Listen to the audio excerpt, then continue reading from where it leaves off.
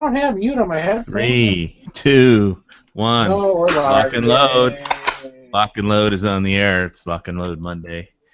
And welcome to another incredibly stupendous podcast from Hawaii and points northwest, east, and south.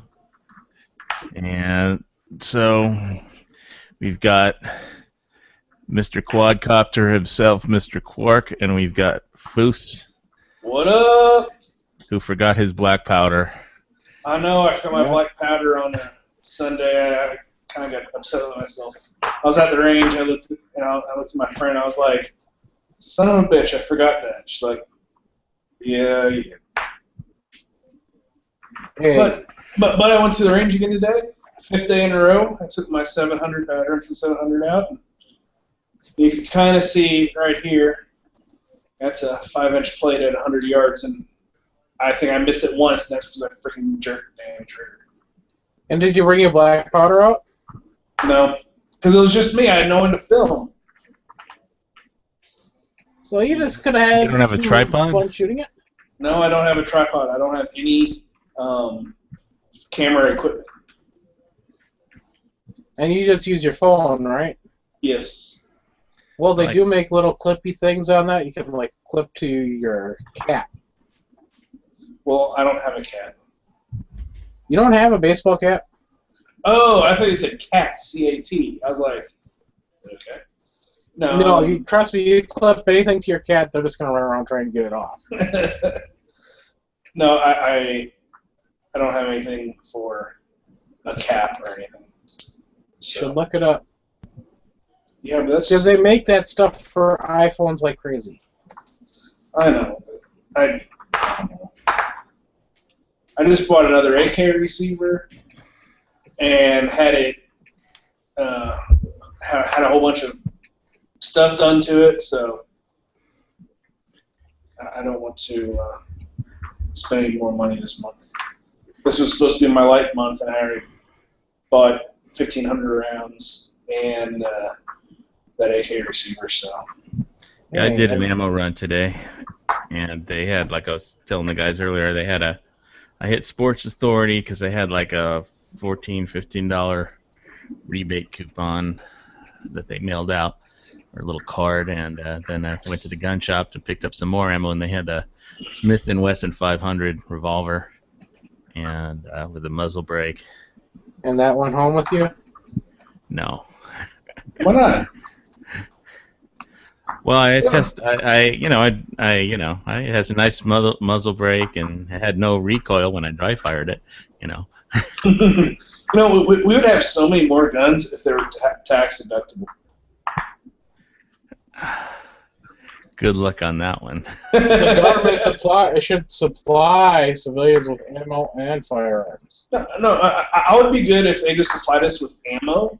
And write the firearms off as like expensives. I'm fine with that. No, you'll get a voucher. Like remember when they transferred from analog television to digital? Yeah. That you could request a car that got you a free tuner basically to turn your tube television into a digital television. Yep. They should just do that with firearms and ammo. I would be all Send you for one of that. those freaking cards. You just have to request it. I would be all for that, and I would go up to all my friends that don't have guns and ask if I could borrow their cards, and yeah, Exactly. I could do that. They'll limit to like 2 per household, and Well, there's only one person in this household, so. but they'll limit it to Still 2 get per 2? household. I mean, Well, okay. I'll just have all the ammo. Yeah, especially if that bitch from Colorado that thinks 30-round mags are once used gone. Yeah. And then all my non-gun loving friends that are friends that have 5 boxes of ammo, and that's the most they'll shoot for their entire life. I'll just have them use all of their subsidies and then give them to me. Yep.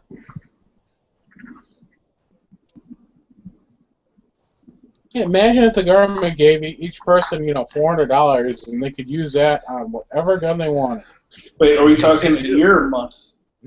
They do. They A do year. every month. Oh. Oh no, it needs to be every month. Nah, You can use ammo's your- every month. Well, Firearms a year. no, $400 every month. You can use your welfare and Social Security Yeah. and stuff for guns. It's $400 every month, and you choose to spend it gun related however you want. So if you want to buy primers this month, you buy primers. If you want to buy a gun that month, you buy a gun. If you want to buy ammo, buy ammo. That would be awesome. Yeah, well, I had to spend. I think I spent it was under 300 today on ammo. How many rounds do you pick up, and what calibers? 3. I'm gonna do a video, an ammo drop video tomorrow, or put it all together. I think I got 3 boxes of I think 20 rounds each of X-Tac green tips, and I got I think 1 box or 2 boxes of Arms Corps 223. They're supposed to be like hand loads now from the Philippines because they're trying to make money in the Philippines. So they're like, I've been hearing that they're really good for the 223s right now. Arms Corps, that's actually some pretty good ammo. Yeah, and but basically it's Philippines. Oh no, sorry, that's Wolf Gold is Taiwanese military surplus. yes, and so I picked up I think 2 boxes of the 223, one box of 50 rounds of Arms Corps 357 Magnum, and I got like 4 boxes of 357 PMC Magnum at Sports Authority, and I think I bought a box of 3.5 Magnum steel birdshot at 1 box of 25 rounds or something, 25 cigars. That's how big those things are. And I forget some other stuff, some 9mm Fiocchi. I don't know. I'll do a video of it. I didn't have time to load all the video after I got back from the gun shops and stuff and Sports Authority before I had to start this jet today. So, but I'll get a video up tomorrow. I've got another cool helicopter picture with an ammo drop carrying a big case. So Yeah, somebody needs to clean out their chat room for you because clean out their what? You've got all your chats listed underneath there. It's hard to find the correct one. Well, mine's on top. This one's on top, right? This was yeah. Yeah, well, I mean, I can go delete the old ones, I think, but if I probably delete, I don't know. I don't even care. The latest one is always on top, so. Yeah, I will just tell you something. There's normally a video section you can put it in, I think. Yeah, there's an archive. Yeah. Okay, well, I'll deal with it on another day that I'm not running a You chat. do it now. No. Holy crap! Okay. Yeah, exactly. I just went to his page and I'm like, oh, videos forever. Well, no, it's not videos forever. I mean, look at the cool pictures I do on each video, though, man. Look at all that's like artwork. It's like you're looking at a museum. I mean, all those helicopter and jet pictures and the aircraft carrier, and I mean, that's artwork. Like walking through a painting gallery of lock and load chats. Yeah, but then you need to stick those underneath the chat window so we can see the chat live while we're watching the chat window. But hey, that's just me. You can say fuck you. I don't. It's not saying you're wrong. It's just that I'm saying you want me to do something on gun channels. I mean, I try and figure out how it works, but I'm just messing with you. That's okay. I'm used to it. But yeah, so they had the 500 Smith & Wesson there, and it looked like to be a fun gun to own. But I kept thinking that I would fire a shot and it would just hit my forehead when or something. A buddy of mine got one in a trade, and I'm like, dude, before you get rid of that, let me shoot. I'll pay you. I'll give you $10 to shoot the damn thing for the ammo. And then he sent the text to me about a day or two later. He's like, dude, I sold it. I couldn't refuse. Like he picked it up. He had I don't know how much he had into it, but he said that the guy offered him $400 more than what he had into it, so he had to let it go. And I said, I don't blame you. I don't remember the brand, but they had some really cool 22 ammo that one of his friends said he had a picture of the pigs that he killed with it. It looked like hollow points, and he said it was really silent, whisper silent. It's almost like it had a silencer on it. But what was it? It didn't. What are you talking about? The ammo or the gun? The ammo. Was the ammo had a really big? It looked like projectile? hollow points. It looked like long hollow points. Okay, because there is an ammo out there that it's basically a 22 short case, but the bullet takes up the rest, and there's no powder in it. It's just primer. Yeah, they're extremely quiet. Yeah, and he killed 2 pigs with it. That's important if you want to have pigs on your land and you don't want to annoy your neighbors or have them call the cops or rangers on you. But I'll try and I'm gonna go there. He's gonna paint. I spent yesterday cleaning my shotgun, my Benelli Supernova, and he's gonna go over there and I'm gonna go over to the gun shop this week. He's gonna paint one of those. He's got those pro night glow paint things where you paint on the luminescent or whatever, and it comes with I think it's like $45 for a box for a package of orange, green, red, yellow, green, yellow, or whatever. And so I said, I don't want to buy the whole box. Can you just do my Benelli? He's like, yeah, sure, bring it in. And so I'm gonna, because it's gonna be a lot better than just a white dot. To have a nice. It has a ghost ring on mine, and so I think I'd like a glow-in-the-dark kind of a deal on it. So. Oh, you're going to get one that's energized by light instead of tritium style? Yeah. It's like a paint. They sell the pro paint ones. I forget the name of it, but I'll do a video after I get it painted this week. Yeah, I've been kind of looking around for sights for my carry gun because they're just a straight 3-dot. I've been kind of wanting. I kind of want to get an XS big dot front and a flat black rear, or maybe not XS big dot, but like a tritium front and then the flat black rear. That's kind of what I'm wanting. Why not the tritium with the fiber optic combo? Because I shoot. Several of my guns have a flat black rear, and I'm kind of wanting to have the same sight picture. Well, I'm just talking about just for the front sight. Because if you go tritium, those, that's what I have with my gun. I have tritium sights. One disadvantage is the sights are a little bit harder to use in daylight. Oh yeah. I have my M&P Pro that has night sights. It's a tritium insert and it's a white dot around it. Yeah, same here. It's just that they're harder to see than the normal sights. Oh, so are you talking fiber optic in there as well? No, I don't have the fiber optic in there. I think that would just make it a lot easier. I have the fiber optic and the tritium. So the tritium is in the middle of. So the tritium's in the middle of fiber optic, or vice versa? It's embedded in the tube. So in fact, that the means very that back the of the tube that does not collect. The very back of the tube that does not collect light is where the tritium vial sits. So the tritium at night, the tritium actually lights up the fiber optic. Yep. Correct. So is it? Let's say you have a red fiber optic. Does it in the middle of the night? Does it glow red? It doesn't glow. I mean, it's not. But is it lit up red? It's illuminated to whatever. Like mine is green. I mean, they have them in several different colors. Do you have the website?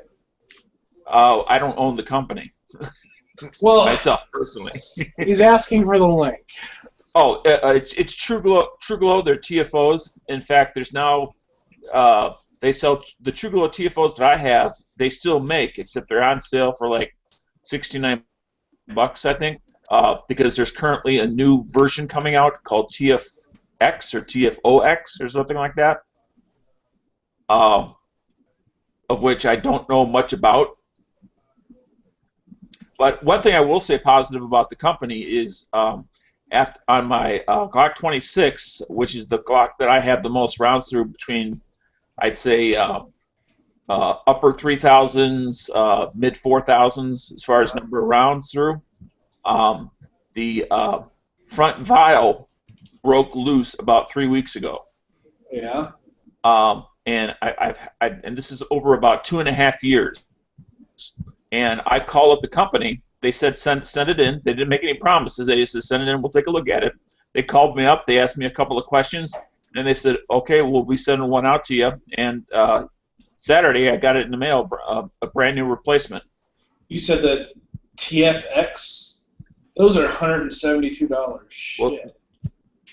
There's a replacement. It's called either TFOX or TFX or something like that. There's a TFO, tritium fiber optic, day-night sights, green, then green yellow, then tritium night sights. See, I want to have a black rear and just my front one yellow. Well, you can buy, just have a black. You don't have to. At least I don't think you have to buy the rears. I mean, you can keep your rears black if the front post only. Only if they have the same height. Well, You know what yeah, I'm saying? that's true on. Yeah, I mean that's true with any time you mix and match front and rears. They have to be the same height. Right. And that was 100. Wow. They want some money for that. 129. Yeah, well,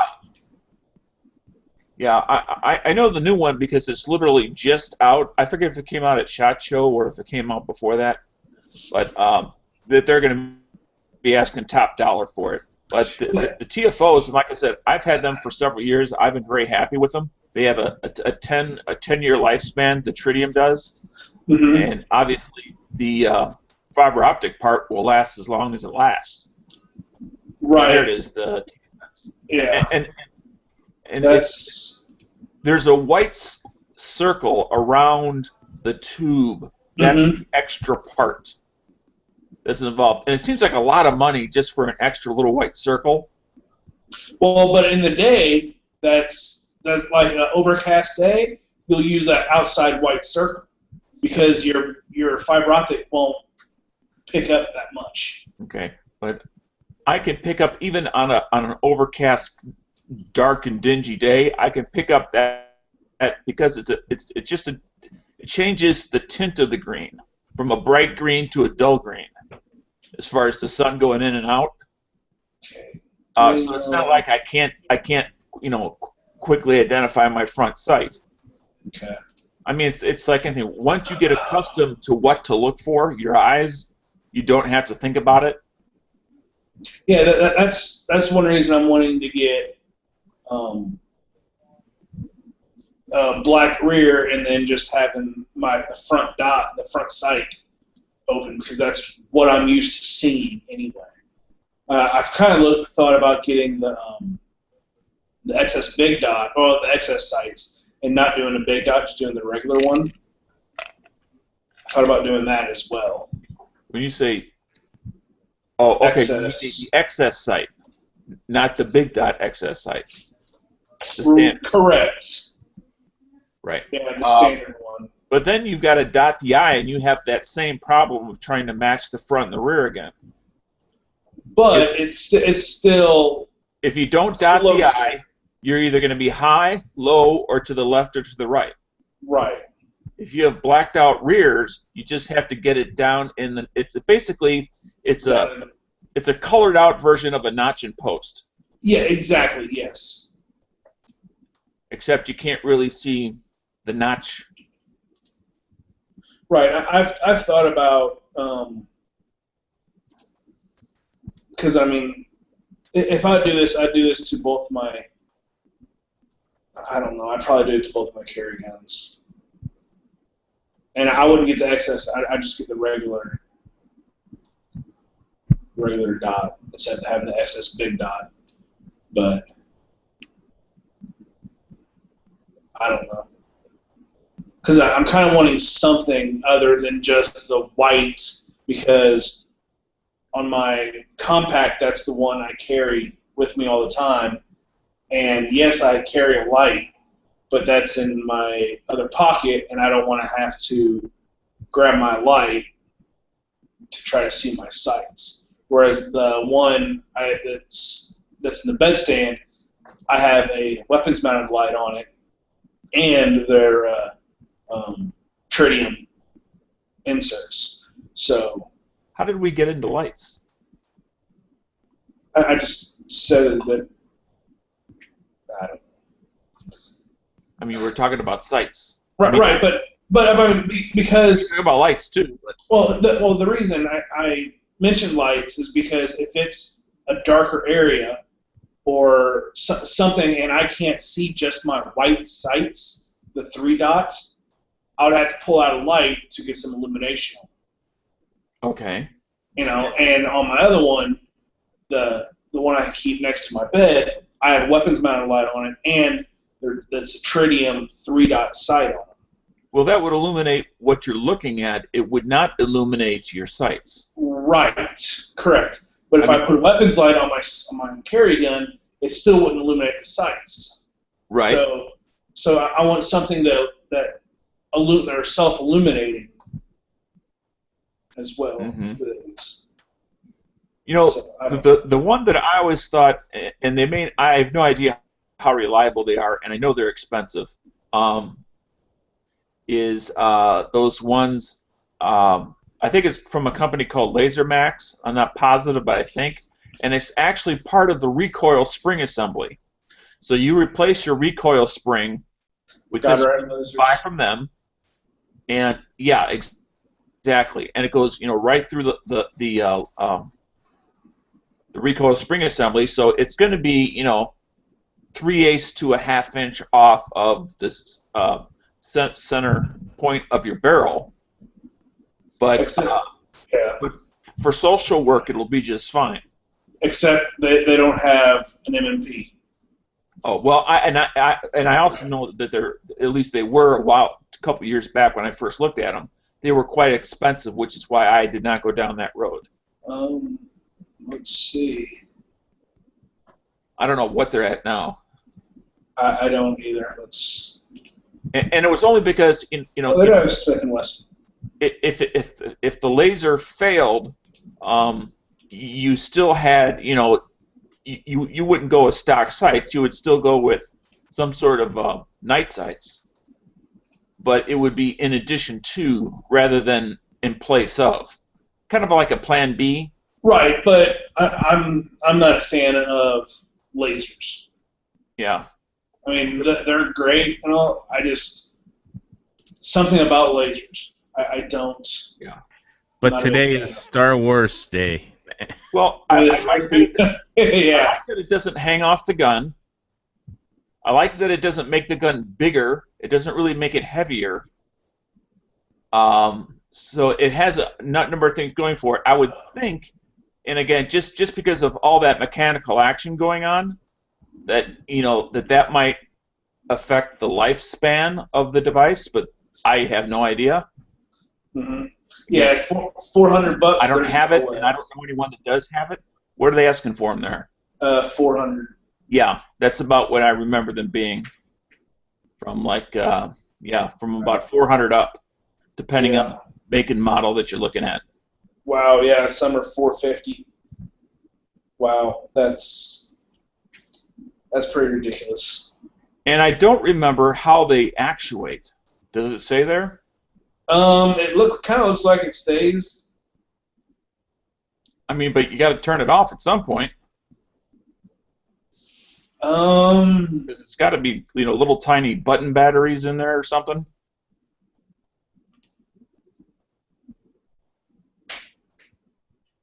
Anyway, I just mentioned that, conceptually it seemed like for those people that either felt they needed or wanted a laser, it was possibly a good option if they could take that repeated cycling action,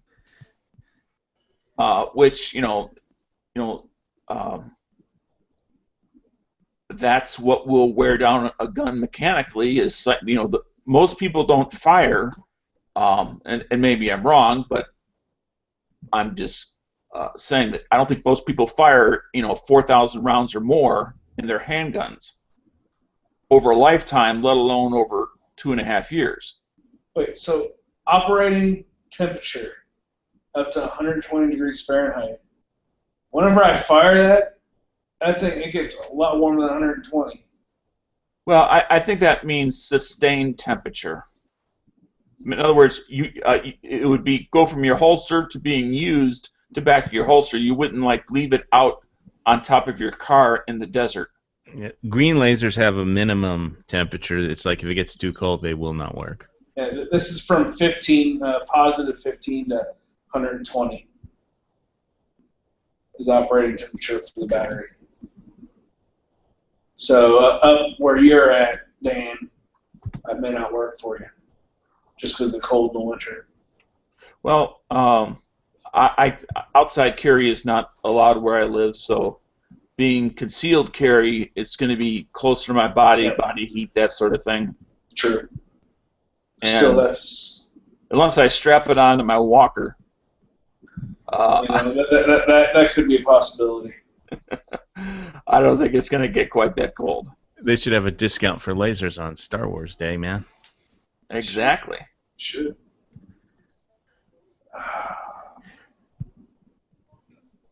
I mean, I wish.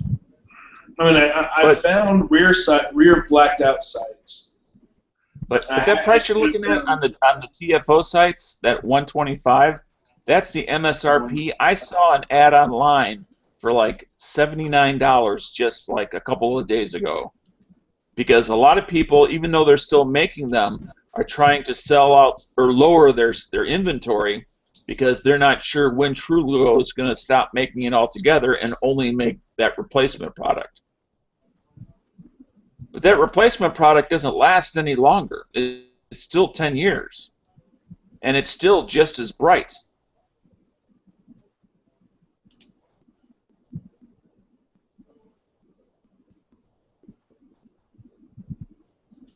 .45 10mm gap. And that's popular. I often think that the only reason there are any local, state, federal agencies even still using that, the few that there are, is because they don't have the money to change over to another caliber after they made that mistake. I didn't even know that people were still making that around. There's I don't know if it's Tennessee State Police or somebody like that. Uses 45 gap. One of the state agencies does, and I want to say it's Tennessee, but I could be wrong. So this looks like the rear is the same as the front. Is that correct? Yes, if you buy the full set, yes. So they both have the tritium. Yeah, they both have the fiber optic and the tritium.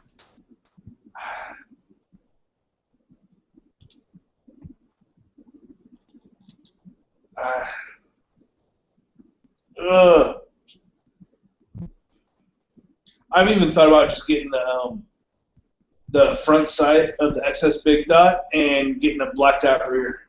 But look at that price. Yeah. So, and it's when I first bought mine, I paid, I want to say, maybe about $95, and that was like on a Black Friday Christmas sale. Yeah. And at the class that I was at on Thursday, Friday, there was 2 guys with these on their guns. So what finally sold me is when I had taken a class and we were out at the range, and the guy next to me had I forget what kind of gun he had, but it wasn't a Glock, it was something else. But he had some TrueGlow TFO sights on it, and the sun had just come out, and those things just like lit up like, you know, laser beams in reverse. Mm-hmm. And it just, you know, it's once I saw it, I was very impressed. But now I had also heard, as an example, Stone Guy loves these sights. Yeah, I mean, it seemed like good sights, but now that doesn't mean they're for you. But right. Again, sights are a very personal thing. Just like, you know, grip and the caliber wars. And everyone knows there's no caliber wars. You should go 9mm.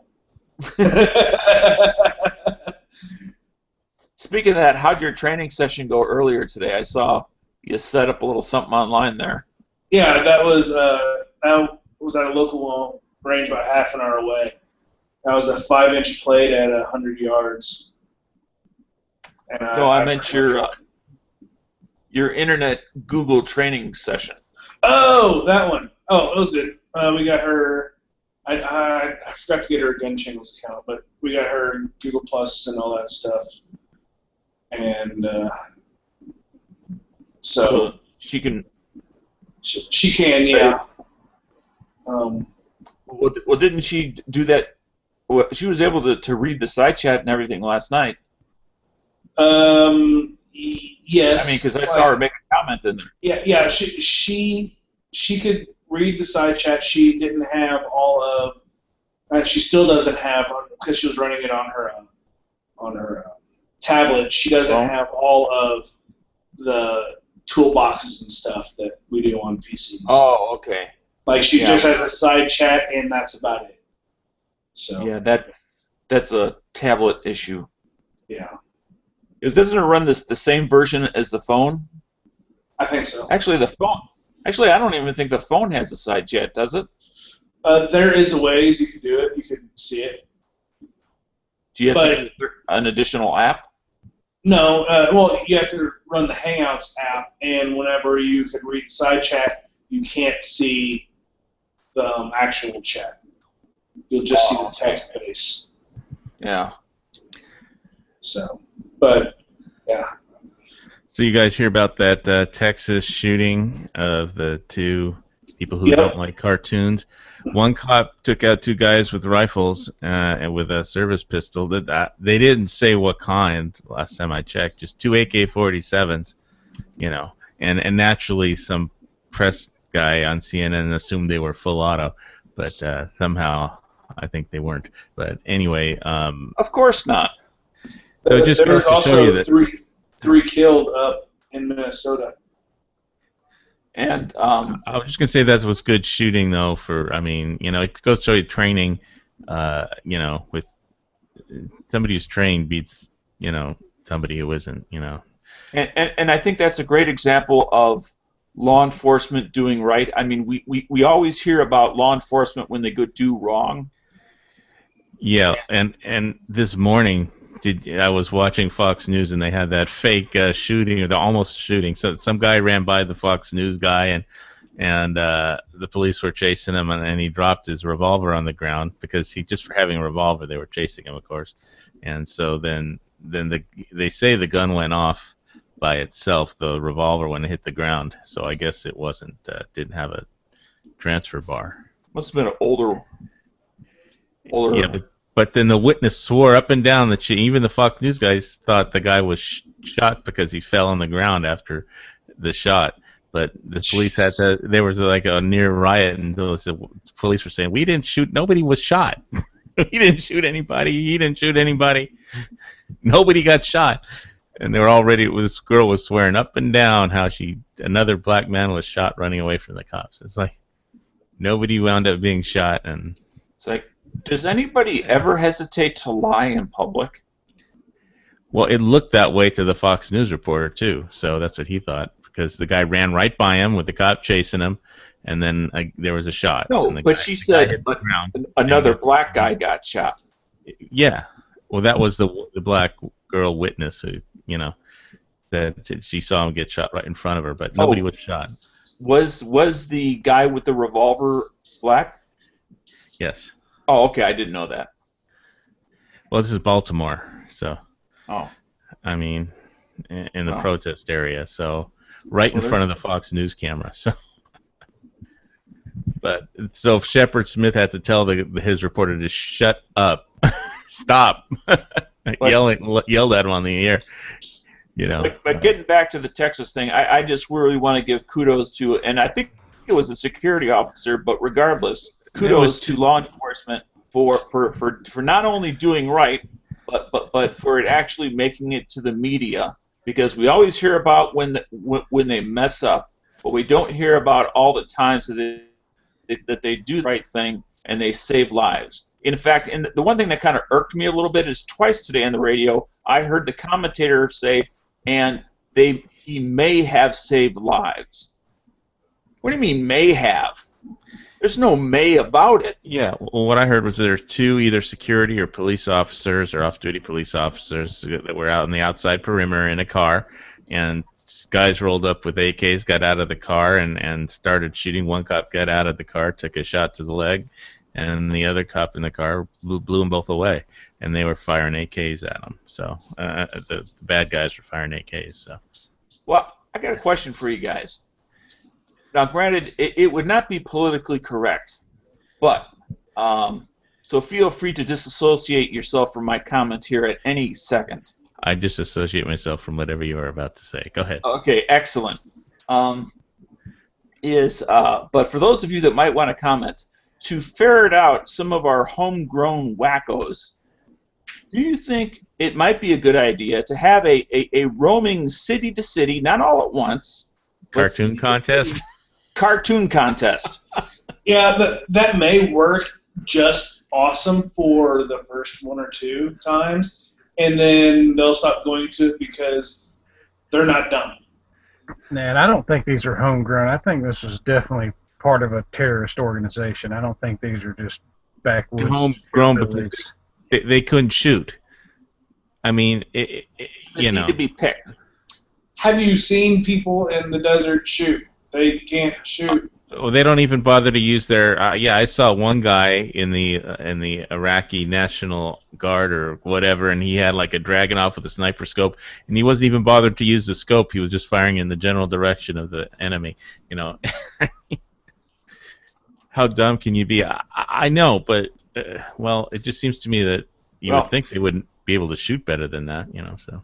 Well, I think it depends on the circumstances, because in all fairness, I've also seen documentaries of our guys over in the sandbox lifting their M4s over the hump and just putting down suppressive fire. Well, yeah, but with a sniper rifle, I mean.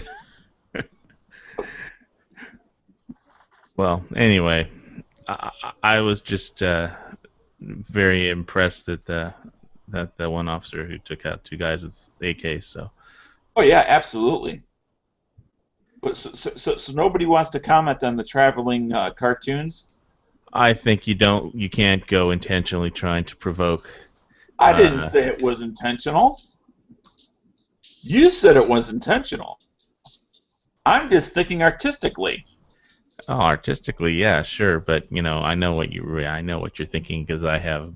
You're powers. The government now. You know what I'm thinking. Yeah, I read all your emails, so I know exactly what you're thinking. You trying to tell me I'm not an art connoisseur?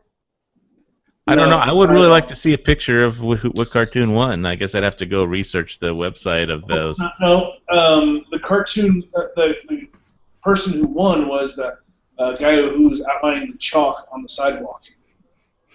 He's the guy that won.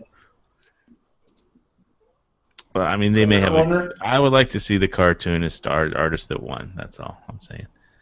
Because even though I know that it's probably, the group isn't, they have their own agenda, but it was still, they had every right to do a cartoon contest, and it wasn't a bad idea. It should be allowed. You can't shoot people because you don't like what they're saying in this country. So, or Let me drawing. throw a real live example. I believe in God. Yankee believes it's a fairy tale. Yankee throws it in people's faces all the time. He throws anything in people's faces. But he makes me mad even when I agree with him. So, but he doesn't care if he offends me or offends anyone else in regards to anyone that has a belief in a higher power. But on the other hand, I have no inclination whatsoever to do him any harm. Right, because you are a civilized person in a civilized society that realizes that well, it's a different everyone mentality. is different. Well, it's a different mentality, a different mindset from these people that did the shooting. And like I said, they're part of a more organized terrorist group, in my opinion. And this was just a venue that lent itself to having the most targets of their So speaking of targets, Stone Guy, so what do you think about a traveling cartoon show? Well, I mean, I think it's ridiculous. That's Oh, come on! why don't you do a puppet show? You could make a Muhammad puppet, and you could go from town to town and do like a puppet show, and then hide behind, put your hand up and hide behind there with a Glock or something. Well, I'll tell you what. If I could hide behind AR-500, I might be okay with that. As long as there was somebody out in the crowd, keeping the crowd and me safe.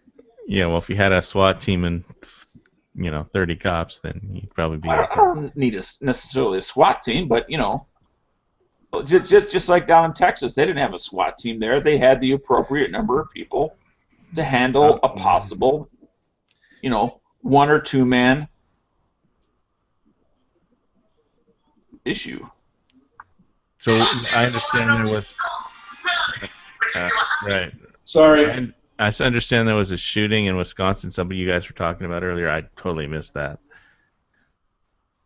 Yeah, that was just a kid shot his estranged girlfriend and her mother or something. I don't know anything about it, but I think he shot himself after the fact.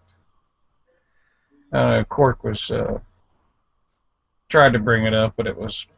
He wasn't feeling. It was a movie geek chat, so he's not feeling too well right now. He's got a medical issue, so he had to bail. So hope he feels better soon. And all right, so let's see. The other thing that happened is this week there's going to be that Bill 888 vote in Hawaii, where we've got the you can be reported or have a firearm felony for actually it's a petty misdemeanor, but it's going to be considered violent if you have alcohol or any drug, like if you come home from a dentist and you have a loaded firearm, if you possess a loaded firearm. And the state of Hawaii House Judiciary changed the language from discharge a firearm or brandish a firearm to just possessing a loaded firearm. So if you go home, have a beer, and somebody doesn't like you and reports you, then, the police, good enough reason. In Hawaii, how do they define possess? I mean, I'm not trying to have it in your gun safe. You can have it in your gun safe, locked away. Oh, okay. So if so that's considered possession. All right. Well, yeah. Versus, within 5 feet of you. Right. I mean, that's also possession, but obviously 2 very different things. I have no idea what they're gonna, they're gonna define it to mean however they want it to, whatever they want it to mean. That's my experience with the Hawaii DA. Somebody's just gonna, if you come home from the dentist and need to take a Percocet because you just had a root canal, then, you better not have any neighbors that don't like you because they'll report you. Or if you have a margarita party or something anybody hears about it, then you can have the cops. But So hey, it says four dead, including suspect. Texas? No, Wisconsin. in this Wisconsin thing. Oh. So the gunman is one of the deads. Says a Wisconsin college student upset over a fight with his former fiance opened fire on a walking bridge, killing 3 people and then himself. Why don't they kill themselves first and save us the trouble of everybody else the problem? And he didn't shoot at the girlfriend. He just shot at strangers. No, he shot his girlfriend and the mother-in-law or something. Oh. Well, shooting a mother-in-law, I mean, Don't. but it's like if you like the girl so much that you have to kill her. I mean, I don't know. That's weird. I love you so much I have to shoot you. That doesn't make any sense to me. Well, that's psychotic thinking, though. That's back to mental health. Yep. Well, Shakespeare had something like that in one of his, sonnets somewhere. I forget which one. But those are poems about abstract thinking, not about. Those are poems about sex and actual love, thoughts of actually. behaving that way. Right. Well, they didn't have. Did they have guns when Shakespeare was around? I don't know. That was a long time ago. I know they probably had guns, but they weren't. They were, very rudimentary if they had them back then. I forget what year was Shakespeare. What do you call the ones that before flintlock with the wick? Matchlock? Matchlock. Yeah, matchlock. So they may have had matchlock. Yeah, it went matchlock, wheel lock, flintlock, or maybe flintlock, wheel lock.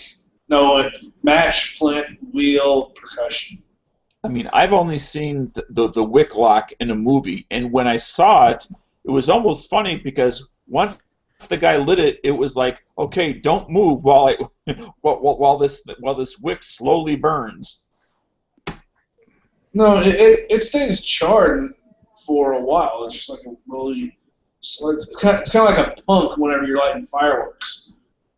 It stays lit and just burns slowly.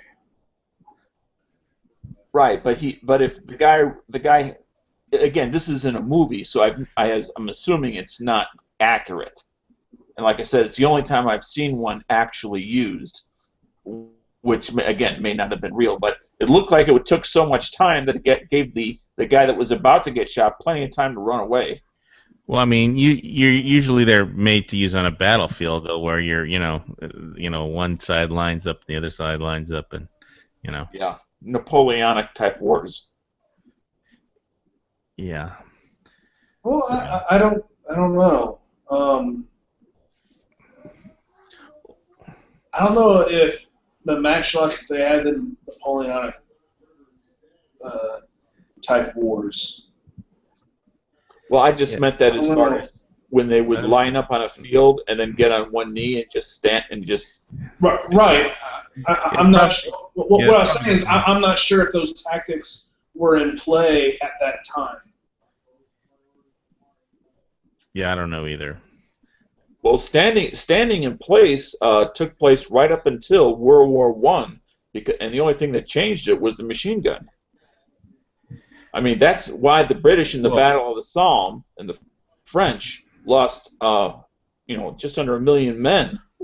Well, that's why the Comanches never stood in place. They were like the best light cavalry in the world, and the only reason Texas used to be Comancheria, and the only reason the army could beat the Comanches is because the repeater. So, just when Comanches kicked ass, they beat the army almost every time. They had to kill the women and children and burn the crops, and because they couldn't beat them in the field, until they got repeaters. Yeah, sure. Invite whoever you want. Okay. You have okay. Who are you inviting? Now you said that. Like Foos, this could be your last chat if you invite the wrong person. You invited Hillary Clinton. Yeah. Oh, that'd be just fun. if she couldn't leave. My first question, Hillary. Ever since you got here, I've noticed this strong smell of tuna. Why is that, Hillary? Well, you don't need to be rude. How old are you? Damn, Dano. I just can't stand her husband or her to the 10th degree. I liked her husband, but that was before. I was in high school, and I didn't know anything. So Well, I like Bill Clinton because when my condo that I was renting apartment in Malibu burned down, he declared Malibu a federal disaster zone. So I got free rent on the beach for a couple of months, basically from the Red Cross and FEMA, and I got a check because my whole place burned down. It's like a federal disaster area, so you can apply for aid. Yeah, So but that was the presidency that allowed you that, not necessarily Bill Clinton specifically. Right. He disrespected the presidency, which is why I strongly dislike. If you're just gonna, I don't care what he did with Monica, although everybody else does. Who cares about Monica? Disrespect to the presidency because he got a blowjob in the White House? No, it's non-sexual stuff. What do you mean? I mean, explain yourself. How did he?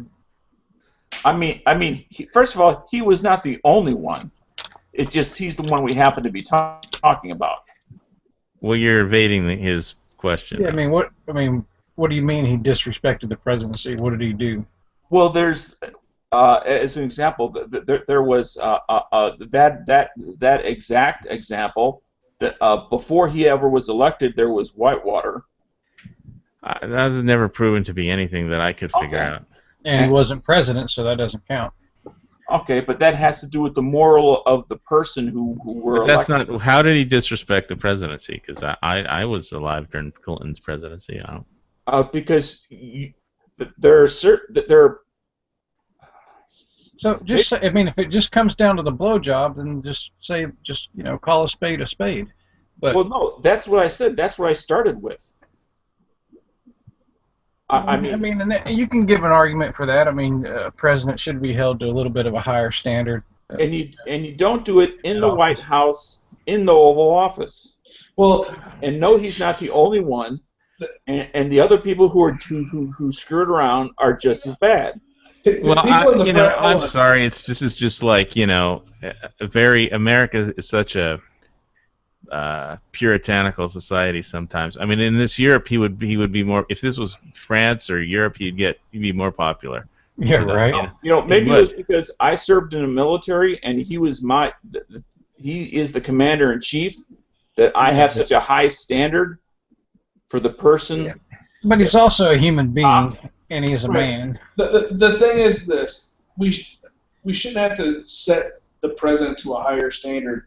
He should, or whoever that president is, he, she, whatever, should be of a higher moral conduct to where they held themselves to a different standard as everyone else and act morally and not disrespect the office. I don't think what he did was immoral, but the mayor we got in Hawaii, he went to a Korean hostess bar and he put the hookers on Korean hostesses on the state of Hawaii government credit card. Oh yeah, you got some nasty guys out there just like that. And he's still in office. There's that. I forget if it's a senator. I can't recall his name. It wasn't in California. In California, I'm not. What's his name brings up all the time? Yi. You're talking about Yi, the guy with the foreign. The one that did the sales. Illegal firearms. Yes. Yeah. Yes. The anti-gun guy who's running illegal firearms. Yeah. Exactly. Yeah, I think it's in a perfect world, yeah, we'd all like to see that, but I think it's extremely unrealistic, for us to say that just because you're the president of the United States that you should be morally superior. That's a fallacy. You are obeying your orders because not because of who the president was, And the president should be somebody who, before they even got there, has earned our respect. And once you've earned it, then you have to keep it. And he didn't keep it. Well, in this country, you become the president by winning elections. It's just entirely different process. But you still in the have military, it's not like a unit in the military where you all have to respect and save each other's ass. And I don't think just because he, had sexual relations with a woman that's, in some way disrespecting the presidency or lose our respect. I mean, you should judge him for what he did for this country just because he happened to screw around while he was president. I don't think, may speak somewhat to his character, but I don't think it affected his presidency. He was and still is married. It doesn't somewhat speak to it. But if you were married to Hillary, wouldn't you want to screw around? Yeah. Now, if you want to take that route, I would agree with that more. The fact that he committed adultery in a sense. Exactly. I mean, if you want to screw around, I would have more problem with that than the fact that he's just the president. Yeah. Well, so did Kobe Bryant. I mean, who cares? I mean, as a president. There's no expectation that an athlete be a moral representative, let alone is he the leader of the military. I mean, as high as it goes. I mean, I understand for some people that doesn't really mean much. But you expect your leader to be available 24/7 at any second, especially the guy with his finger hovering near that button. Well, his finger wasn't hovering near the button at that moment. I understand it's a tremendous responsibility, and I would not want it. But if you are going to seek out that office, there are pros and cons that come with that office. Yeah, it's a bitch of a job. You only get the hard problems. You don't get the easy problems. So exactly. Can you imagine following Obama? Yeah, because it's not about who the president is. It's about the oath that you swore in. If you're in the military, it's about your buddies. You're fighting for your buddies. You're not fighting for some abstract president.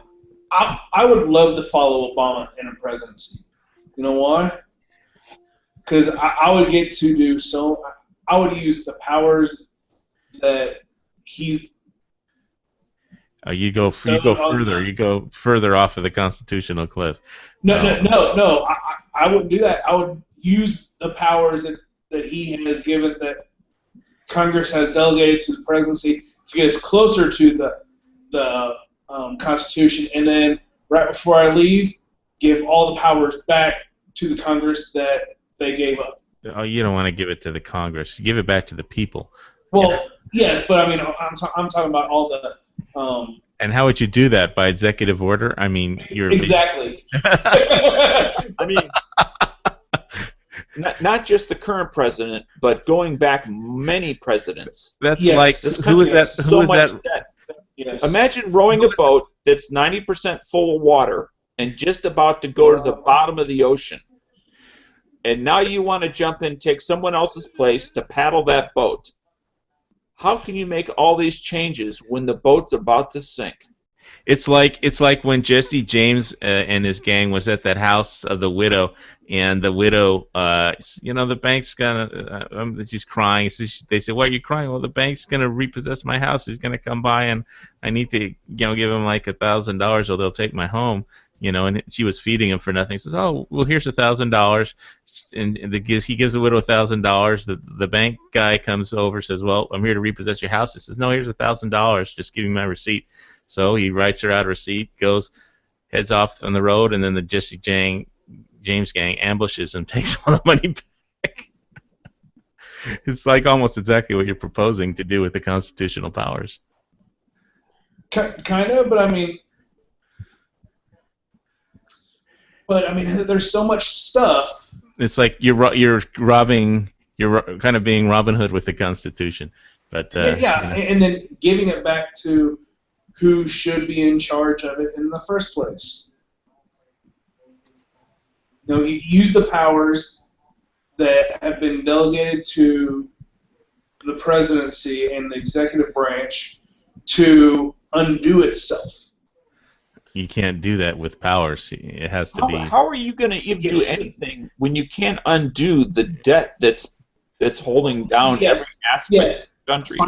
Financial debt, yes. Bill Clinton was a pretty good president. Go ahead. I'm talking about the freedoms and stuff of the people. I'm not talking about financial debt. Well, no, number one, I'd stop giving money away to people that hate us.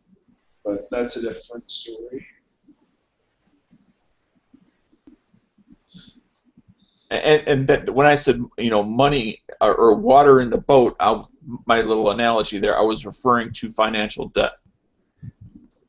Well, number one, start freaking plug holes. At first, because you gotta stop Well, in order it's not to about plugging keep something holes. afloat, you gotta plug the damn holes first. Then you gotta start bailing the water out. You can't start bailing the water out while there's still holes in the boat. Well, that's not how the economy works. But I mean, Bill Clinton had the advantage of the .com boom, so everything was rosy, rose-colored glasses, and everybody was happy. And exactly. And the thing I remember though during Bill Clinton, the military thing that he did that had the most effect on me is when China was doing military exercises very close to the Taiwan Strait, and Taiwan was worried that they were actually going to invade, and so he sent in the 7th Fleet to the Taiwan Straits, and the lead Chinese general threatened to nuke Los Angeles. That's what I thought. Maybe I'll move to Hawaii after that at some point in the future when I was working there. But no, he sent the 7th Fleet in there, and China was very, very pissed off. And, that was after the blowjob and all. But, they said, well, hey, I'm the commander-in-chief. I send the military into the Taiwan Straits, that's where they're going, so, and but I thought he was an okay president, and again we have the rose-colored economic glasses because everything was hunky-dory. He was so, and I mean you hit the nail on the head as far as he was so lucky to be president when he was, and he didn't do anything to help the situation. He just got lucky and rode the wave. Well, he had middle of the he had kind of conservative economic policies. He didn't spend more. I mean, the deficit was okay. He didn't run up any huge deficit, and I think he left a surplus. So yeah, except for that little Clinton gun ban. Yeah, well, that sucked. But like I said, let's not remember everything. I was too busy working at that point to be involved with guns. Honestly, at that point in my life, I was too young. But it's one of those legacy things that, again, rose-colored glasses, sometimes we forget where things come from. And, Reagan signed what was supposed to be a gun rights ban in '86, and that I can't remember. I wish G. Webbs was here because he would know exactly what I was talking about. There was something in the bill that was very negative. What was it? Oh well. Anyway, but my point is it's the totality of all the things they do, not as well as just the luck of history of when you happen to be president.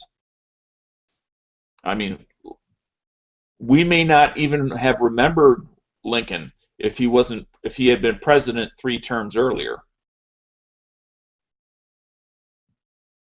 or a term after. Yep.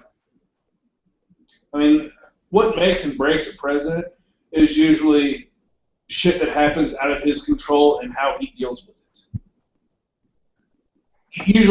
Usually a president doesn't do something that changes the world. It's how they react. So something happens and they react to it, and that changes the world. It's usually something that,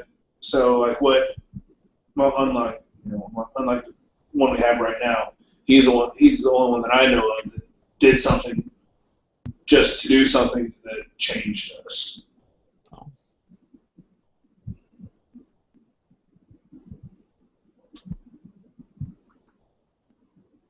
So. Okay, Watch, you're new. You have anything to say here? First time on Lock and Load to you, so welcome. You're 6, you're muted if you're talking. Yeah, your mute button's on if you're... No, I knew my mute button was on. Oh. But thank you. Are you the same girl as last night? Yes, I actually had a Google account I forgot about from an online game. Okay, because So I now thought it's I all recognized my- your voice. Yes. So So now now we I go. have all the nifty toolbar at the side, and I can make changes and all that good stuff. So You got a cool thumbnail picture. sorry for the confusion, No confusion. but But the more often you come, you'll find the less grilled down you'll become. oh, okay. Because like now I know the basics of what you had to say. The only people that don't are people that either didn't see last night or weren't here on the panel. 10-4. I wasn't here last night. Exactly. Well, actually, I was here, but only at the very, very end. And Hawaiian is this evening's host. Hi, Hawaiian. Nice to meet you. You can call me Volcano. 10-4. And by host, I mean he's the one who can kick our ass out of here. I don't. Okay, I've never, so I have to be nice to him, is what you're telling me. no. Well, Yeah. I think the Fifth Amendment. Look, let me cut to the quick. Abso-fucking-lutely. Now just have fun and be who you are. I can Jimmy- handle that. Do you Every have time any I try cool to be guns you mine- can tell us about? I'm Do sorry? Did you do any lock and load kind of stuff this week? That's usually what we talk about on lock and load, is like what we did this week, gun wise, or if we bought any ammo, if we bought any guns, if we changed something, modified something, if we did some weird prep for something. Actually, the other night the guys were kind of giving me their opinions on 9mm. I've been thinking about getting another pistol. Went to the range with a friend, shot a bunch, and cleaned pistols tonight, and that's about it. Super exciting. What'd you shoot? What, A 9, 9mm? a 40, an AR, and an AK. Right. No, but what kind of 9mm did you shoot? Oh, I'm sorry. A CZ and an MMP. Okay. Is your M&P the full size or the compact? Or The full size. I don't really like the compact a whole lot. oh, what don't you care about the full size? I actually prefer the full size. It's a better fit in my hand. Oh, okay. I thought you said that you were looking to get a different 9mm. No. I actually, the only thing I have right now is a 40. My friends let me shoot their 9mm, but I'm wanting to get a full size for myself. I don't want to have to, borrow somebody else's pistol. I got 3 letters for you. PPQ. PPX has an amazing trigger and it's cheaper. And it's better than the trigger on a PPQ. Oh no, it ain't. Just oh, yes, ask it is. Moon. Oh, yes, it is. If I you don't ask care Moon, what who has anybody one, else says. I've tried the trigger on the PPX. It's awesome. I have one. Moon PPX? has one. A PPX? Or PPQ. oh, well then you don't have a PPX. You're just like what you have and want somebody to tell you how good what you have. Found somebody to agree No. with you. It's like watching a Nut and Fancy video. You watch them after you buy it because you'll do a review saying how great it is, and then you'll be confirmed that you bought something. Well, let me just give you just 30 seconds worth of history. I have several Glocks. I have a XDS9. That PPQ I did not buy. I have nothing invested in it. But you don't have a PPX, so. Wait a minute. Just a moment ago, you said I was trying to justify what I bought, and then when I told you I didn't buy you're it, trying to you tried justify turn what the you have. conversation on me. You try and justify what I'm learning tricks from Yankee. Yeah, exactly. I'm not justifying anything because I didn't buy it. Well, you have it. You're trying to justify the one you have. Then Okay. Yeah. what you do? Find it lying on the side of the road? No. I'm Yeah. just going all Yankee on you. I apologize. You and Yankee have been talking way too much. Because from Stop our that. previous conversation, you know Well, how we're much always love yelling I at each have. other. Okay, so give me some of your opinions. Why should I get a PPQ or a PPX? What are the benefits? PPX has an awesome trigger, and it's a lot cheaper. Okay. In the chat, everyone's saying PPQ over the PP. Wait, no. I don't. PPQ is better than the PPX. Everyone's saying it. Well, I really don't care because they probably haven't tried it. They probably haven't shot the PPX. And by the way, just so you know, they're both made by a company called Walther, which is a German company. I'm actually on their website right now. Oh, okay. Yeah, it's just the trigger that's better. And I'm sorry, I didn't mean to interrupt you. I was actually interested in y'all's opinion, so that's why I instantly got on the website just to look at it. Well, if you ask for somebody's opinions on gun channels, then they start arguing. So. Yeah, because we're all different, and that's what makes this hobby and lifestyle fun, is because we all are different, and we all have our opinions, so we voice them. And if we agreed, it wouldn't be any fun at all. Yep. It's like marrying someone that has all the same thoughts and ideas as you. It's boring as hell. I have many different types of guns, but I love one. The one in my hand.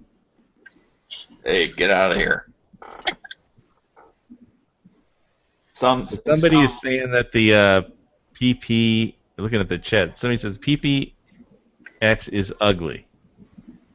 And the PPQ is a real gun. Well, I mean, you know, that's the thing about it's like guns are like, you know, women. You're going to be happier with a really ugly one than you will be with like some high-class pretty one.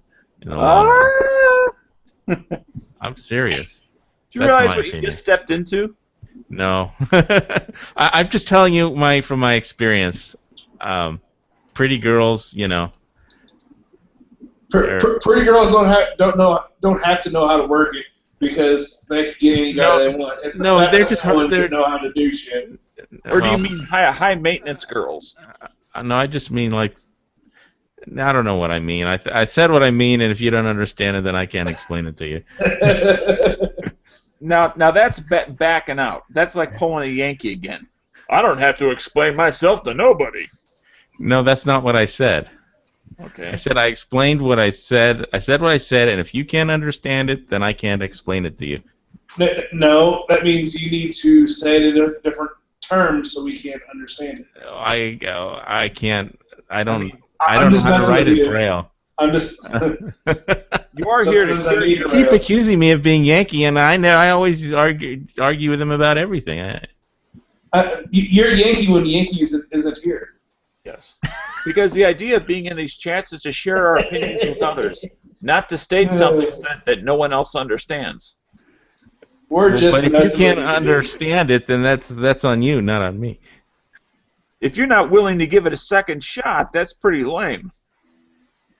A second shot? Give what a second shot? Moon, you are right. Girls aren't guns. That was a bad analogy because my gun doesn't care if I go shoot other guns. Right. Oh, here come all the old. That's an old gun joke. I mean, I know, you're falling back into old gun jokes.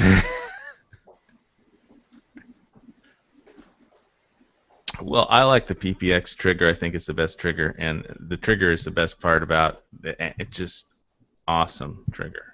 It's hammer fired. The trigger is awesome. It's hammer fired. The trigger is awesome. So on the PPX, it's a double action every time, correct? I believe so. I would rather have a striker than a double fire than a. Well, you just have to try the trigger. I tried the trigger. It was like 3-4 months ago. I forget. What I remember is how great and awesome the trigger was. I don't remember anything else about that gun except the trigger is awesome. Go try the trigger once before you start, ragging on the PPX. I'm not ragging on either gun. I'm just asking. Yeah. Well, all I remember about the PPX is how awesome the trigger was. Did you try a PPQ? Of course not. No. Well then, because nothing could have been better than the PPX. Oh, here we go. Here we go.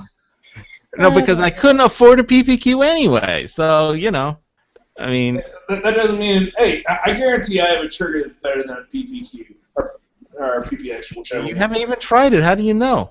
Anything's Because- got to be better than my SIG. The Oh, trigger hell is yeah. horrible. Which SIG do you have? It's a P229. Oh, okay. I swear the P229 that I've fired, the double action has to be about 15 pounds. I mean, it's just absolutely horrible. And the single action is mushy and also kind of heavy. Tactical 6-string is giving me shit about my NC Star green laser now. Shit. Well, anything NC Star. And This you were is the the- one that brought up earlier about how green lasers fade out. No, in cool weather. In cool weather, if you're living in a cold environment. I live in Hawaii. I don't have to deal with snow. Yeah. If green lasers don't work in low temperatures, Okay. that's what I was saying. Low temperatures, not fading out. I'm just showing you that I do pay attention to what you say. Yeah, at least one of us is. I mean, it's not that I don't ignore you. Well, how can you belittle everything that I say if you don't pay attention to it? I could. Belittle everything you say. No, he's talking to me. I don't know.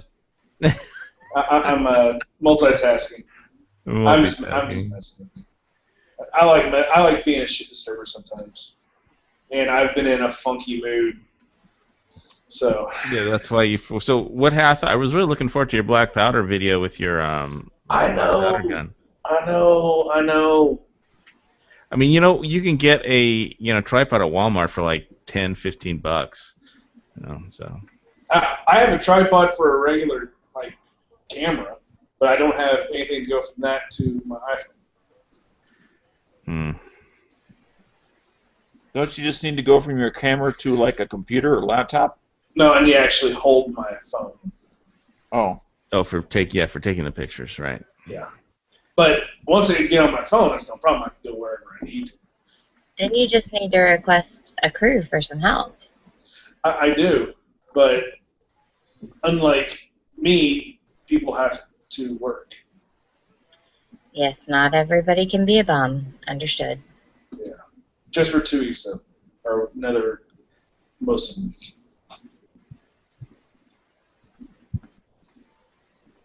Okay, so what's your store number, Fuss? I don't Oh, hey, work at a store number.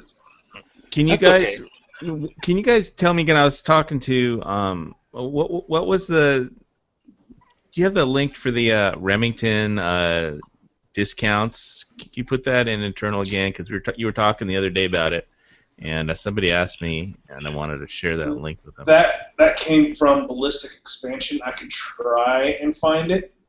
Oh, I thought you might have bookmarked the costs of the. No, because I wasn't going to buy anything because I already spent my money for the month.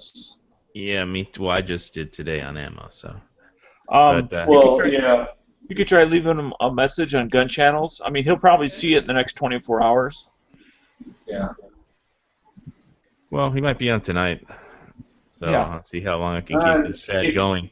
He's usually already on if he's on. Yeah. Yeah, Just- but he was sick the other day, I think. So I think he was under the weather, I think. So. And I think he's getting close to finals. Well, I've actually that shouldn't. Finals. Yep. I mean, my son's taking his this is his finals week right now. Yes, I'm that old. I wasn't gonna say how old you were or say anything funny about how old you are, but I mean, come on, Grandpa. For any doubting Thomases or Tinas out there, How old are you? 53. Older than dirt.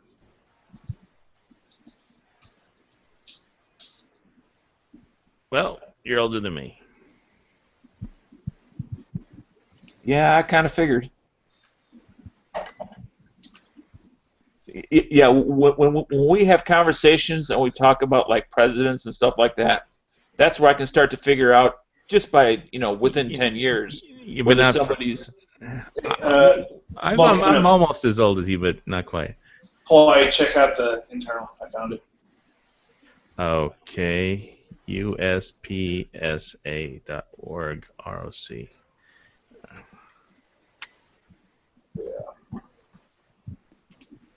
Oh, yep, there it is. I'm going to bookmark that. Yeah, if I was looking for something, like an AR or something, I'd definitely jump all over that. how much off is it percent-wise? Well, click the link and you can see. Well, I'm Because trying it all depends on what do you want. I mean, to oil my gun here. hey, it's not that kind of chat. Okay, SPS, Remington 700 SPS Tactical 308 with Winchester, MSRP is $787. The USPSA price $425. Okay, so you have to be a USPSA member. Yes. Yes. Valid And it number. costs $20, and you better start sending in your thing first. So, and they have the 1911s for $553. Mm-hmm. Which, I mean, that seems like a good deal, but really, I mean, you can get an enhanced Remington R1 for low sixes. So, I mean, yeah, it's a big deal off MSRP, but it's not a massive deal off Which of, deals do you think are the best ones on this list? Let's see.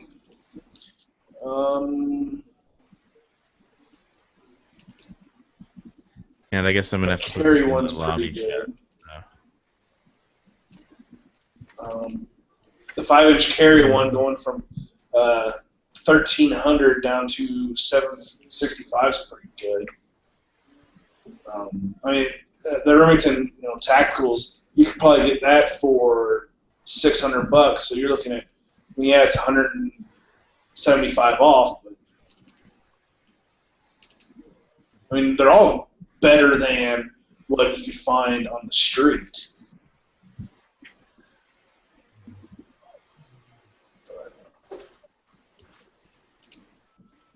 I mean, they're just not, in my opinion, they're just not absolutely killer deals. But if I was looking for a gun, I would definitely use this because it is cheaper prices. And I think Ballistic said, I think that you can only get 5 guns. Yeah. Members may order up to 5 firearms during this promotion. And it's first come, first served basis. Well, yeah, you think Remington's gonna run out? Well, it's how much possibly. it's how much they. It's not that they'll run out. It's how much they want to make available for this sale. Yep. Well, and kind of what I'm thinking is during the scare, they made a ton of these rifles and guns and stuff like that, and now they just have excess. So they're trying to liquidate their inventory, and still with these VIP prices, they're still making money. Because I guarantee it doesn't take them $425 to build a SPS Tactical 308. Oh, of course not. So I mean, you're looking at maybe that gun, maybe labor and materials sub 200. So they're still making bank on it, but it's still cheaper than what you could get on the street.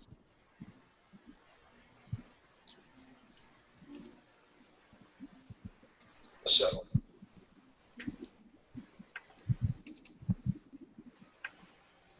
I'm just emailing this to a friend real quick.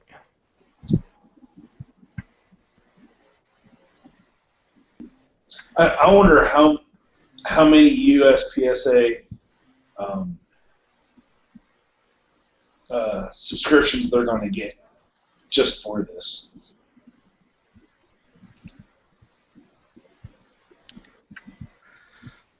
I don't know. I don't know if that many people even know about it at this point. Yeah, sure. since it is only the 4th day. Yeah. See, I haven't put it. I put it in the lobby chat, and I put it in the Hawaii V Squad channel internal chat. And if you're, I guess you're watching YouTube side, just send me a message if you want the link, or just go to uspsa.org. And you'll be able to find it. I actually had to Google it. It's not Okay. USPSA website is not the best by any means. It kind of looks like it was built in the late 90s and never updated. Well, maybe it was updated to use tabs, but that's about it. I mean, it's really clunky, really hard to navigate.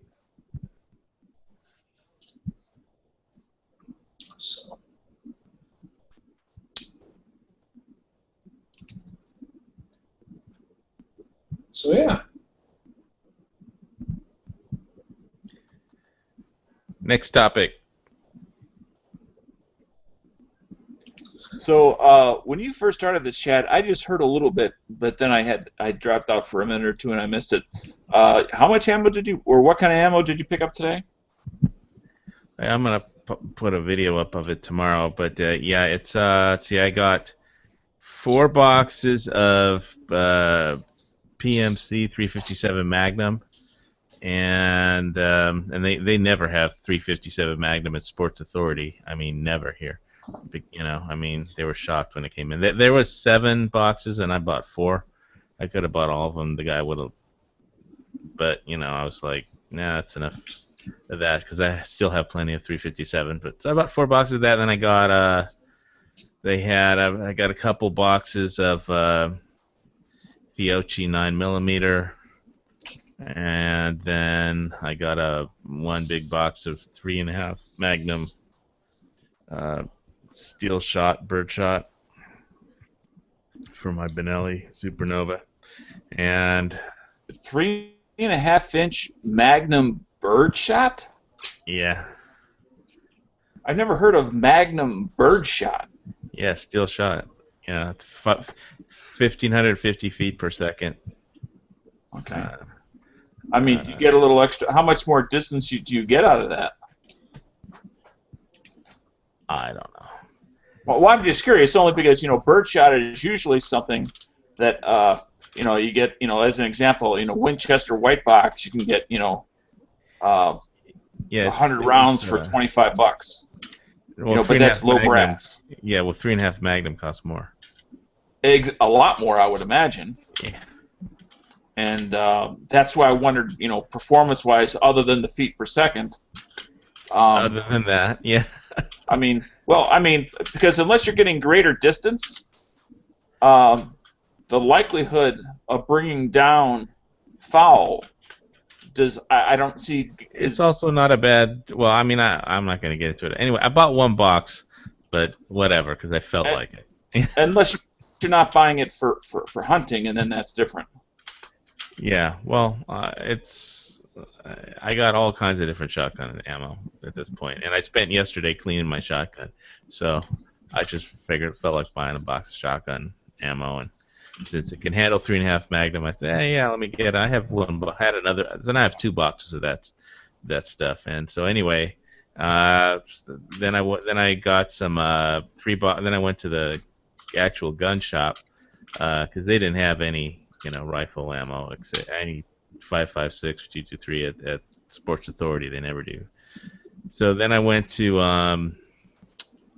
the local gun shop, and they had I bought 3 boxes of X-Tac green tips, and then I bought another box of 357 Magnum Arms Core. They had one on an Arms Core, Filipino stuff, and couple boxes of the 223 Arms Core Filipino. They're saying that they're making a lot of that, and it's not that expensive, and they're saying it comes out like he's getting good reports. That's like they're doing hand loads. All that Arms Core stuff out of the Philippines is coming out very nice now. So I got that, and I think a couple boxes of just 5 .556,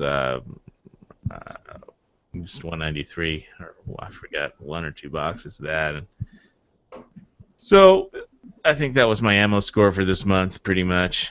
You know, I guess I'll shoot my shotgun and my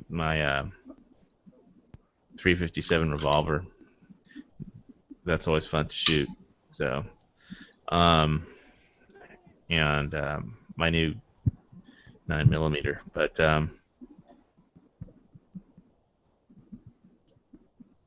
also said he was going to put on he said he has the, I think I mentioned it before we talked about it. He's got that like luminescent paint that I was going to paint the my Chet Benelli has a ghost ring and just a white dot sight in front, man, and he has those kind of like glowing luminescent paints. So he said he'd do it for free. So I just need to pick a color. Have you seen an example of his work? Yeah, I saw it on his, but it was on a handgun, not on a shotgun. Okay. Yeah, really. The only reason I ask is there was one time I had a guy, it wasn't my pistol, but it was someone else's, who had touched up somebody's front sight with a little bit of that luminescent stuff, and it really looked like it was kind of boogered on there. It didn't look like quality. He owns a gun shop. He's been doing guns all of his life. He has like a billion guns, and I saw his work on a handgun, and it looked fine to me, but it looked good to me. It's like, well, that's the ultimate test. There you go. It's just that I didn't want to buy a whole kit to do like 1 or 2 guns, you know, because it's like $45 for a kit of all those paints, the pro version of all those paints. So he said he'd do it for free. So I mean, you can't get much. When I had to remove my front sight off my Glock, I went to my local gun store that I'm on good terms with. I borrowed their front sight tool to remove it, and then today I went there to borrow it again to put the replacement back on, because I don't want to buy the unnecessary tools. But you know, that's not all gun stores do that. Yeah, he was just being nice. Well, I've also bought 6 firearms from him. I bought a few firearms from him, but you know, he knows I'm not buying anything else anytime soon. But you know, yeah, well, it's just part of keeping that positive friendship going can save you a lot of nickels and dimes along the way. And like I said, he also let me check out that he had the Smith & Wesson 550 caliber revolver, which was really cool. Yeah, but I mean, with the sight tools, I don't have one yet. But I think I have enough guns, and I know enough people that have guns. I think a sight tool would be well worth it, in my opinion. I mean, it's not high on my list, but I will own one at one point.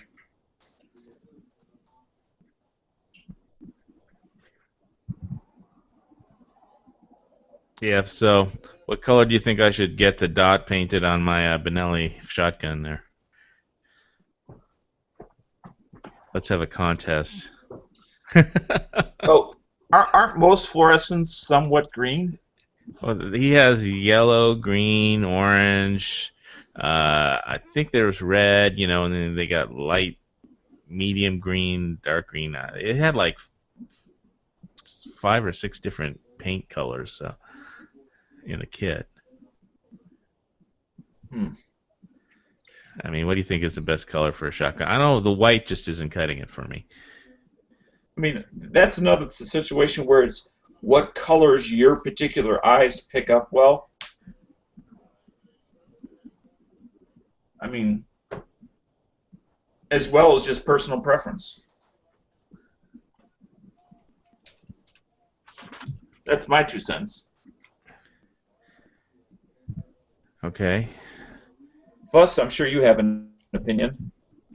Actually, I wasn't listening. I'm sorry. And your 6 has been sitting there awful quiet. Sorry, I've been on different sites comparing the PPX and the PPQ, and then I've been on Smith & Wesson's site looking at the M&P, the full-size 9. So what's your initial thoughts on that PPQ? Looking back and forth, I mean, I was mainly looking at the trigger pull. I like the fact that the PPQ is a 5-inch barrel instead of a 4. I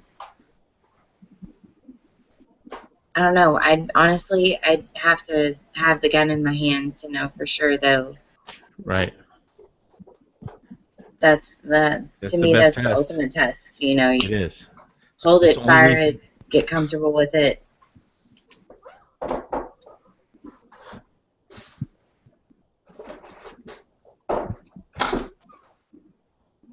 I'm just going to have to keep researching and find something I fall in love with, basically.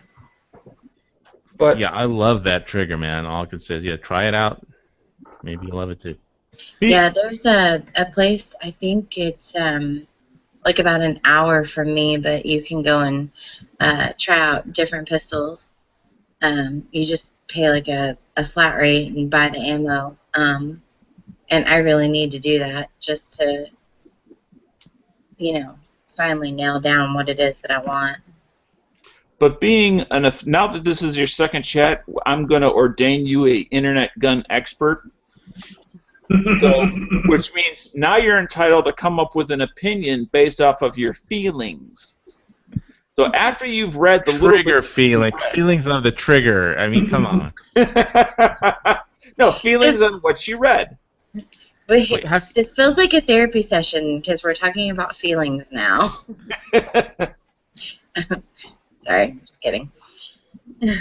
Well, probably most of the people in here could use it, but A little therapy. we'll have to settle for just trigger feelings and how trigger feels. What he means is me. Hey, Now, why would you say that? therapy is awesome if it's of the trigger kind. I could always go for some trigger therapy.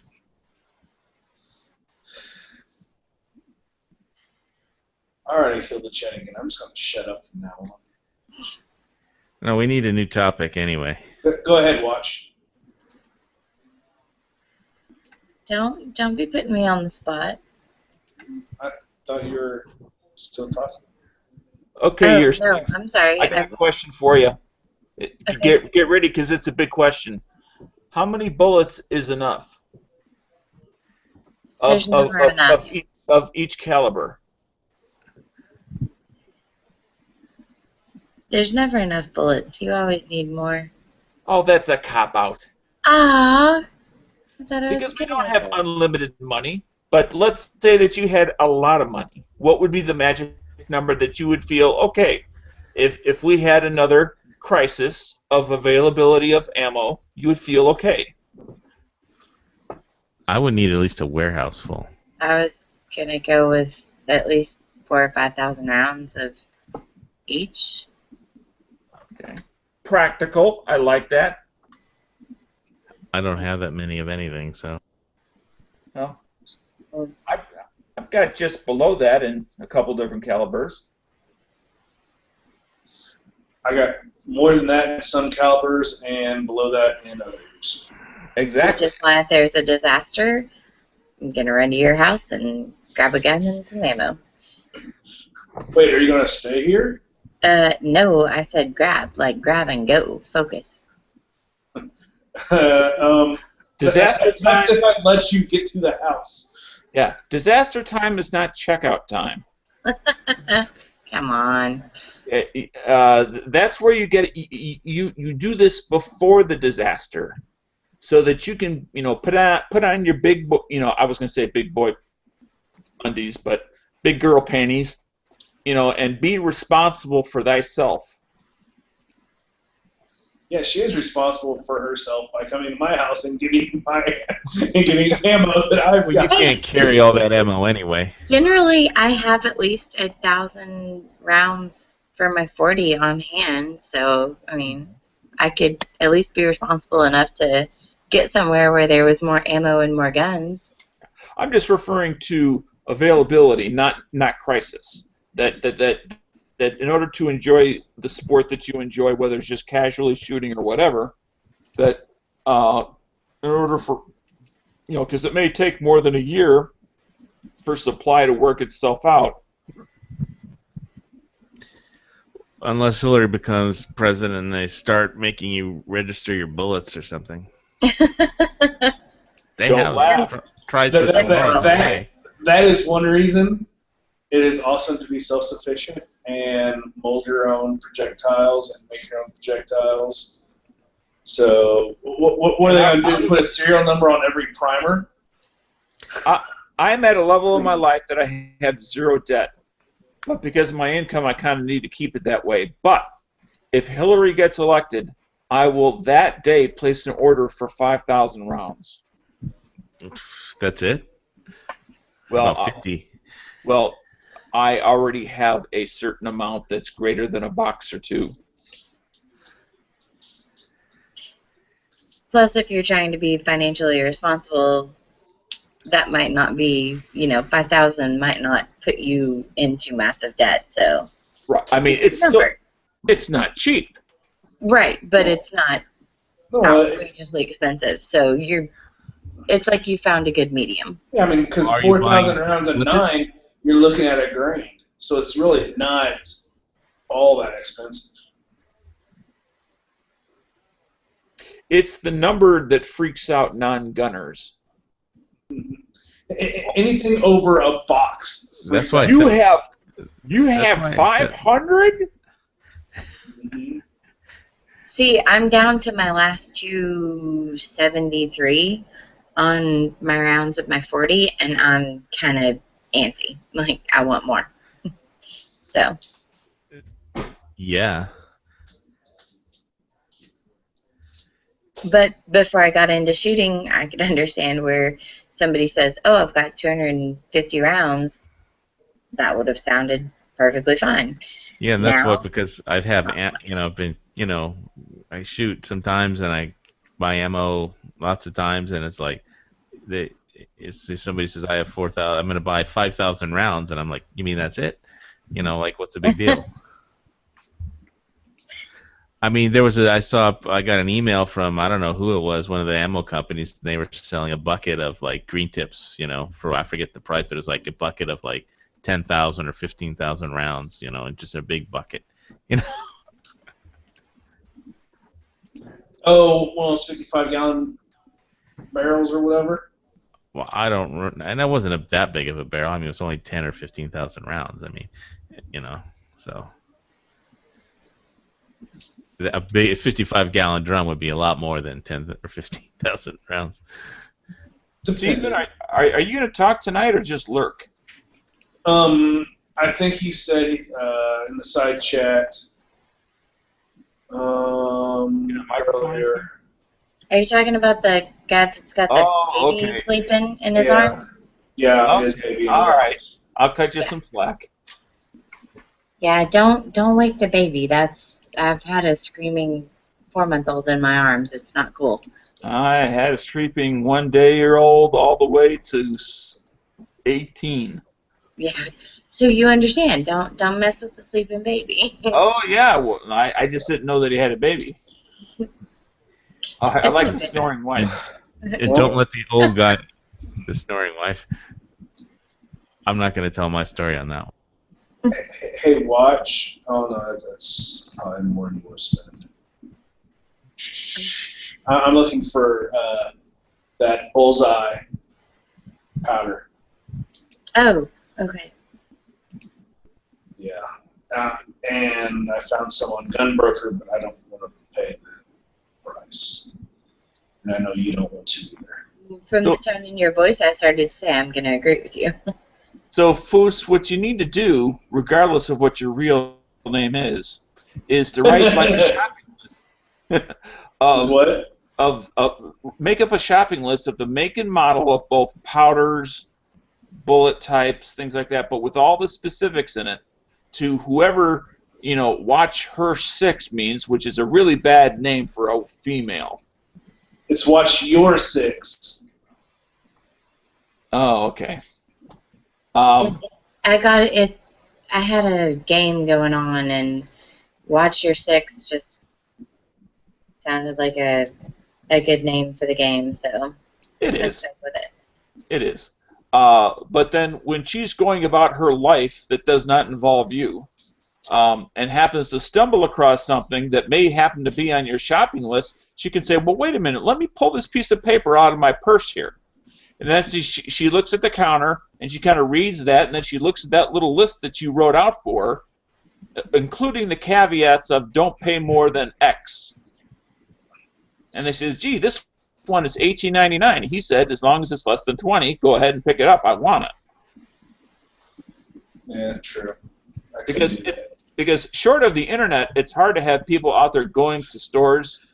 Like today, my local gun store, for the first time in 2+ years, they had 22. They had CCI mini mags for $15 for 100. Ooh, that's still high, in my opinion. Yes, even though CCI mini mags are better, but they're not, but they're still not. What do you call it? Competition level ammunition. That's still high. CCI, I would use. I would have no problem using CCI in a Steel Challenge. I'd have no problem. I think they're no problem. But usually for people who are serious about their competition, they have to have match grade ammo, and technically it's not match grade. I think it's just about as good as match grade, but the only difference between match grade and regular 22 is how thick the rim is. So you could actually go through that and find whatever thickness of rim you want. Well, that and the quality of the powder and the reliability of the level load. If you think of Remington Golden Bullets, they got crappy powder, they got irregular loads. Mm-hmm. So you've got a couple other aspects in there in addition to it. They burn extra dirty. Yes, match grade is the word, Stephen, that I was looking for. Thank you. Let's see if Gunbot will help me out. Oh, Gunbot's a great tool to use. There's a couple others out there as well. Yeah, but the only thing is ammo. Gunbot, find me ammo. They're all good. The only thing is with Watcher 6, I have a pretty good load for her using Bullseye, and I got that Bullseye off of a trade, so it didn't cost me anything. I had nothing into it, but really, I had nothing into it. At some point, you must have bought something that you traded. Right, but what I bought and what I traded for was about a $300 difference. So what I got in value was about $300 more than what I spent. Wow, you got a lot of powder. No, and that powder was one of the things I got in the trade. So.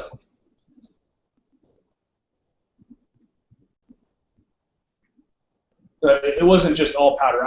I got some powder with it. But I also don't want to use the powder I use for my 9 because I only have about 6 more pounds of that. So.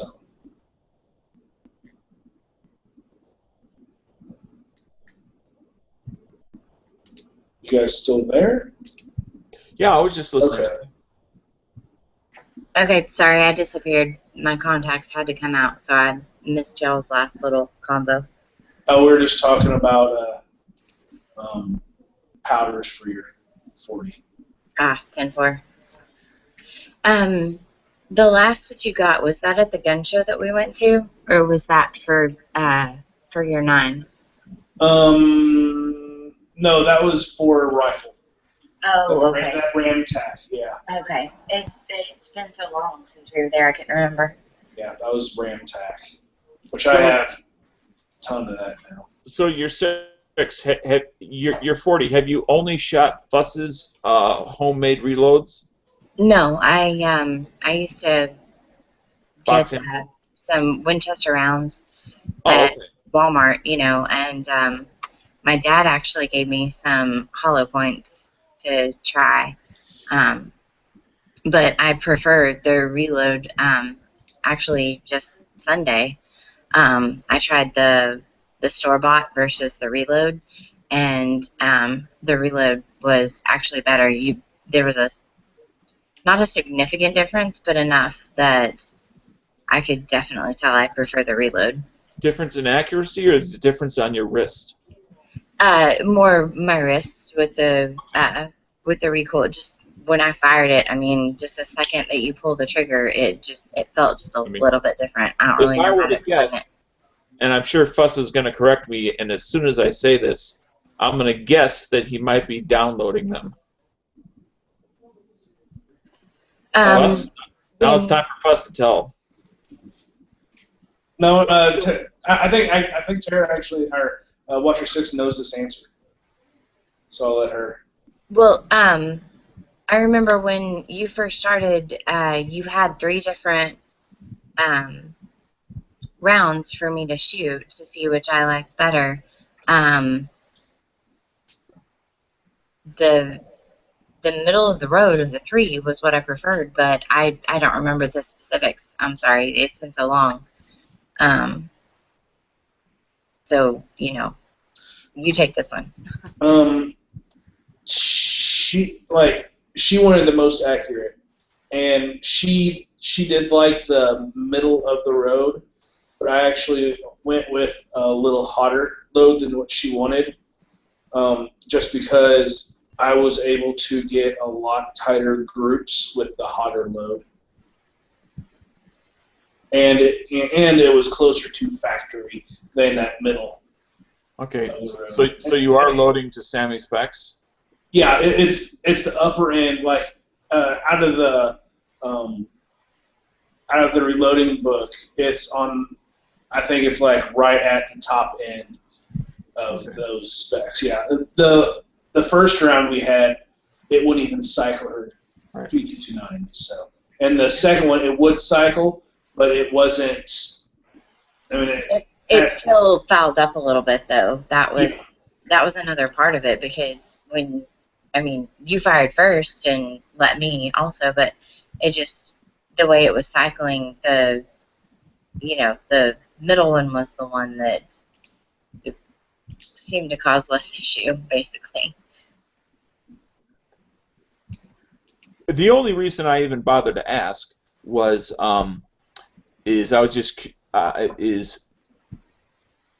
because you're shooting a lot of reloads from someone else. If they're loading them differently than what most other manufacturers are doing, the potential is there for you to get a false impression of what 40 Smith & Wesson typically is. Right. That's the only reason I asked the question. Yeah, I wasn't going to load something that shot so soft that whenever she goes out and buys something from the store, it's going to jump out of her hands. Yes, I mean, I started with 40, and I have a little bit of arthritis in my hand, my thumb specifically, and that's one of the reasons I went down to a 9, is because I could shoot 250, 300 rounds, and it didn't hurt. Right. Well, and I've had to have surgery on my wrist twice on my left hand. I cracked it moving a railroad tie, of all things. So I do try to be careful, but I can shoot several hundred rounds before my hands kind of start to feel like they're shaky or numb. Yeah. Well, once that front post starts to shake a little bit, it's time to call it a day. Right. No matter what the number is. But I'm telling you, the rounds that I've got reloaded, there's a very slight difference from the store-bought. I mean, once you've fired it enough times, you can tell. But I think if you were to just walk up and grab my pistol and have a reload on top of a store-bought, you might not notice the difference right away. Okay. Cool.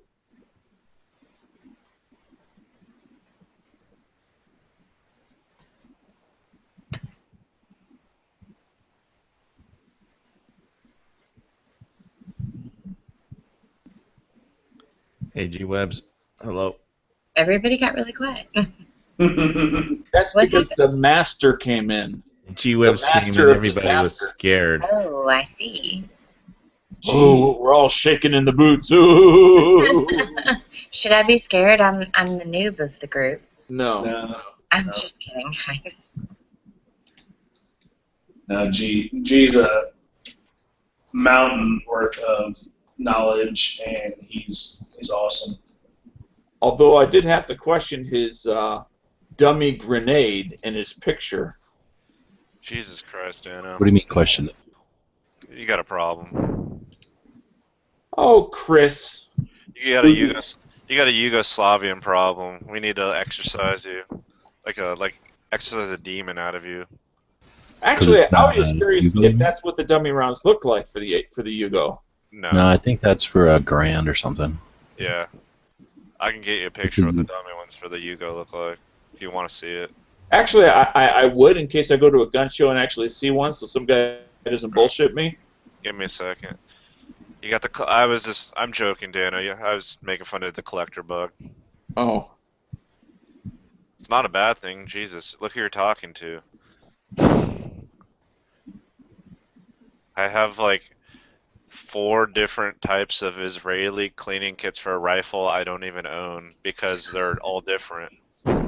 My oiler came in today, These things are cool. and it actually came with oil in it. Oh, that's awesome. I'd keep that. I'd never open it. Well, I'm just kind of curious. I'm wondering, like, are they using like old-fashioned 2-in-1 machine oil, which is a very old machine oil, or what? I don't know.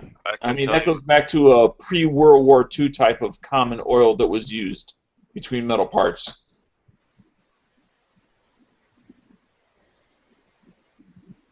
But the fact that it had oil in it, I thought, well, it's either really cool or they're really fooling me. But I did open it up and give it a smell. It didn't really have any kind of particular smell other than just generic oil.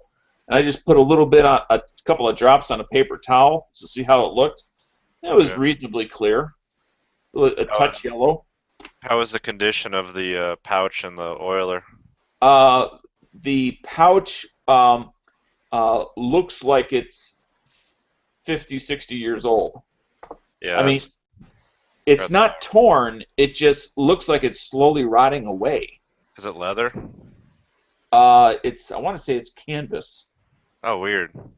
Okay, yours is completely different. Mine are all leather. Let me go in the other room and take a look.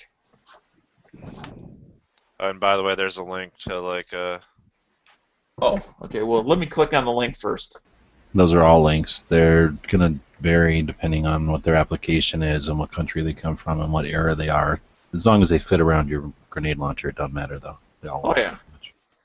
I would think that inner diameter should be identical as long as it's for the 74.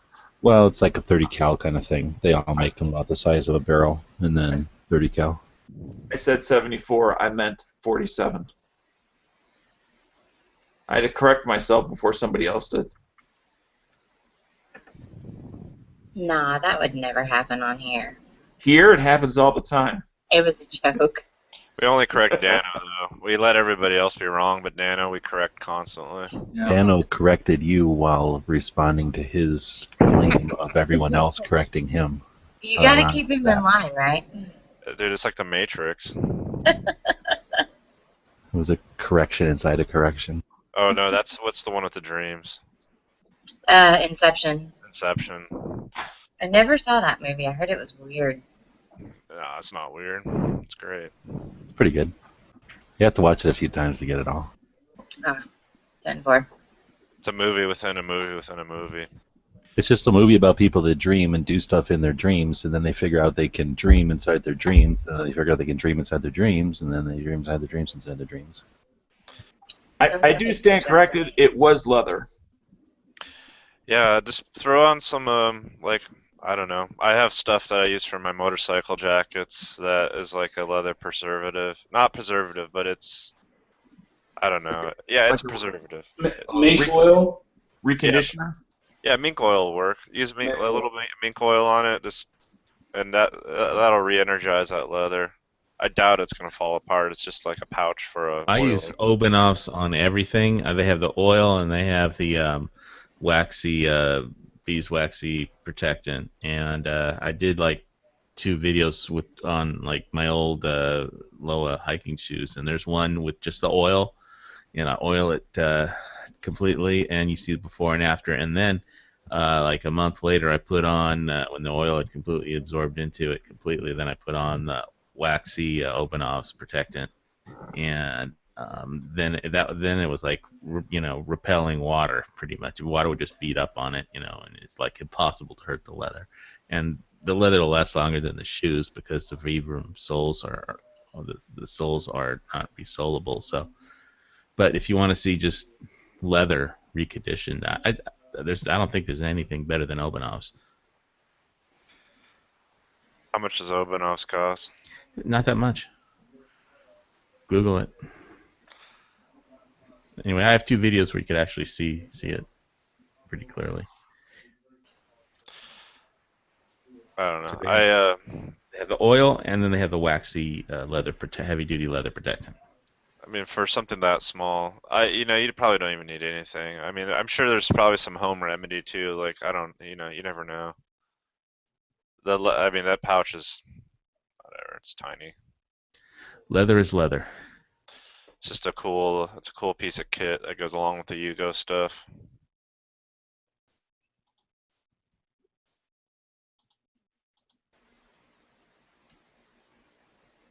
I have a question for you guys. How do you feel about shoulder holsters? Miami Vice. Right. Kind of, they're really expensive, and I'm not sure what you're getting. That if you do a lot of driving or something. Yeah, Galco makes a couple Miami Vice versions. I think they have like 4 or 5 different shoulder holster Miami Vice versions. What's that dude with the ego the size of a semi that lives in Florida? Oh, he's got that. The only video he did that was actually pretty nice was one on safes. Oh, Florida. I thought you were saying Hawaii. I was like, no. You talking about Magnum PI? What is that guy saying? He's been on YouTube for a while. His wife's name is Tammy. We all know who you're talking about. He loves to show off his showroom wife. We all know who you're talking about. What about him? Well, I couldn't remember his name. He is very big into shoulder holsters and sells them. Really? That makes sense. I mean, that's the only reason it came up. It's just she had asked, and I don't know where to tell her to go look. For the price of a good shoulder holster, you could probably buy 2 good, regular holsters. Well, if she wants a shoulder holster, she can buy a shoulder holster, man. Yeah, we're always going to have this, like, what do you call it, like, divide where guys wear pants with belts. So we get a holster that we like that's comfortable or whatever for, like, however fat we are, and then we're done. Like, we don't care, we're done. Or maybe we decide to buy another one, and then we shop for it, and then we're done again. But girls don't wear the same clothes every day, so they hardly ever wear belts, so most of them. So they're going to lend themselves to wearing a shoulder holster one day and a purse the next day and inside the waistband the next day and an ankle holster the next day. And guys are going to be like, why would you do that? Because now you're training for all these different kinds of draws. And girls are like, why would you wear the same pants every day? Like, we're always going to have that divide, I think. And it is very common for women to wear blazers who work in offices and things like that. Well, and honestly, my thought behind that was strictly for being at the range, but like you said, you guys have, your breeches with your belts and pockets and everything, and breeches.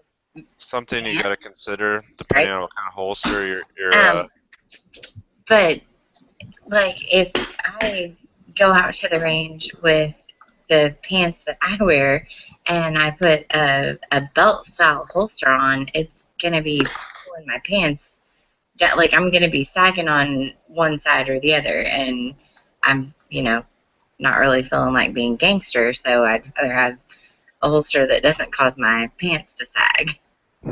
That was why the If your shoulder holster If popped your into mind. holster's causing your pants to sag, you got something going on. Something's not right. It shouldn't pull down your pants. And also, She doesn't have a good belt. shoulder holsters. Foos hit it right there. She has what? She doesn't have a good belt. She There you go. She doesn't wear belts that much. That's why your pants are sagging on one side. It's your belt, not the holster. I'm not a belt person. I've never been a fan of belts. So Come on, we all have seen girls before, I think, and there's a certain girl that's going to walk around with a big sturdy belt on, and then there's all the rest of the other girls in the world, right? How often do you see a girl, unless it's the style of the time? Like there was a while there for a minute where all girls So were if like Don metal belts. Johnson was a girl, would he still look good with a shoulder holster, or would she look good? But then again, if you're carrying a gun, you have to adjust your. You have to adjust your outfit somewhat to carry or somewhat to use. You can't just like throw your summer dress on and go run and gun. Well, no, I don't wear my summer dress to the range, but I wasn't saying that. I was pointing that more at like the thought that you would adjust. You have to make certain sacrifices. I didn't used to wear a belt every day till I started, and then I'm like, well, I have to start wearing a belt now because I can't. This feels like a Yankee topic. But even a inch and a half belt that's designed to carry a weapon, but doesn't necessarily look like a gun belt, would get the job done. Yeah, you don't have to have like some big ass like Kydex bulletproof freaking. Right. You can repel from like 4 helicopters at once, like belt. You can just have a decent sturdy belt. Yeah. Okay, so basically what you guys are telling me is just get a belt. No, they're answering your question by telling you what to buy. So to answer your question, shoulder holsters are typically going to be for like inside of clothes or outside of clothes. So outside of clothes would be like somebody in an airplane or wearing like a jumpsuit or something, like a pilot. They might wear like like you think of like a World War II pilot. They wear their holsters over their shoulder kind of because they're going to be sitting in a plane or else. They're just in a situation where a belt wouldn't work for them, or you get them like most people think of for like a 60s or 70s undercover cop, like some kind of little J-frame underneath your clothes, inside of your jacket or something. And because of that, they're either going to be really obnoxious and big if they're made for outside, and then they're going to be really thin and not flimsy, but like thinner materials if they're made for inside. So you're always going to have that dynamic. Guys have big shoulders and backs and everything compared to girls usually, so most of the shoulder rigs are designed to go over us. So I'm not an expert on female holsters or anything, but just being around them for a while, because shoulder holsters aren't super popular with, as you can hear from most of us, there's all kinds of reasons guys don't like shoulder holsters. Right. So most of them are geared towards the few guys that still like them, which are old guys. And they can't they're usually carrying a gun that's so big that it would pull down their pants even with the kind of belt everybody's recommending. So those aren't going to be appropriate for you. So it might be tough to find one just because there's not a huge market. So that means that whatever's available like on the shelf is going to be kind of generic and geared towards usually guys that are fishing or flying an airplane. So with all that said, if you really want a shoulder holster, you might want to go to like a custom leather person who not only is going to be able to make it exactly what you want for like your gun and your dimensions. Exactly what you just accused us of doing by telling her what to buy. That is too expensive. I'm just giving her some guideline on how to even start looking. I just don't think it would be a good advice to say go to a police store, for example, because they're not even. I said Galco. Galco has a bunch of them. You want a holster for the range? Is that what you want? Right. Well, and basically what I'm hearing from you guys is I just need to get a belt that's comfortable on me to put my holster on. And I haven't been using a belt, and that's why. Here's my best advice. One holster is never enough. You're gonna end up trying a bunch of different ones, whether it's a shoulder holster, inside, outside the waist. Like you can never really have one or enough, or I mean one for every occasion. You know what I mean? Like it depends on Yeah. what you're wearing, depends on what you're doing, and you're Yeah, also but gonna go. you You're were also just saying. you're also going to go through a lot of holsters that you don't like. You're like, well, this is not as good as I thought it would be. It looks like I'm going to have to try something else. And then finally, one day, you'll probably find something that's perfect. You're like, oh, this is exactly what I wanted, and it's comfortable, and it doesn't pull my pants down or it doesn't do this or that or whatever the problem is. You Well, were just saying that. I mean, though that it's every holster you try, your draw is going to change, and I didn't say that. somebody did. I didn't say that. I don't care. I have a bunch of different, like at least every handgun I have has one. I at least have two. Maybe it was one of the competition shooter guys that were talking about that. Then about your draw changes, so you should just practice with one holster or something. Well, it took me a long time to find a holster company and a holster style that I actually liked. You know, and that's probably going to be something you know you're talking right now about the problem you're currently having. And that's kind of the thing with holsters is trying to find one that works for you, your body style, what you wear, and it's a real personal thing too. So asking us about it is we're gonna tell you what's good for us or what we know about, but that may not work for you at all. Well, and usually when I'm at the range, I don't use a holster. I keep my equipment on the table. I pick up my pistol, go, stand in front of the target. I don't usually draw from a holster, so I'm just kind of trying to get a feel for what you guys think works. And basically, what I'm hearing is a belt with a holster would be the way that I should start out, and then go from there. There's a reason why That's the gold standard for sure. That's where like 99% of holsters are made for the belt. So that's a good place to start, I suppose. But like you said, you're not going to probably be drawing from it. So are you going to a range where there's like range officers and No, sir. rules and stuff? No. Okay. Then maybe do what you want. There's two people there. There's also a reason why the military and some law enforcement agencies stopped using shoulder holsters, specifically the kind that point behind you. So the gun is basically parallel with the ground. Right. You understand what I'm saying? Like there are shoulder holsters that the firearm points down towards your feet, and then there's ones that point behind you. And there are a lot of reasons, and they're pretty good reasons, why the military and police agencies stop using the ones that point behind you, because there have been cases of people reaching for their pistol and shooting the guy behind them, which was not their intended target. Right. Well, and I absolutely want to be safe. Regardless of what holster I have, safety's number one. I don't know. In my opinion, you should try as many different types and brands as you can until you find something that works for you. I bought a shoulder holster when I was first getting into handguns. A lot, like when I was probably like around 21, and it's a Galco, so it cost quite a bit, and I've used it all of like 2 times. Well, maybe you could sell it to her. That's why I'm asking you guys. I mean, you're more experienced than I am with, using holsters, and so I value your opinion. They're expensive. That's what it boils down to. Like in my opinion, like a quality belt holster and belt, it'll be, quality holster is going to be cheaper than a quality shoulder holster.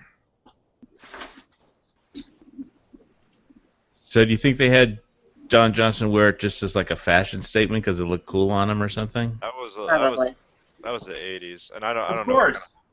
That was a different era too. We were coming out of the era of revolvers and getting into the era of semi-autos. So there was, the established things were changing. Plus, it was a TV show, so they were trying to look cool. You would see a lot of like 40s, 50s style detectives and PIs, and it was like mainly the PI shows where you saw the shoulder holster. And yep. And that's his style, shoulder holster is the exact style the Army was like, you're not allowed to. I remember specifically that they were like, you are not allowed to use that holster because they would give us leeway to buy our own holsters if we wanted to do something different, with the caveat that we did not use that holster.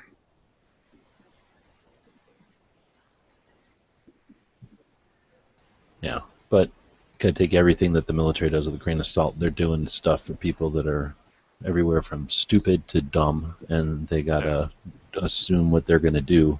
That's not a regular person. You know, it's not the same as a regular person. So. Yeah, and I do have another belt here that she could borrow, and start looking around for holsters. Why don't you start building her up like a rig, you know, like a belt, like a pistol belt with a, you know, one of those like high speed or. Yeah, I have a high. I actually got a high speed, and I got a large, and I should have gotten an extra, or I got a medium. I should have got a large. No, I got a large, and it should have been extra large. So I got another extra large. So I have a large one around the house. Jesus, this is like Inception for belts now. I know. So I have one that we. Of course, you know, it still may be too big for her, but we could try it. And then I have another 511 belt that we could definitely get smaller. The 511 or the HGI? The HGI. Sometimes. There's Velcro on it. It would be difficult to cut down. I mean, it's definitely possible. I'm not saying it's not, but I mean, just to see what she would like. Well, I'm sure we could get it working for her. Have you watched a bunch of female shooters, like in videos and stuff? Because not really. That would be a way to start. I'm not asking you, I'm asking her. So Like, that way, you know, you can see what other gals are doing. Maybe that gives you an idea where to start from. Because some of those, if they shoot professionally, they wear them, you know, all day. Yeah. But female competition shooters are not going to be using what she's looking for. Well, she's Well, not. come on, you said she said for the range. So yeah, Yeah, so it could be. not CCW. I'm thinking. Okay. I feel like my next range trip is going to turn into a belt/holster fitting extravaganza. I think a good range holster, something that like you wear on the outside of your clothes on your belt. You know, then you can get your first experience with wearing a holster and how you should, you know, what's comfortable, what's uncomfortable. And if you can borrow Foose's stuff, then hell yeah. Yeah, I have an Uncle Mike's paddle holster that it fits me fine, and then I have another. I have a Bravo concealment one for my compact, and then I have a Blade Tech one. So, yeah, they're all Kydex, but we could start with that. According to Jaeger, once you go Blade Tech, you never go back. Kydex, man.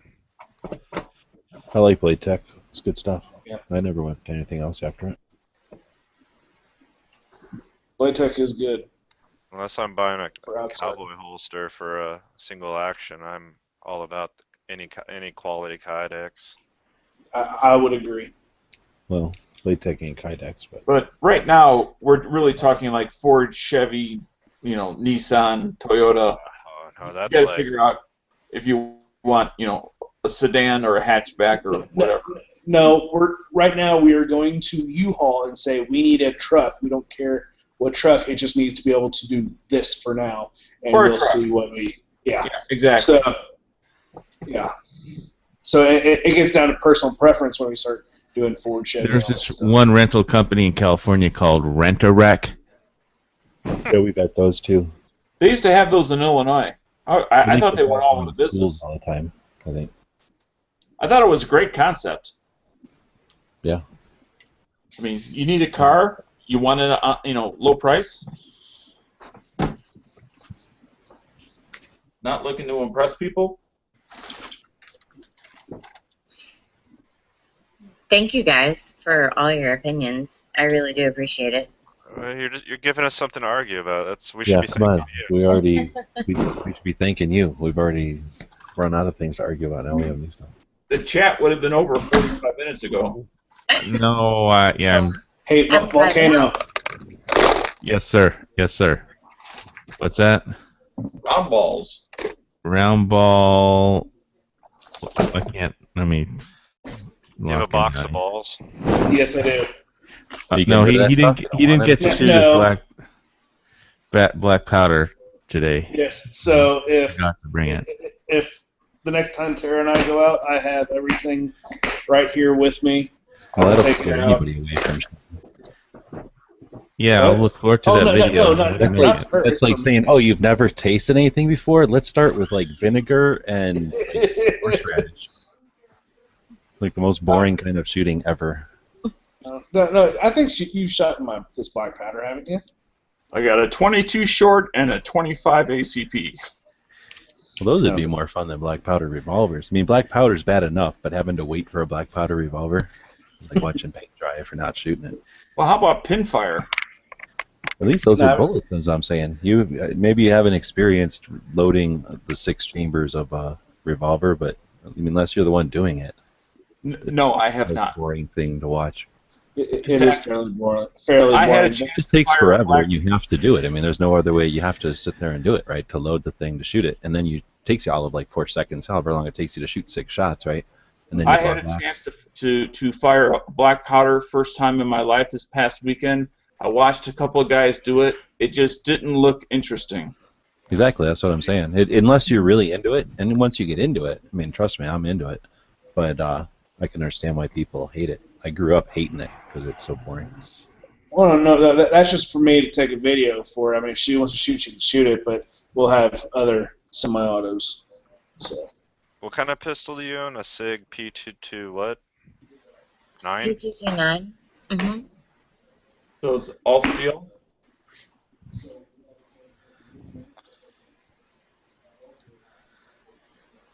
Hello? Yeah, they're all steel. Oh, okay. I wasn't sure if my internet cut out. My microphone cut out. I missed half of what you guys just said. I'm sorry. It's alright.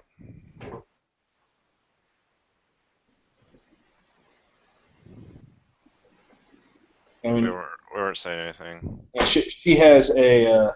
Well, speakers actually, not microphone. My bad. You have a nylon holster for your 229, don't you? Yes. Does it I have got belt it, loops? Last gun show. I'm sorry. What? Does it have belt loops? There's a clip that can slide over a belt. All right. Here, I'm putting a link in for you if you need. Oh, like one of those metal clips, Yes. like a spring clip. Oh, you're good to go. I mean, then you don't even need it. I mean, a belt would make it a lot nicer for drawing, but just for hanging out at the range, that should work on quite a few different kind of pants or whatever.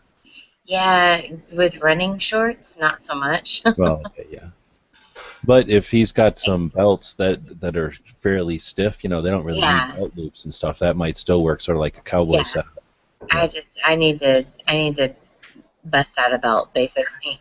Basically, we're trying to tell him to help you put together basically a modern cowboy rig. Like something you throw on over what you could be wearing shorts or a skirt or whatever you want. Yeah. You throw it on over your clothes. You know what? I'm gonna do that next time. I'm gonna wear my skirt to the range and Well, bust just- out an awesome holster. You just need Fuss to man up and do the right thing. Yeah, why aren't you accessorizing her? Color. I know, right? What the hell? I'm sorry. I mean, This Lighter. belt I have, it's fairly stiff vertically. I mean, I can roll it over a little bit, but it's a 511. she needs to see it, not us. I know, but just for the first time. Can you see? go ahead and take this? I put a link to a good cheap Kydex holster on the side chat if you're. I just got it pulled up. And they don't have to be quite that thick. The what? The Fine. belt? The belt's only 1.5 inches. Yeah. Oh, I thought that was a 2-incher. No, it's 1.5 inches. That belt What looks kind perfect. of belt buckle does it have on that one? Yeah, it's a cheap one. It's just a 511. Yeah, it's a good But- start though. This would be a good start, right? You can And then cut I do that have down. Yeah. Cut that down too, right? Yes. Yeah, it's just solid 2-piece, and we can cut it down however we need. You have to just relocate the Velcro? There's no Velcro on this. Oh, okay. No, but I do have another HSG one that we can take and see if it fits her. I think it still may be a little big for her. Oh, we could see. What kind of buckle's that one? The real good one. Oh yeah, that'd be way better. Yeah.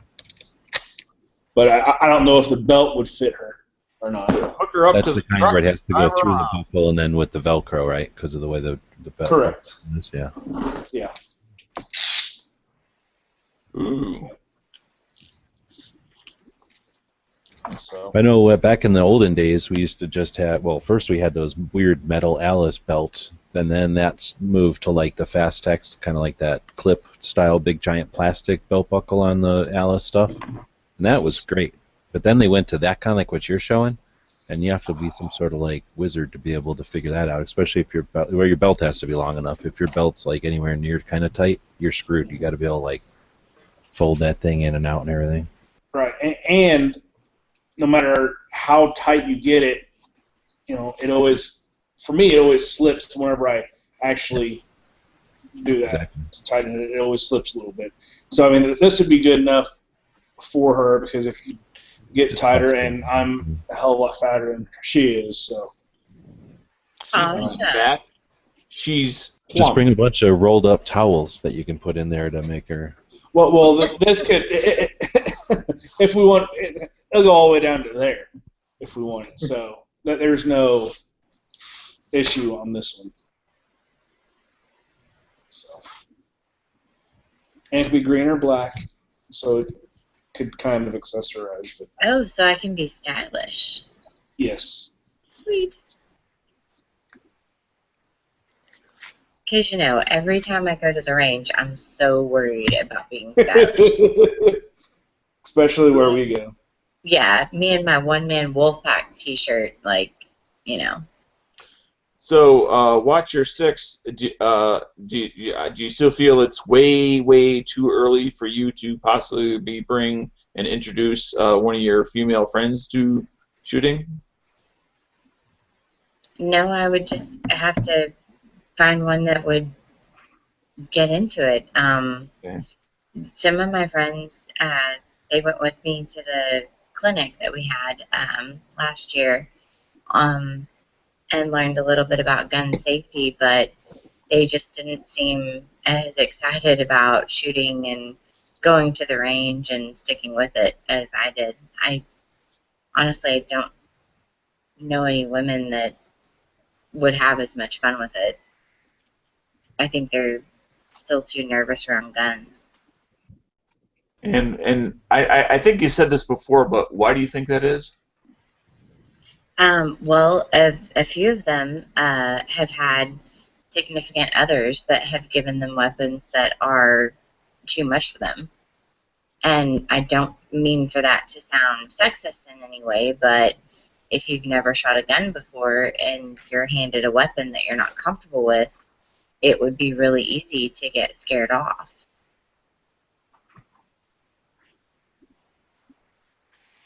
So, but you being a female, not being a guy, do you think that they would be more comfortable with them not feeling like you're setting them up for failure?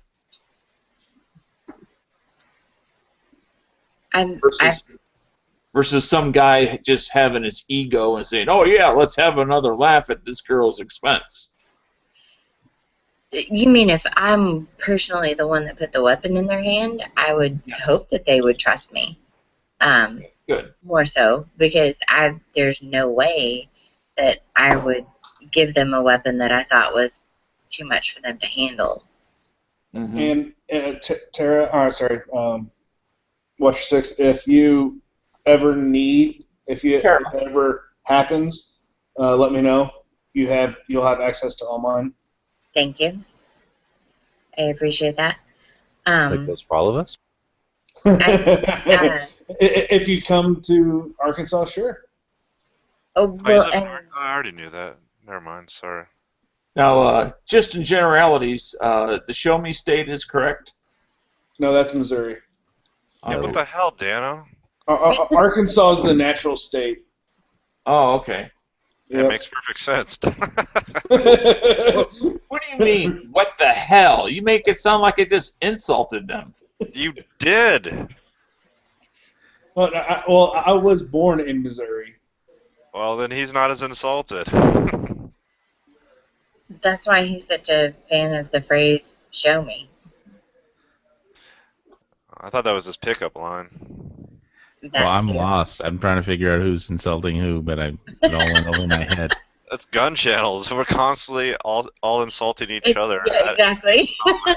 I'm trying to figure out how I insulted anybody. Except for Bob, he gets a he pretty much gets it from all ends.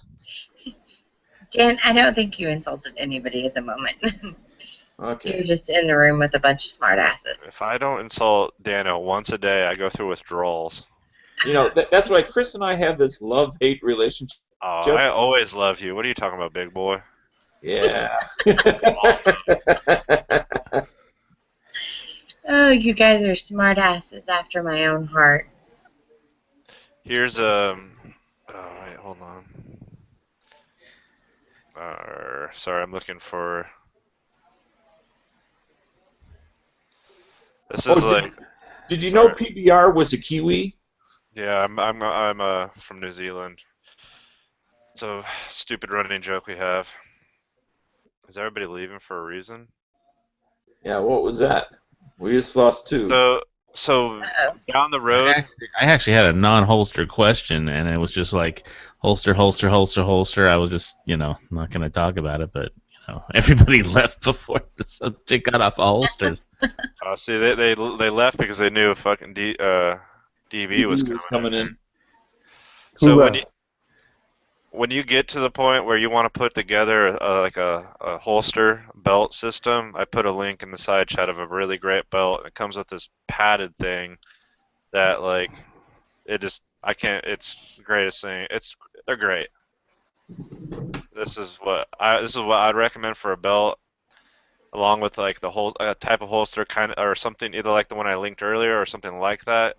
The combo, and if you get it. Okay. Once you get it set up right, you get the weight distributed. You got your magazines where you want them. You don't have everything on one side. It's comfortable. They're comfortable. Now, I have one thing I want to tell us out there. Opinions are like assholes. Everyone has one. But if you see something that you're interested before you put your hard-earned money down, if you watch several videos that say review and then the name of what you're looking for, forgetting what they actually say about it, you can actually see it. Well, I can only tell you what I know from my personal experience, and like I said earlier, it varies with body size. I'm slender. I'm tall, and I'm skinny. I have like. You're trying to show off, dude. I didn't even get. Yeah. Later, DB. I'm slender. Look at DB jumping. I'm tall. I'm slender. DB's jealous. You short. Anyway, so fucking not a lot of shit works for me. A lot of these belts and holsters and shit don't work for me. Like I don't wear a hybrid holster because it's like it takes up half my body. So I don't know. A lot of stuff doesn't work for me, but like I've had to wear stuff for duty reasons. And so if it's uncomfortable or it does weird things or it moves around like you were talking about pulling your pants down, like I've been through that. I understand. Like I don't know. And Foos would tell. Foos has like basically been setting up the exact same thing we're talking about, so he's like already on point with it. Sorry, I had a bad internet connection and dropped. I didn't. I gave her a link to High Speed Gear Industry. Okay. Yeah. So she could see what the kind of belts we were talking about earlier. Yeah, and I have the one if she likes it, and it fits her. I can get it to her at a very discounted price, so I don't have to deal with returning it. Well, and I mean, I never really had a need for a belt holster setup, until now, but I'm getting to where I enjoy going to the range more, and it would be nice to not have to walk back to the table every 5 seconds to, get a reloaded mag or, switch out what it would be easier to have a holster and a belt where I could keep a couple extra mags with me.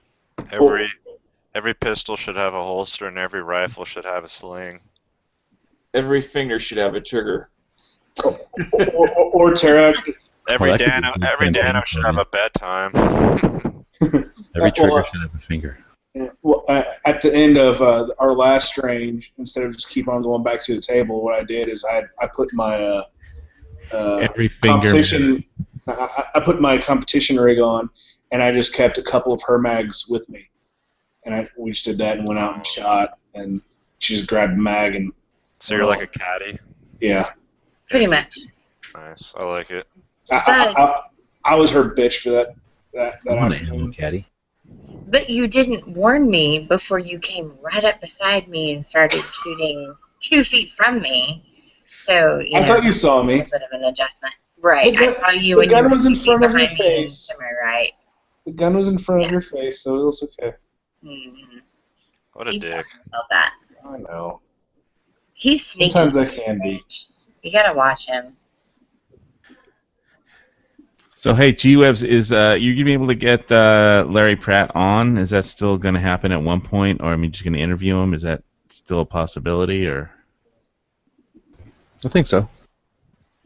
I just messed up emailing him the last time, so and I don't know if the fight was an issue or not, or there was some basketball game too, right? So Have you touched base with them since Saturday? no. As far as like by the way, sorry about the miscommunication, blah, blah, blah, blah, blah. No.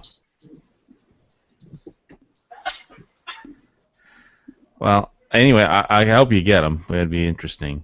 But anyway, did you like listening? I like listening to the court arguments. Did you like listening to that Peruta case at all, or? To be honest, no. I don't like listening to it. I think I was trying to say, like, if I was going to go talk to a race car driver, I wouldn't read the instruction manual on his engine. You know what I mean? I figured it was going to be too technical. But that particular one wasn't too bad. What is it, like 40 minutes or something? And I left it on while I was doing other stuff that day. And it was pretty interesting. Like you say, whenever the one guy, just in like casual discussion or whatever, like, and of course, a pistol with 2 magazines is a weapon of mass destruction. And everybody's just like, of course. Like, that part makes you freaking fall out of your chair. But it was... Flannel carrier spare. Yeah, You the don't want to talk about Baker case in Hawaii is also an interesting courtroom argument if you want to hear another one. But I know you probably don't want to hear it. But Well, that like I say, one- I think they'd probably be too dry or clinical or technical or whatever that word is. But this one was so much, because I understood whatever, what they were talking about was concealed carry. So I'm so familiar with the topic that I understood them, I could follow them. But I guess they get so like theoretical normally that if it's not a subject I'm super familiar with, they lose me. So I'll try that other one. I mean, I'm not adverse to it. I was kind of surprised that I could follow along with this one so easily. Yeah, well, I mean, yeah, the Baker case I thought was more funny because it was just the lady, the lawyer representing Hawaii was just off the wall with her concepts, you know. I mean, but anyway, some people What's like messed up I like listening what to we're that talking stuff. about is basically just literally the room where the Supreme Court justices get together and bullshit the same way we are right now, except about literally stuff that matters, like, you know, the cases that they're involved with as the Supreme Court. They just turn on a tape recorder in that room and record everything they say, and Volcano Squad has it on his YouTube channel, like all chopped up to the pieces that you'd need to be interested in a particular subject matter. So we were just talking about the one about the Peruta case, which I think is a California case that has to do with, let's just say, concealed carry, to summarize it. So listening to them just in this kind of, they must be hanging out in a room. I imagine they're all sitting in sofas drinking, you know, having adult beverages and just bullshitting, because that's what it sounds like. And they're deciding on our freedoms, basically. So it's kind of intense listening to it, that they're just hanging out like we are, having this casual conversation. It's just that, unlike us, when we turn off this and go do regular life stuff, they're turning that recording off and going in the other room and literally judging our freedoms in our descendants' lives. The only thing I would say is that it's not. It's you can tell it's a courtroom just from the acoustics that you can hear the wood reflections off wood. Oh, they're in a courtroom? Yeah. I literally figured they were just sitting in some room on Lazy Boys. Is that state or federal Supreme Court? No, this California Doesn't sound federal. like a bunch of judges sitting around in robes and hammers and stuff. It doesn't sound like that. It is. I guess because it's so casual, they're like interrupting each other. It's exactly like listening to one of these hangouts. It's just a bunch of people interrupting each other, talking over each other, disagreeing, every once in a while agreeing. Except what they agree on is bullshit stuff like that a revolver or a pistol with 2 magazines is a weapon of mass destruction. That they agree on.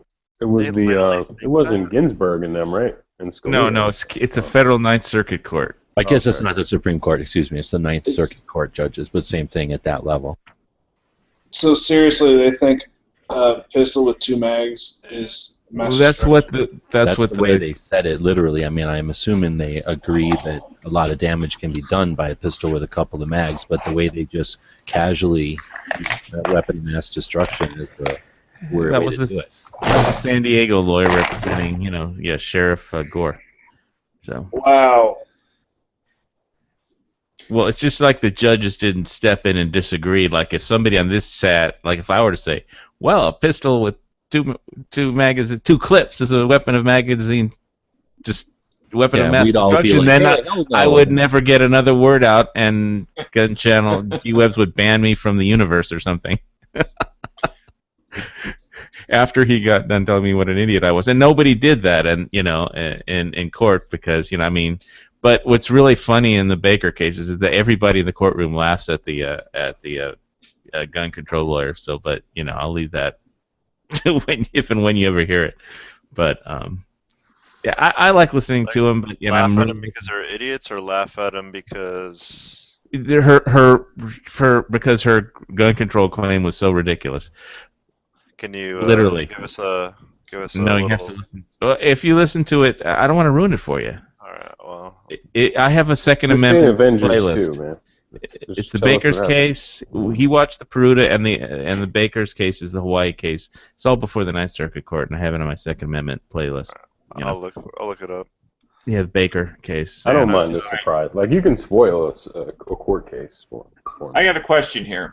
Speaking of multiple magazines, I currently have for concealed carry. I have 2 different ways of carrying a spare magazine. And you're wrong. That's totally wrong, Dan. Everyone knows that. Exactly. Totally wrong. And I should stop speaking at that point, but I'll go ahead and continue to dribble. I currently have 2 different methods. One is this kind of method. This fits on your belt, horizontal, and just simply comes out that way. Okay, that's the one. And there's bullets up. Bullets up. Bullets are pointing up in that way. Well, it can actually go in either way, so it would actually. So how do you carry them? You carry the bullets down. But it'll do it. You can put them in either way. The other one, which is something I got free when I ordered a holster, is one of these little Remora spare mag holders. That's for your pocket, but I think you can put that inside your waistband. I've done it before. Yeah, it's for inside your waistband, which gives you a little bit more. We can wear like bathing suits with that concealability, because I can't remember if mag holders are part of the concealed carry in my state. What? Wait, seriously? That makes it different. You should be able to have mag holders no matter what. Like if your mag shows, they can call a SWAT team on you if your magazine's sticking out or something. Well, they then have probable cause to stop you, ask you, wow, are you carrying? I mean, don't if they you have always? a spare magazine, obviously, don't the police always have probable cause to ask you if you're carrying? Well, this is until last year when we got concealed carry. They can't just walk up to anybody and be like, "Hey, are you carrying a gun?" They have to say, "Oh, bulge it." It's all bulge in your sweatshirt. I think they can. I mean, I had an empty magazine like this, except empty, sitting on my passenger seat, and I was talking to an officer who was on foot patrol down by the homeless shelter that I'm at, and I thanked him, and even though it wasn't really his decision, I said, I want to thank you for coming out here on foot because this area needs more of a foot presence for the law enforcement to get to know the community and the community to get to know law enforcement. Well, he saw an empty magazine sitting on my side passenger seat. And he said, "Oh," he says, and he said, "Are you carrying?" That's the first thing he said. And I said, "No, absolutely not." And he says, "Well, see, you got a magazine there." I said, "Yeah." And then I started to explain, why I had it, which is I had a problem with the base plate and that sort of thing. And I also asked him if he knew how to fix it, which is also how I got him to kind of de-escalate a little bit. But that's the whole reason that I had it with me, is I was actually on my way to a local gun store to help resolve the issue I had with that particular mag. But I didn't have it topped off like this one. It was completely empty. But anyway, if other than this sort of thing, or one of these horizontal holders, I realize Fuss is holding up a dual holder, but something that has a low observability component to it. If there was another option that I was just not aware of. Well, my normal vertical ones, like that dual one right there, they're not high visibility or nothing. They're jabbing up into your kidney, basically. Well, that and this one curves with your body. So yeah, but I mean, the mag itself jumps up over your belt and jabs up into you. I mean, unless you're wearing like a half shirt, nobody's gonna see that shit. Right. Yeah. Well, yeah. That's one reason I have the compact ones instead of the full-size ones. Those stick up about another 1.5 inches taller. These are for my compact, and these don't jab into me whatsoever.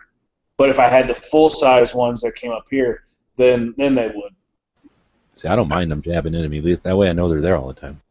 I do have a dual mag carrier vertical that I got for a training class. But it was fine for the training class, but it is always jabbing me in my fat compartment. So paddle or belt loops? These, they're belt loops. Yeah, no, the kind that you got for your class or whatever. The horizontal is belt loops, and the one for my class is also belt loops. How many holsters do you carry, Dano? How many holsters do I have? I mean, magazines. Sorry. How many magazines for which gun? Concealed carry. No, when you carry. He's asking when you carry how many mags. Well, there's one in the gun, and that's why I'm trying to figure out a way to carry a second magazine. Like one. Like a leather style, like with the flap over the snap, magazine holder. They look like a Leatherman. They don't look like anything. It looks like you could be carrying a Leatherman or like an old school cell phone or something. Gotcha. Like a knife sheath.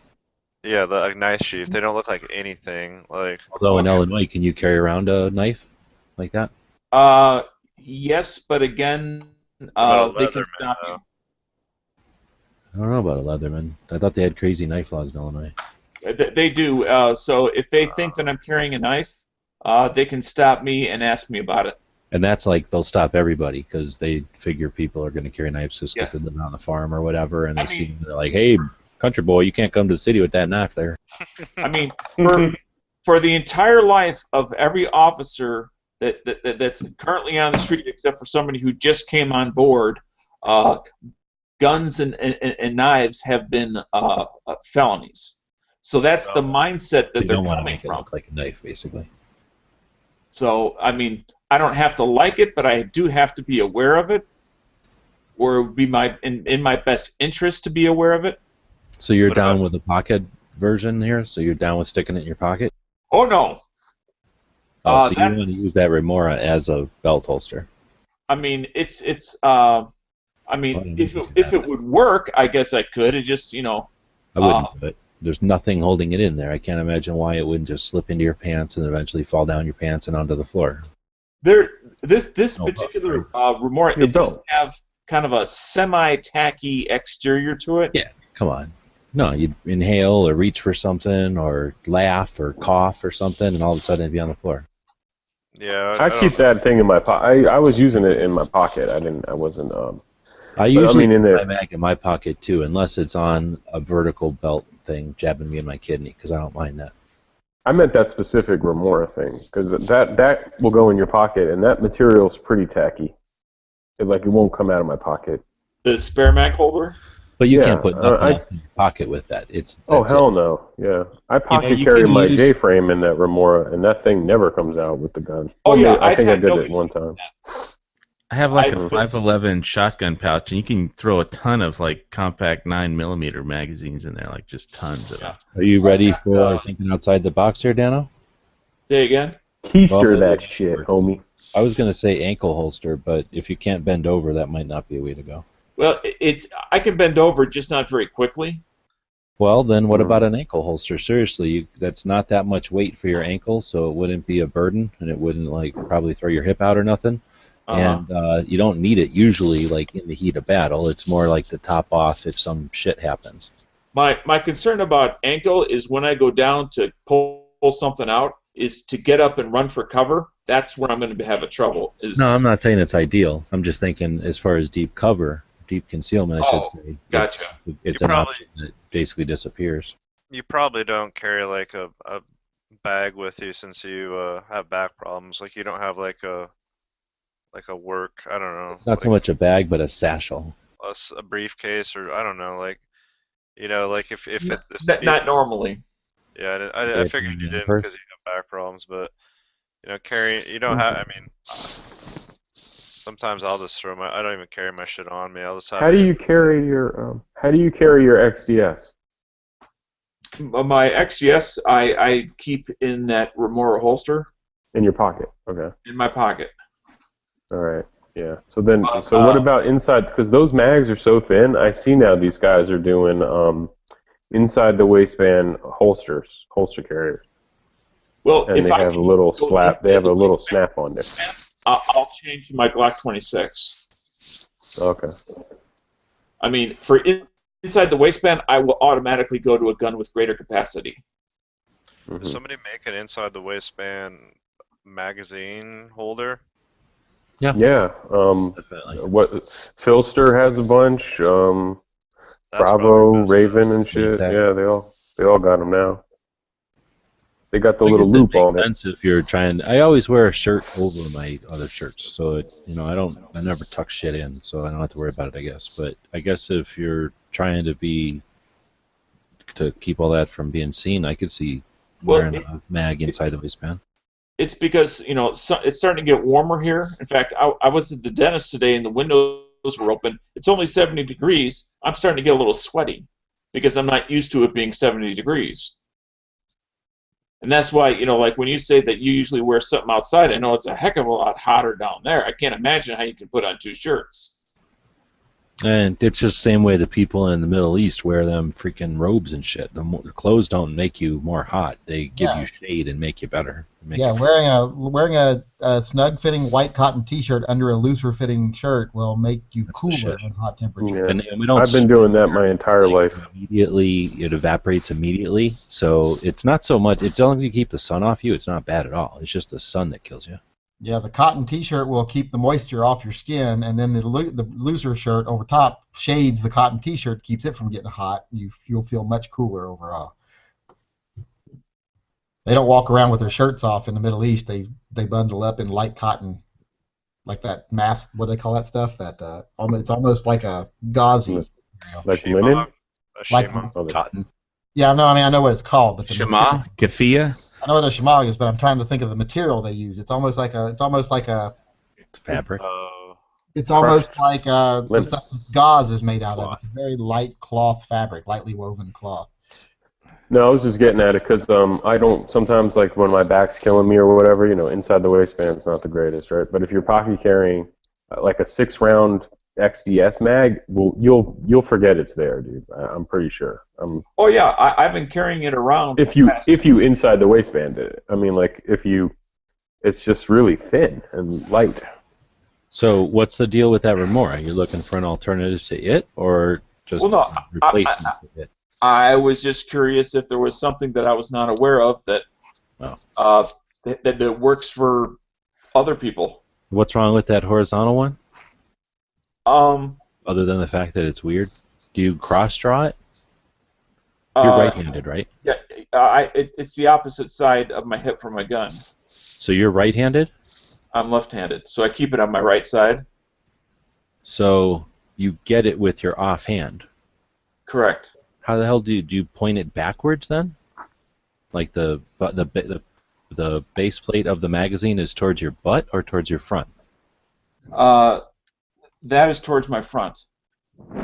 That's awkward as shit then. You're pulling it out the front and then repositioning it in your hand to get it up in your magwell? Since the bullets are pointed down and I'm grabbing the base, when I pull it out with my right hand and I put my palm up, the bullets are facing in the correct orientation. But you're holding it with just like your thumb and your ring finger when you pull it out of there. Well, I've got 3 fingers. Yeah, you got 3 fingers on it, and then your little fingers are just curled up, and that's just. Yes. I understand what you're doing. It's just that, I mean, did you take that to a class? No. You said you bought that other one. Did I take this one to a class? No, I didn't get this one until after my class. I had my. Most people are going to say you want that transition to be as smooth as possible, because if you actually need that thing, last thing you want to do is be worrying about manipulations and fancy wiggles and stuff. You just want to go straight from the pouch to your magwell. Yeah, if I just grab it out and bring it up to the gun without paying attention, it will automatically, as long as I put it in the correct position, it will be in the correct position. Yeah. Now, if I put the bullet facing the wrong direction... Bullets down, pull it out, and then up. Yeah. Anyway, I can see why that thing would be comfortable. I just couldn't figure out how you would draw that thing without cross-draw. It is bullets down. Yeah, but on your offhand side, so you're pulling it out and then up. I hear you. I'm just thinking it wouldn't work for me. I might put one on my gun side, though. So if you couldn't get to your other side, then you'd have one there. No. I don't know. I just thought my other hand's going to have the gun in it. Right.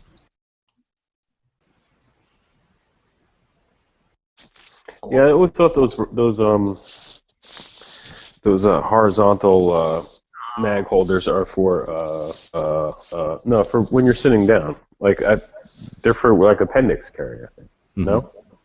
Or like a driver, you'd want them like in your lap instead of behind you.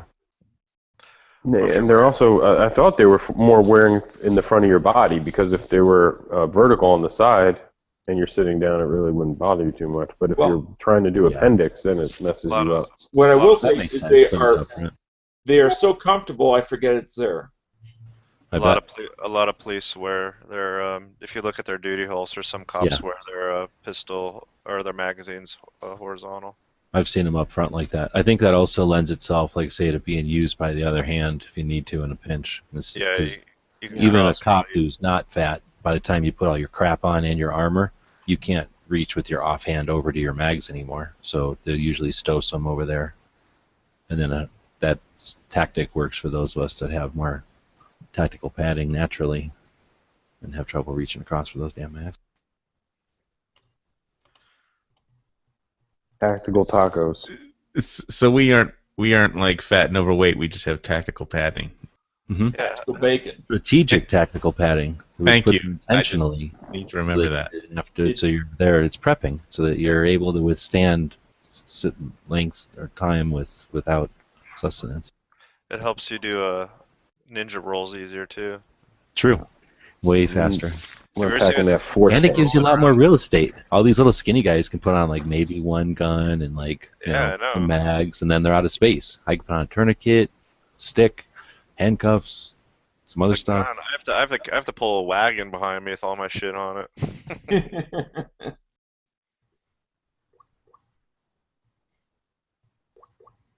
I'm jealous of listening to Dano talk about holsters.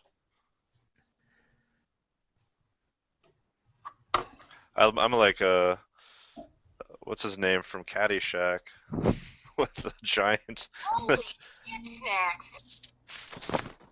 What's his name? God. Rodney Dangerfield. Jesus Christ, couldn't think of his name.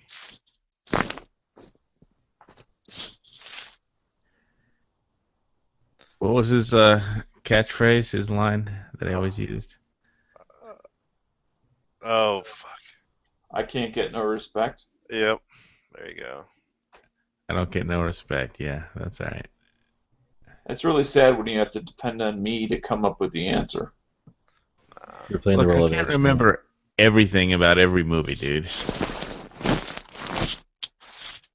Speaking of rolling around, listen to DB over there. Jesus. But besides, this is Star Wars Day for everybody that doesn't What am know. I? Am I heavy breathing over here? Listen. Sounds like you're rubbing your balls on your microphone. Okay. Well, let's see. We drove away Foos. I'm having dog problems over here. We drove away the girl. Nah, they always. Never mind. It was as soon as you turned your camera on, it was over with. Every time a girl gets in the chat, DB starts rubbing his balls on his microphone and webcam and Trying to get married again, man.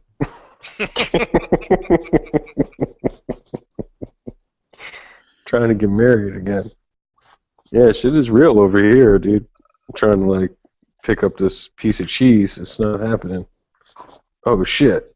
You got body blocked. My chihuahua would have tried to chew my arm off if I tried to take food away from her. I mean, I don't even understand why you own a gun. You should just get a holster for that guy. You throw a mad chihuahua on What kind of somebody. growl is that? That's it. I'll fucking kill you. That's a business growl. Will he bite your finger if you actually kept going? Yeah, probably. Yeah, see, now my female chihuahua, she would bite you. If you tried to take the food from her, she would bite you. And ferociously and multiple times. It would never break the skin, but she would try. Now, are they not smart enough to learn that like if you do that again, I will kill you? Wait. No, that Don't dog kill them, is so they smart don't as hell. want What are you them. talking No, about? dude, look at how tiny their little brains are. Those things are like gerbils. No, that dog's a genius. He's like, I'm not like other dogs are like, okay, take my food. No, they're pretty He's smart. doing this on purpose. This is like a Chihuahuas are game. smart. Chihuahuas are smart and independent, so but they don't This learn. is a game. He's got like food aggression.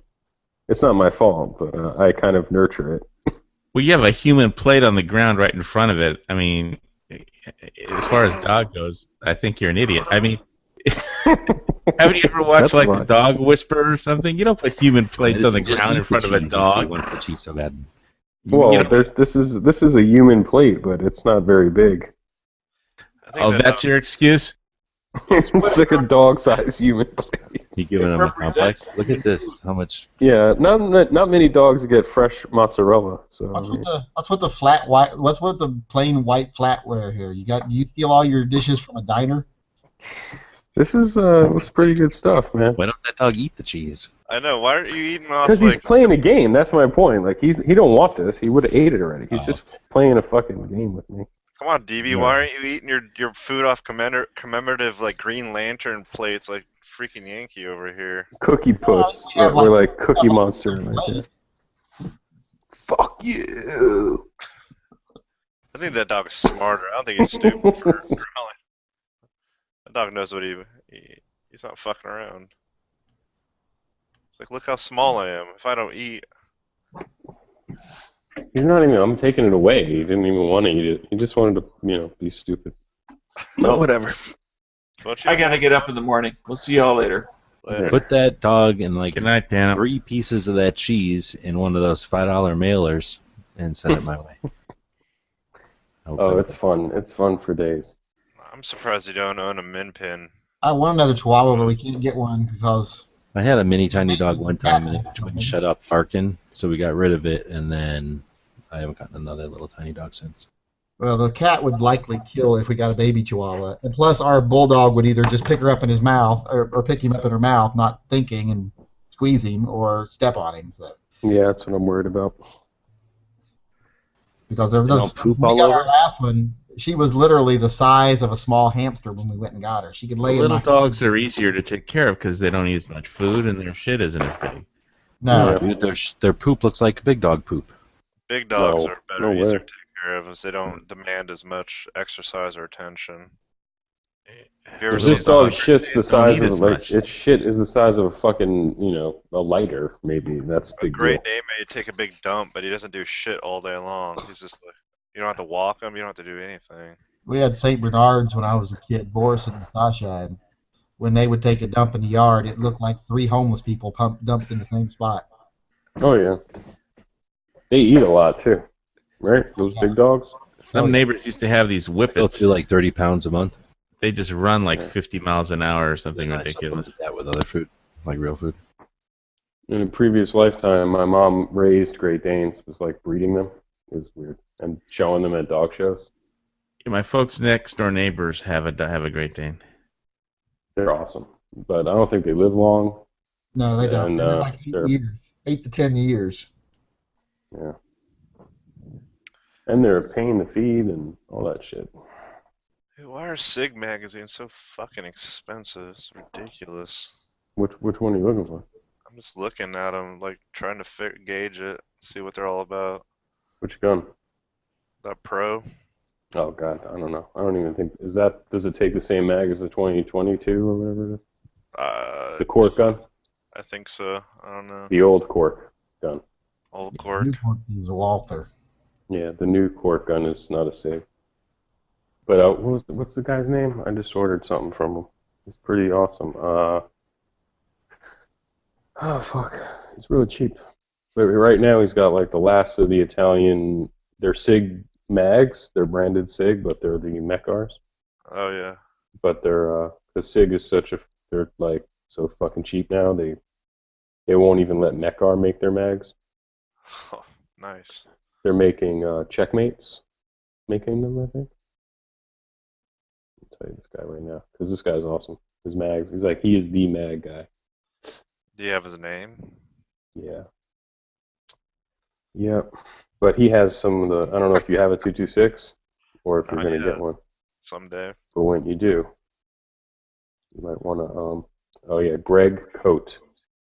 Greg is GregCotelLC.com, and he just specializes in SIG mags, and they're really cheap, and his shipping is like what actual shipping would be, like when, by weight, I guess. Like he doesn't do like $10 shipping and shit like that. You order one mag, you're gonna pay like $2 for shipping or something. Okay, cool. Yeah. COTE. Mm-hmm. Greg COTELLC.com. Nice. But I wasn't even gonna buy anything, but I saw last time I went there like a week ago, and he's like the last of the SIG branded, made in Italy, so they're Mechars. Yeah.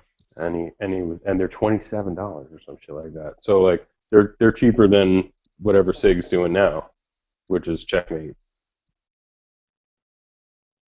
I think those are like 40 or something like that. SIG mags are expensive. God bless Glock. Oh shit. Well, dude, like last time I had that VP9, I had to go on Gunbroker to buy the mags, and I paid $55 each. Because when I buy a gun, I have to have like a couple of spare mags, So, man, it was expensive. Oh, he's saying if you buy this tactical, just text me. If you buy the SIG now, new. See, dude, that's not new, dude. The gun you were looking at, it's tactical 6-string. It's a used gun, so you don't get the deal. But if you buy a brand new gun right now from SIG, they're going to give you the rebate for the 2 free mags. 2 free mags from Checkmate. Checkmate, buddy. Oh no, I don't think there's any problem with them. Although people were complaining on the forums, like, "Oh, you fucking Checkmate mags, man. These shit suck." Well, looks like $30 is the going price for those 2009 mags. Yeah, that gun is like 100% made in Switzerland, right? I know, that's the only reason I want it. I'll be dead honest. I could give a shit. I mean, it could be one of your dog's tiny turds that said made in Switzerland on it. I'd be like, sold. I'll take 2. Yeah. It's got to be good. Can't get a dog turd this good in America. People buy anything on eBay, I guess. Made in Switzerland. Those guns had a great reputation. I don't know why SIG didn't just bring those over here right away. They fumbled that move, and then I don't know what the deal was, but they took them, the 2022, the Cork gun, Yeah. That didn't take off too great. How many does a 226 hold in the magazine normally? Factories are always 15, 6. and then the Mechars are 18. Oh, crazy. And the Mechars are cheaper, and they're better. They're definitely better now.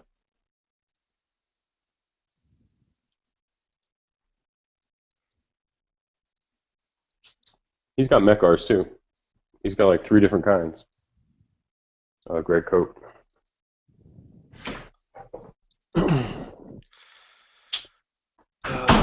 Someday. Yo, if you, I'm going to tell you about this online gun guy, gun seller. Have you ever heard of SummitGunbroker.com? No. Oh, he's a man. I've been looking at his site for years. He always gets in like police trade-ins or like certified pre-owned SIGs or whatever. And man, he'll get in some sweet shit. And if you call him, like he'll make a deal with you because he told me that SIG monitors his website. And like he can't, like, what do they have? Map like pricing. What is like the freaking NSA for? Yeah, he was like, "Oh man, dude, back in the day they didn't give a fuck." No, you sign Like, contracts with companies as a distributor or whatever, as a seller, that say you're not going to advertise a lower price than everybody else, so that you police don't. trade-ins or like certified pre. Wow. That's a Certified trip. pre-owned. That's what That I happens said. with all kinds of products. Mhm. I never Yeah, but knew that. he's a decent guy. Summit Gun Broker. He's got a ton of different shit, like different gun companies and stuff too. He's like That's a why when the they SIG guy. put two things together, you can go under the price. We didn't talk over you, dude.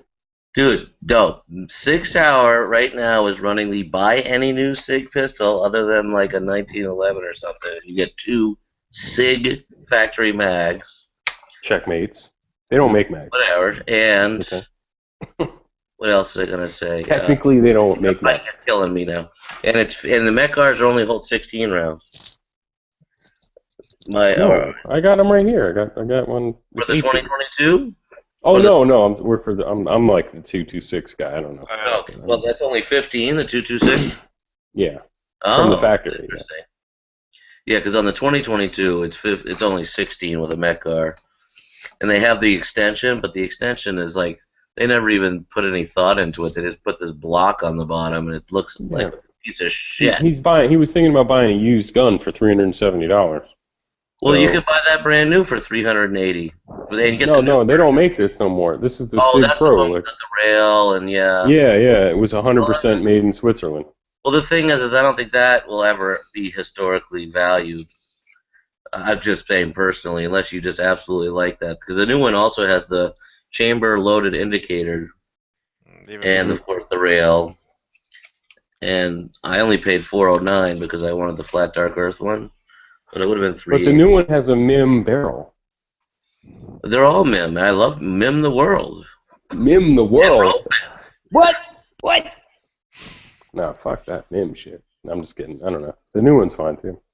Yeah, but I don't. It's a great gun. I really like it. It's just odd that the trigger guard's a little low, so it's hard to get your hand up onto the gun. It's kind of unusual. Yeah, no, this dude who works at the range I go to, he let me shoot it. That's his like personal gun, and it's pretty sweet. The double action was a little tough. It wasn't the greatest, but the single action was fine. It felt almost like a SIG. Single action is just over 4 pounds on this thing. Mm-hmm. It was sweet, yeah. The only reason I even am looking at it is because it's all Swiss made. It's not some fucking American made SIG. It's got holes in it if it's Swiss cheese made. the only 226 I want's a West German one, so same thing. I mean, honestly, I could really care less. I'm not really a SIG person. I don't like SIG at this point. I mean, dude, they have one of my SIGs had like a really loose frame to fit, like a slide to frame fit, and it was bad. It was like, and it was certified pre-owned, and I called them, and it said it has a 1-year warranty, and I'm like, dude, this gun is like a fucking maraca. Like I could be in a rhythm section with this fucking gun and just shake it and whatever. It's like a tambourine, and they were like, we don't care, like at all. Like, not at all. Like, go shoot the gun and it's fine. They're like, our warranty does not. Happen when you needed it. No, this is another time I called them. Like, they're total rude fucking pricks. Dude. He was like, oh man, like, oh that's fine. And he was like, that's okay. Like, yeah, we make guns that are completely loose, rattle cans or whatever, and then we make ones that are tight. And it depends on what you get. But he was like, even if you bought a brand new SIG and it had a fucked up frame to slide fit, like in the P series, obviously, because the rest of them wouldn't even have this issue. He was like, oh, we don't cover that under warranty at all, unless he said it affects accuracy, which it didn't. But it just bothered me that the fucking gun was a goddamn rattle can, you know, horrible. Yeah, I shouldn't be. Poor customer service. I shouldn't even be looking at this fucking thing. The price is what caught my eye, but apparently, yeah, you're right. The new ones are like just as cheap. My local store, and he's big. He supplies the police with SIGs, and he's like the only store within 50 miles and stuff. And they, in a couple of years, he goes, yep, they're 9 out of 10 guns, but SIG service is a 2. And they said that with they're worse people. Dude, they always make you pay for shipping. Like anytime they always, and then they say like they'll pay you back, or like they'll cover shipping there. I mean, you'll cover shipping there and they'll cover it back. Unless they feel that you sent them the gun and whatever you sent them, it's not covered, then you're going to pay for the gun to come back to you too. So, I don't know. And then they're very rude on the phone. Like, they think they're HK, basically. HK acts like, they're the shit, and they are. Dude, my friend bought a US. This is years ago. He bought a brand new USP, and for some reason his USP didn't have a owner's manual in the box. I mean, all the random shit. So he called up HK. He's like, hey, I just bought this USP. I really like it, but it didn't have an owner's manual. I'd really like one. And they told him to go pound sand. And Was this before they were in Georgia, though? Because now that they're in Georgia, they're a little nicer. This was probably in around 2000 or 99, 2000. So I don't know where they were. They weren't even in America yet. Like, they had an office here or something like that. Yeah, they told him to take a walk. Dude, when I call HK customer service, I swear I think it's one person. It's just like one dude, and he's here in Georgia, and he's nice. You can tell he's American. He's not like Baron van Struckenberg or something. And they take care of you. When you said that, I thought of what was that cartoon when they're all kids, Hanna-Barbera with the Amazing Race or something with and there was that German dude. Never mind. All right. Gotcha. You guys. I think I remember those. Yeah, Snidely. That was the same people as Snidely and Snidely Whiplash. That was his Canadian name. guy. Muttley, Canada. Anyway, dude. If I'm gonna buy a damn modern pistol, I should be buying another Walther. And if I want something Swiss, I should just buy a fucking Sphinx. Oh, you know what's cool now is that the Walthers don't say Smith & Wesson on them anymore. Yeah, I know. Mine never did. Oh, mine did. My PPQ did. Really? Yeah, it said imported by Smith & Wesson. Oh yeah, mine said that, but it wasn't like it used to be, where it was like belayed down the side of the gun. So the new ones, they have nothing to do with Smith anymore, right? So they shouldn't have it at all. For their sake, I hope not. Jesus Christ, dude, the way that Smith & Wesson treated Walther like it was their redheaded freaking cousin, They and somehow they still got the rights to the PPK, like the deal there. Yeah, they're like, yeah, don't look at that PPQ over there. Check out this MMP. No, they had something even worse of a ripoff. It was like the S&W fucking 9 something that was like it was the exact clone of a fucking Walther. Oh, Walther made that for them. I remember that pistol. It was like a P99 knockoff with it looked a little different. It actually was pretty cool. It looked good. Yeah, I don't know why I'm looking at this stupid stick. I just need to get another Walther. Another PPQ or something else? Hell yeah, dude. What about VP9? No, dude, I like myself. I don't hate myself. They let them hate you for you. No, the fucking mags are ridiculous, dude. That's the downfall on any gun that's not a Glock. Like For the VP9. yeah, those they take the P30 mags. The P30 mags are $50. They're supposed to be $39, and I remember that there was a time when they were $39. And then for some reason they went up $10. $39 is a hell of a lot of money for a fucking magazine, a pistol mag. My HK45, they raised the price like in the last few years, and now those manufacture like the way their price, their MSRP is $50. Well, you know, I hear if you have a pistol and an extra magazine, it's a weapon of mass destruction. So obviously they're doing us a service. Yeah, No, that's All the fake mags at Cabela's are $45. a handgun and 2 clips. Well, mass destruction. Do you have a magazine, bro? No, to be honest, no. I know better. Dude, I'm just gonna buy pistols and rifles with internal magazines. Fuck this shit. I'm just pocket carrying a J-frame. And I don't buy any more P238 mags because I know those will always be available. So I can't see spending 40 fucking bucks on another one now. God, this thing looks like a giant Derringer. Holy shit. Pocket carry a J-frame. How about those little, you know, those 22 Magnum pistols? Like, what are those, American Arm? That Webbs, you got a bunch of them. They're the miniature, like you could be the belt buckle gun, but they're revolver 22. North American Arms. Yeah, they make one with a 4-inch barrel, which would be fucking awesome. This thing looks like a giant one of those. Except they want fucking $200-something, $240 for it, for a flare gun. What movie was it that one of the Coreys shot a werewolf with a flare gun or something? Oh. Lost Boys? Or Yeah, Lost Boys. Silver Streak? What was the Silver Bullet or some shit like that? Good movies, man. I'm gonna get some of the gun channel people on the Big Island, and we're all gonna go see Mad Max together, I think. Oh, nice. How many of you are there? Oh, there's a few. I mean, you and Island hanging out. No, I mean people on the Big There's a Island. few. No, There's a couple more. YouTube people. I mean, there's not all on gun channels. There's other YouTube. There's at least a couple more of you guys on gun channels. Remember? What you got to do is They just don't come in here live all the time, but I've seen them in the chat, in the text chats. You gotta get them all together and then talk about it in front of Island, but not invite. Just Well, I mean, how are we supposed to go to? I mean, he's on Maui, and he has to be Big Island people only. So. yeah, I mean, him with his little stupid island. I mean, fuck that guy. He happens to be on the Big Island. That's his problem. He's not from the Big Island. No, I am on the Big Island. Yeah.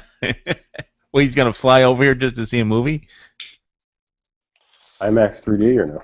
I thought you all like kayaked everywhere or something. Like Yeah, just why like wouldn't down. why wouldn't TC fly him over there? Yeah. Isn't TC dead? I hope not. Well, that wasn't his helicopter. I think the bank repossessed it or something. Somebody Big did Bertha. die today, though. Charles was telling me somebody died today. That helicopter did crash. You ever see that? There was one that was painted on just like it, but it took a total nosedive. It was in one of those disaster videos. Dude, What was that show? Those helicopters are. Riptide? Riptide, was that Hawaii or no? I love the Hughes 500s. Those were always my favorite Oh yeah, helicopters. me too. But man, No, that was Southern California, San Diego, I think. when those things crashed, they killed their pilots. They can? What's that again? Oh, yes, they can. Absolutely. You ever I read? wonder why Mad Max doesn't have a Walther. He has a Glock. Do you are you into read? Do you read books? Do you read? Try not to say that. Okay. I audio read. I don't know if it's While audio. watching television. I like to listen And to books while I watch TV. Yeah, I read my the new scroll under the Sports All right. Center. So, you know. Are you done? Anyway, check out if you like that helicopter. Check out this book called Low Level Hell. I don't know if they make an audio book of it. It's not. It's just it's not that thick. It's not Maybe like you can call him up and just read it to him on the phone. Don't you have a fucking little dog torture? Will do, Roger. I'm almost done with the Dave Mustaine book, Megadeth. That's an awesome book, man. Low level. It's about debauchery. It's about What's Scout. this about? Who are you talking to? Dave Mustaine from Megadeth. No, I'm talking about the book. I'm talking about High Level, Whole Level Hell. Yeah. What's it about? It's about scout pilots in Vietnam. It's fucking insane. Like, it's literally, these guys are just, one of them, I think he crashes like 5 helicopters. Scout pilots? I mean, I know what a forward air controller is. I've never heard of a scout pilot. Scout pilot forward. The little planes that would fly out and do recon, observation, that kind of pilot? No, a scout helicopter. Basically, you have a helicopter doing FAC stuff or scouting before you bring in your main, like, you don't just send in all the helicopters without knowing what's going on. And I know what you're talking about. So I've seen those. I've seen Apaches do that for A-10s. They'll go out there and hang out and kind of look over the hill and drop back down, look over the hill, and then whenever they figure out what they want done, the A-10s come in and do their business, and then. Little Birds and Kiowa Warriors are scout helicopters. And the Little Bird is the Army equivalent of the, what was that again? Or whatever that model was he said earlier. They can arm the Hughes 500? Yeah, and this... They can arm the Kiowas, too. Some of them are armed. Yeah, it depends on their role, and depends on where they're at. Scouts would probably be armed, I would think. Actually, some of them... Some aren't, some are. It depends. Their primary role is not to even fight. So this book is insane because this is when they didn't arm them, and guys would like jerry-rig their own shit onto the side of their helicopters, and they'd pull stuff off of other attack helicopters and like strap it to their helicopter. I mean,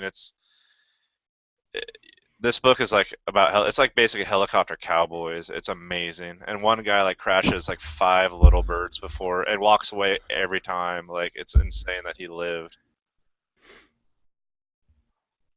So who wrote the book? Oh, one of the pilots.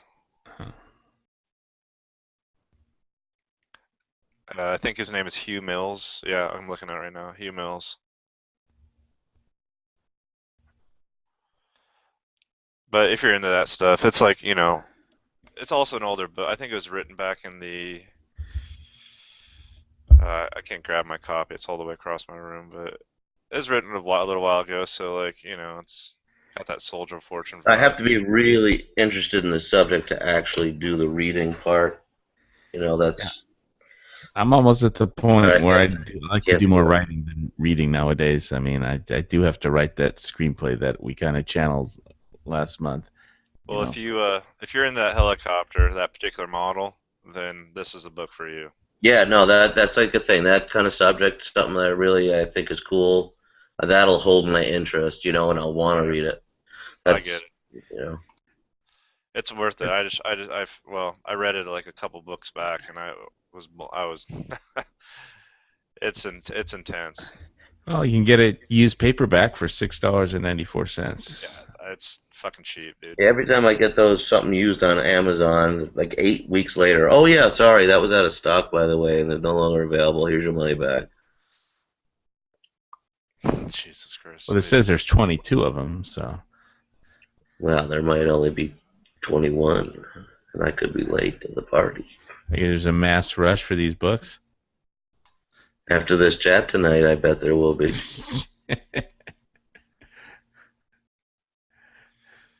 I caused a minor green tip. I was looking for my Paramilitary 2, which I haven't been able to find for 4 months, pissing me off. You lost a Paramilitary 2 Spyderco? Yeah, somewhere. It's gotta be. It better be.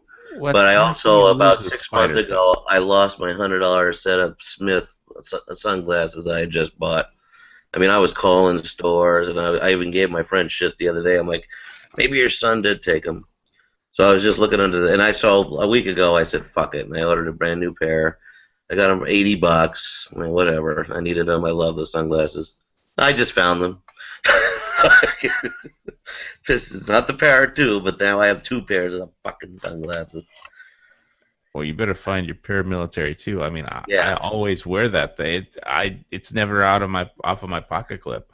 That's the thing. It's my favorite knife, and that's why I'm fucking pissed. You know, when I take my cargo shorts off or my cargo pants, it stays on the pants. When I put them on the next day, it's back on the.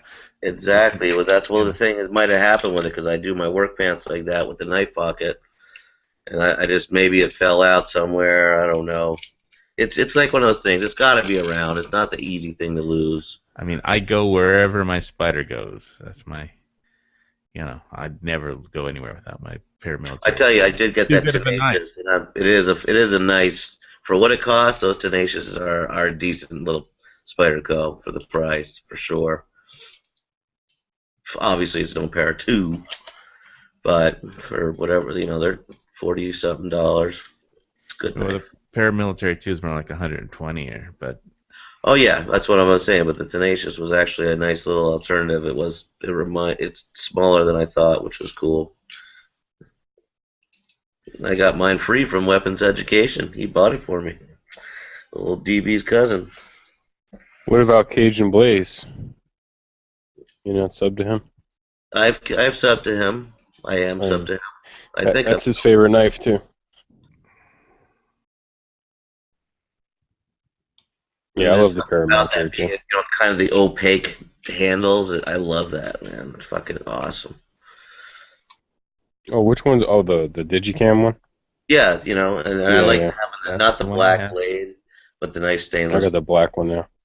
I had the black. I've had like 4 of them. It felt cheaper. I don't know. I just, for some reason, to me, the stainless blade, the gloss blade, whatever, just seemed like they're satin. No, it's kind of glossy on the Parrot. But they just seem, I don't know. I don't want to say thicker. The black ones seem weird, like different. I don't like the black blades. I meant the black G10. I had the Digicam one too.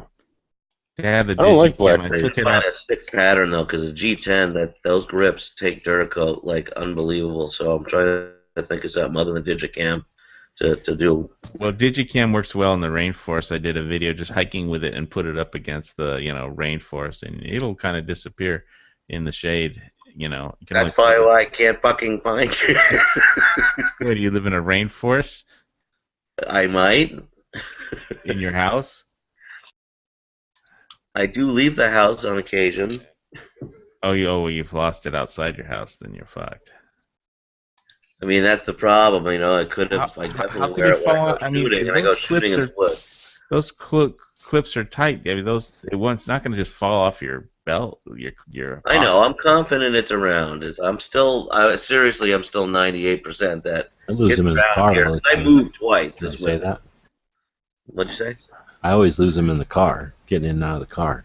Well, that's the thing. I just went there and said, "Fuck this! I'm looking in the car," and then boom, there's those $100 sunglasses that I swore I lost 6 months ago. Yeah, but you don't have a really tight metal clip up against G10. That isn't just going to come off. Yeah, no. The problem is, like I said, I moved. It happened between moving, and I'm sure it didn't go outside. So it's gonna be in one of these boxes. I've been going through all my shit because I'm so I feel sick. like coming up to you, just shaking you. You can't lose a Spyderco paramilitary too, motherfucker. I'm sure I have it. It's definitely around. If not, I'll just buy another one. And then you'll find it like the day that it arrives. I won't mind that because I've been thinking about buying a second one anyway when I did have it in my possession.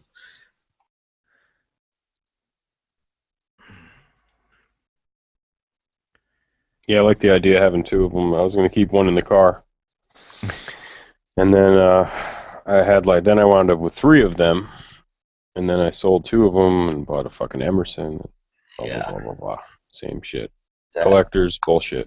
But it is the best knife. Probably Spyderco's made in a long time, I guess. But I like that Manix too. I tried the Manix 2 with the...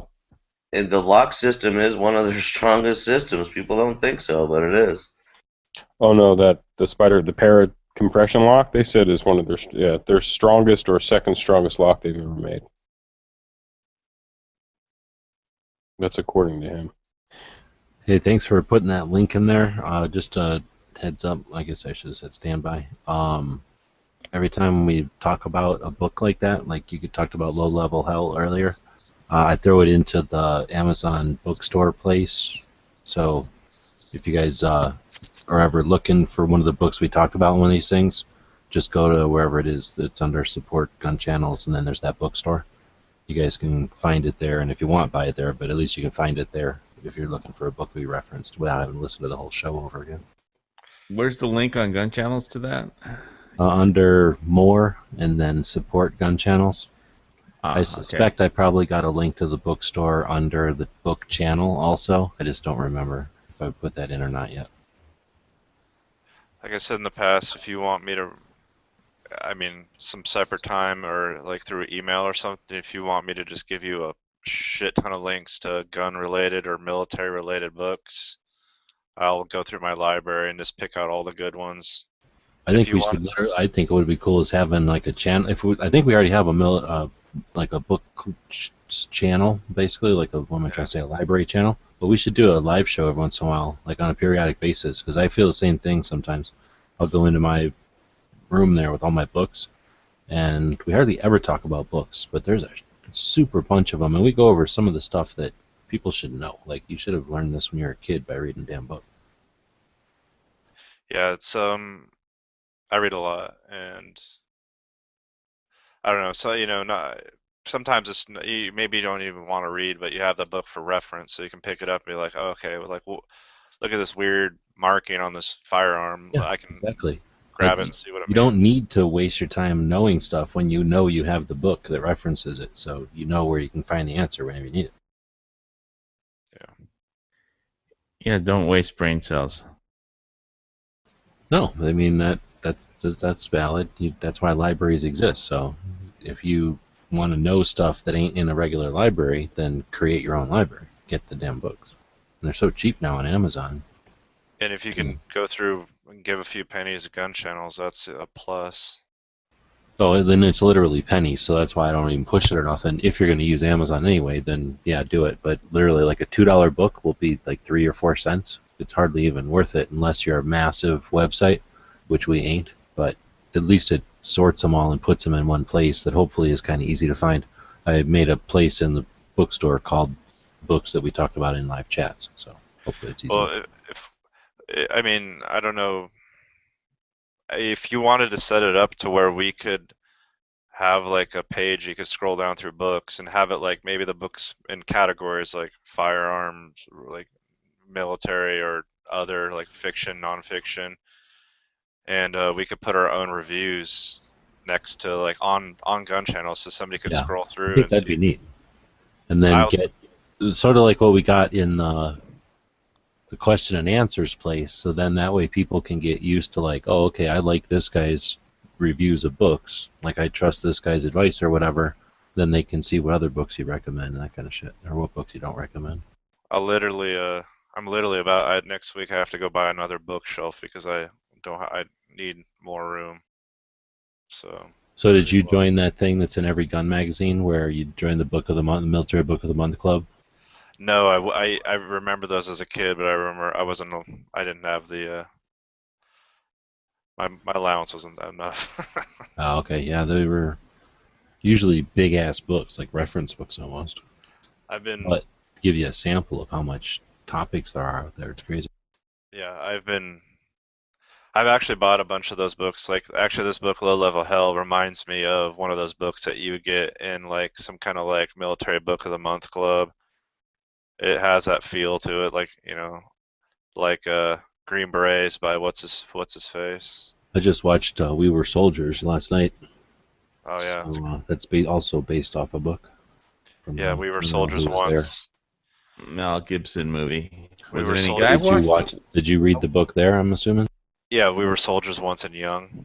So I was reading the Wikipedia because I was watching it, and then as I was watching it, I was like, "Oh, this is a real deal. This is the first battle of Vietnam," and that made me remember. So I went and looked at Wikipedia, and it's like, yeah, this is based off the book that guy wrote. But then they mentioned like the controversy, And the end of it just seemed like, well, that doesn't seem like the beginning of Vietnam. So the end of it was just like a movie or something? Yeah. Okay.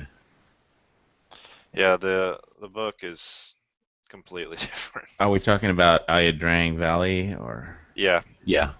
The only set piece battle we ever got into during Vietnam.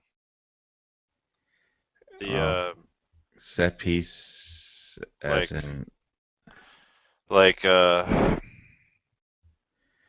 War Where we II, had right? actual forces at a line, right? Where like we knew where they were, they knew where we were, we knew where we were fighting, we knew what we were like what we were going for. The rest of the time, it was all these little skirmishes and shit that were not really premeditated or anything. They were in triple canopy jungle, so the whole thing was they were supposed to be hard to target. That's why, you know. Well, yeah, we went there. I'm assuming thinking it was going to be like Korea. Yeah. And then we were like, oh, this ain't going to be like Korea. And that's how we fought. That battle was fought like that, and they met us on with a superior force. They met us. They did the same thing, and we kicked the living shit out of them. I mean, they took heavy losses, but we won that battle. Like, even though they had superior forces, and then after that they weren't doing. They were like, we're not doing that anymore. Unlike the Koreans and the Chinese, they were like, we can't do that. Like, we don't have the human Unlimited masses like the Chinese could just keep throwing people at us, but they knew that they couldn't do that, and that was smart on their part. I mean, well, and so well, maybe that should be. I was thinking of what to do for this month's or this week's, I guess, photo contest. Nobody really did the other one, but maybe take a picture of your gun library would be an interesting one, because I'm sure everybody's library is going to be different size or different setup. Or I don't have I haven't tried recently, but I haven't been able to upload photos.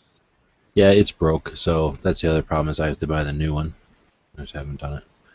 But anyway, that technical aspects aside, that might be an interesting picture to see everybody's library or whatever. I used to save all my books from UCLA, but then my place burned down in the Malibu fire and lost all my books, and I just gave up at that point because I had I have a couple of school books, but most of the stuff was so old even when I got it, because I'm cheap and I got the old books. Well, it's like, you know, atmospheric science and stuff like that doesn't change. Yeah, exactly. Like I got my geology stuff, but my first aid stuff, like my EMT classes, all that stuff's different now. Like literally different. Like it's, and the thing is, I couldn't even buy. Like I say, I'm cheap, so I would buy old books, like literally old and broken books, save money. And I couldn't even buy old ones because the stuff was so different in them. Yeah, well, I mean, I remember I got the student discounts going to UCLA. I always bought the used books, you know, for the classes and stuff. And but that was back in the day. Anyway, like I said, they all burned down in the fire, so I pretty kept my much geology book, gave though. up on that. That'd be useful living in Arizona. Geology, yeah. A couple of things like that. Like you say, weather ain't going to change. The weather isn't going to change in Arizona? No, I'm saying a book about, like, from a weather class. Right, It's not like yeah. clouds change names or Definitely. anything. You'd still call everything the same. Yep.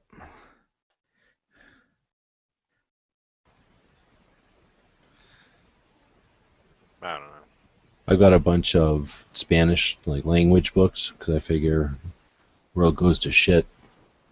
It's not like you're going to have translators or the ability to go on and do fancy...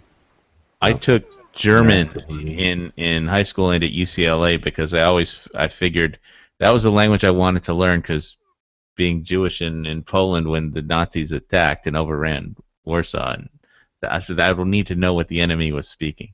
So, Well, German was valid during the Cold War, I think. At least that's why I talked myself into taking it. Yeah, but then I wound up. The only time I ever used German was when I was doing film dubs, and I dubbed in German.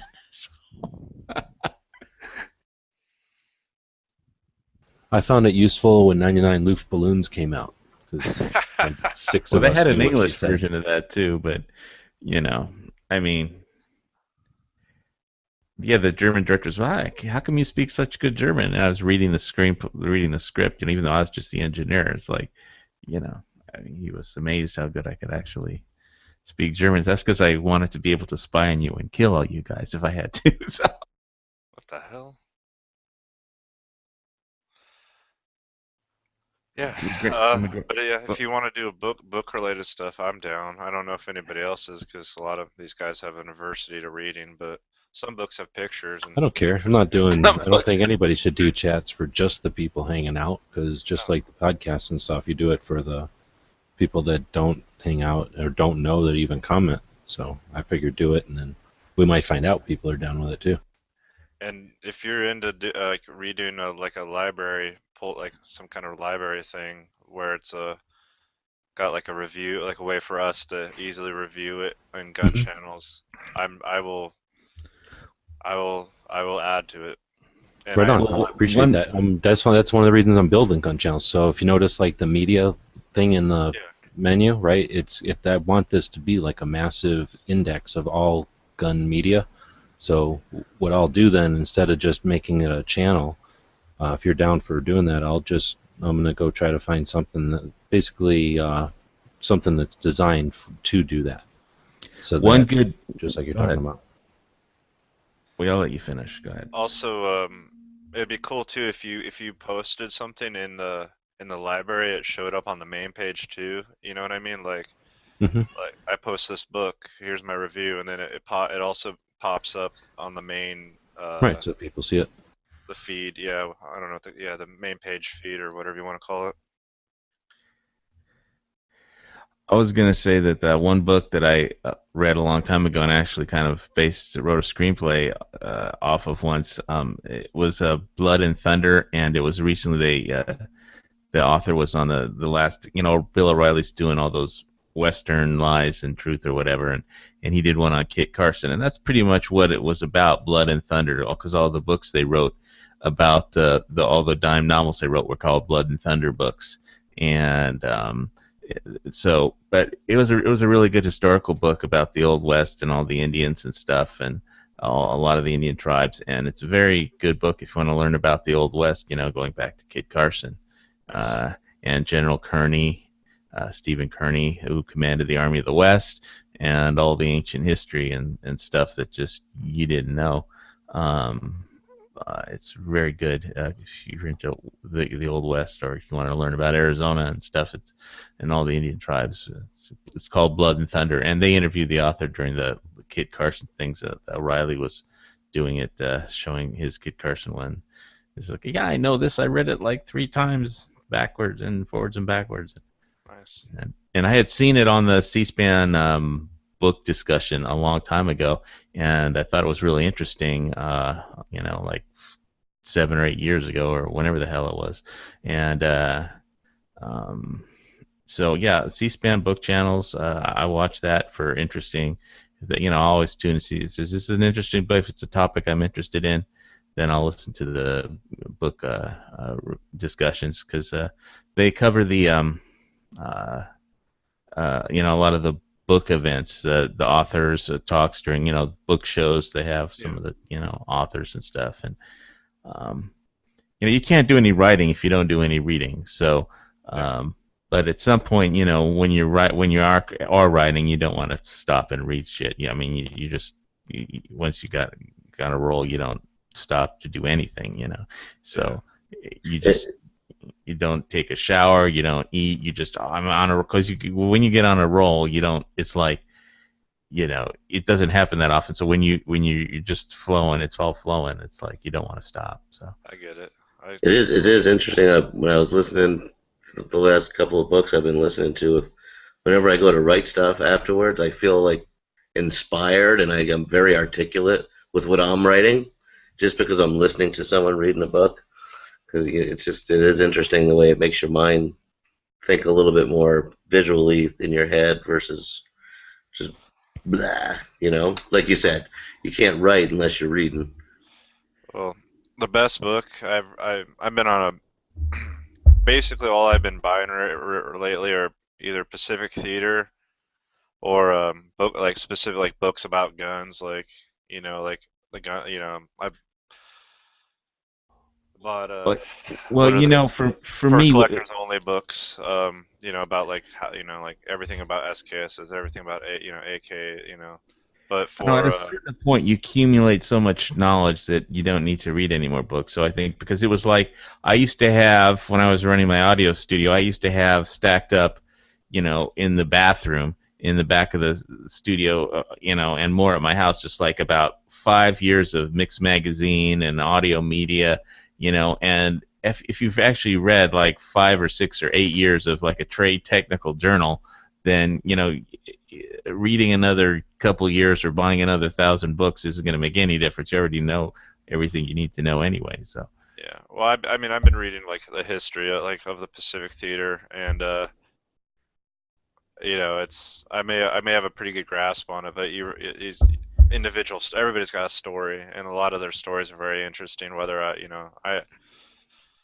oh yeah, But we hear all this kinds of. this book I linked is like, and I've said this before. I'm sure I'm like a broken record about this book, but this book is like one of the best books I've ever read about.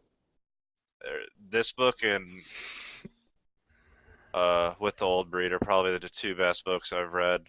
And this book just came out like a few years ago, like 5 years or 10 years ago or whatever. And it's can't recommend it enough. And I'm sure there is an audiobook of this because it's a brand new book.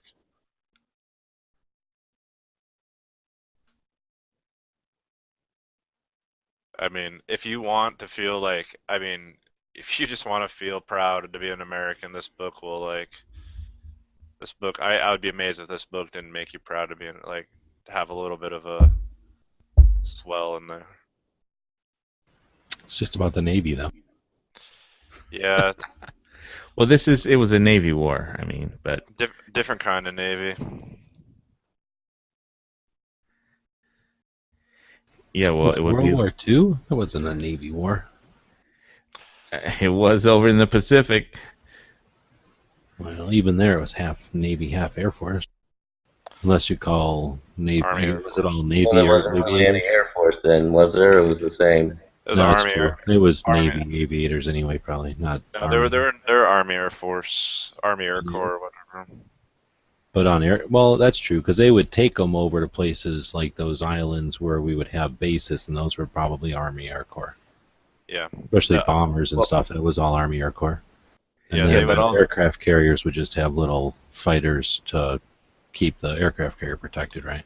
No, I mean Battle of Midway. That was all bombers. That was all naval bombers. That's dive true. bombers. There are naval bombers. Not Yeah, no, dive they're bombers. and, Avengers, Dauntlesses, Devastators. All those they're like single engine, carrier based torpedo and dive bomber. yeah, that was And the most battle of the that won island war. fighting was Marines, probably.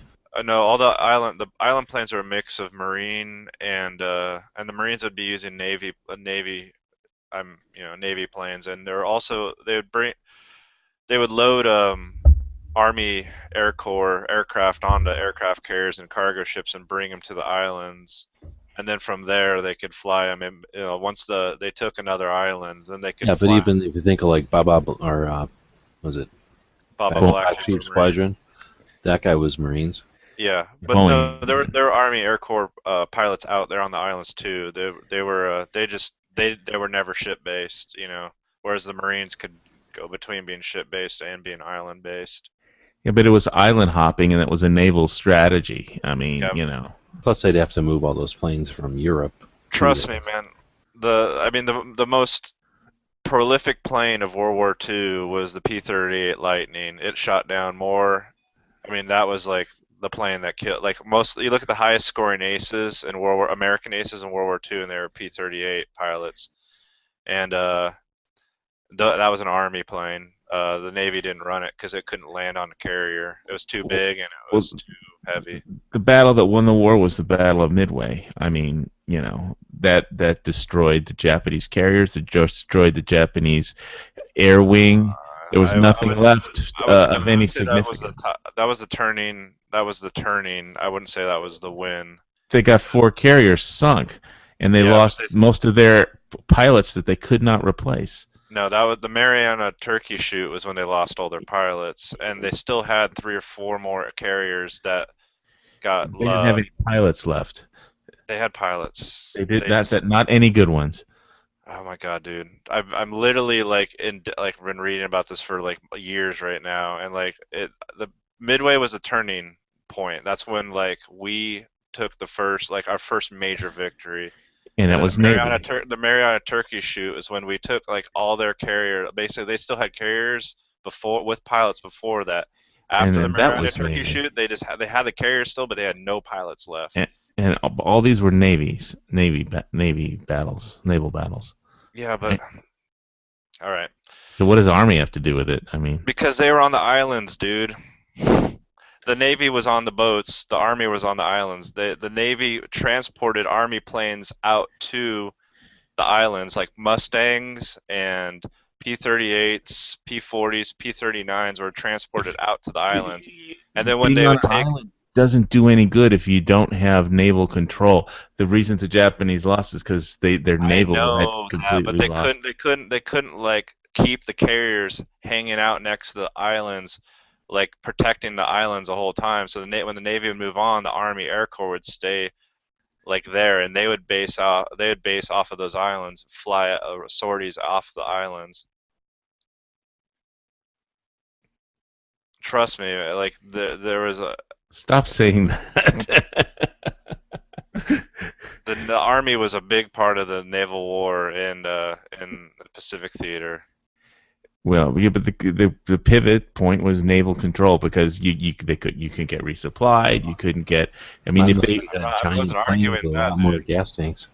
I wasn't arguing that. And how do you think they got those those Army fighters out there? They brought them out there by aircraft carrier and No, what we dropped should them have off. had is those things like in the Avengers, those big flying aircraft carriers. Yeah, there you go. That'd be cool.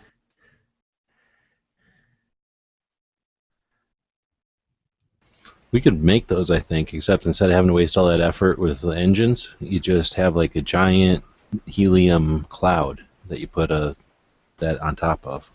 So it just floats on top of a big cloud, like a hovercraft. There you go. no, we had transport ships.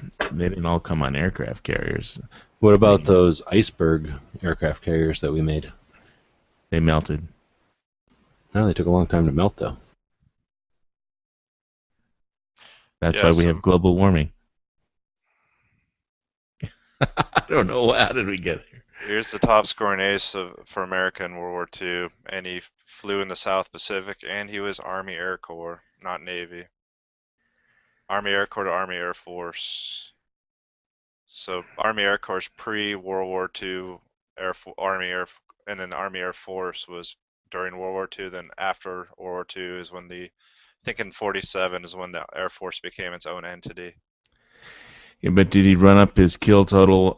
Does that after all the good pilots were already shot down by the Marines already before? Because Years of service, 41 to 45. He died in 45, so he was Right. He was in the Army before the World War II. Well, we had such a small army at the start of World War II. We had such a small military at the start of World War II. There's a list on that link of all his kills. So I mean, he was going up against zeros. So if he was going up against zeros at the beginning, by the end he was going up against Oscars, which are still pretty decent planes. So you be the judge. Still a Navy war. Mm-hmm. It doesn't matter how many planes one pilot shot down. But, Well, most of the top scoring aces in the Pacific Theater were, I think the top 3 were all Army.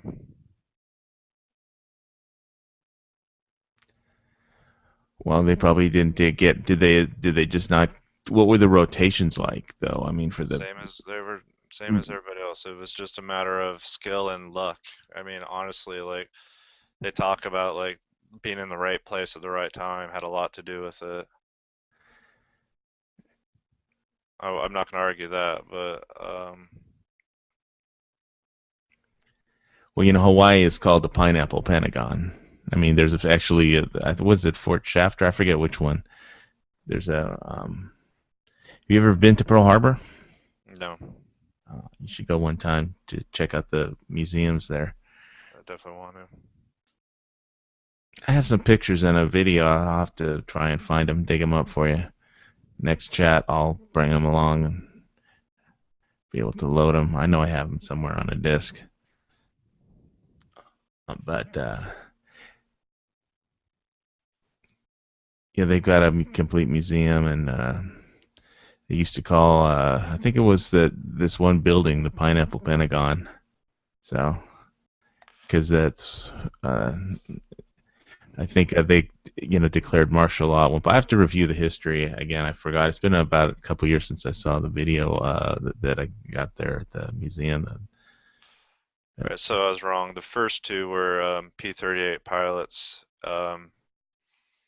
Both of them were in the Pacific Theater. The second one was a Navy pilot. Third is was Gregory Boynton, famously Baba Black Sheep, U.S. Marines. The fifth was a U.S. Air Force, Army Air Force. Let's see, 1, 2, 3, 4, 5. The sixth was the Army Air Force. The seventh was Army Air Force. The next one was a Marine. Then another Army Air Force, another Marine, then an American who flew for the Royal Air Force. That was the 10th.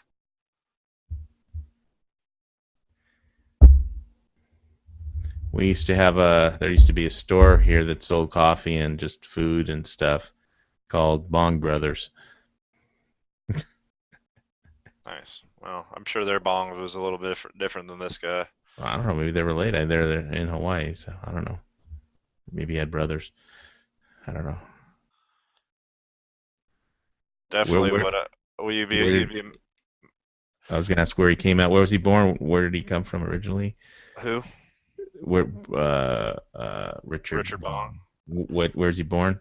I'd have to look at the website. I'm not sure. I haven't read anything. I know about him, but I don't know like his entire story. Okay, go ahead. What were you gonna say? I was yeah, it's a lot of stuff I've been reading about was the well, this book's about the Navy, so that was just completely about the Navy. But there are a lot of there's more Army involvement in the Pacific than you would think, because there wasn't enough. The Marine Corps wasn't big enough to do everything that they needed to do.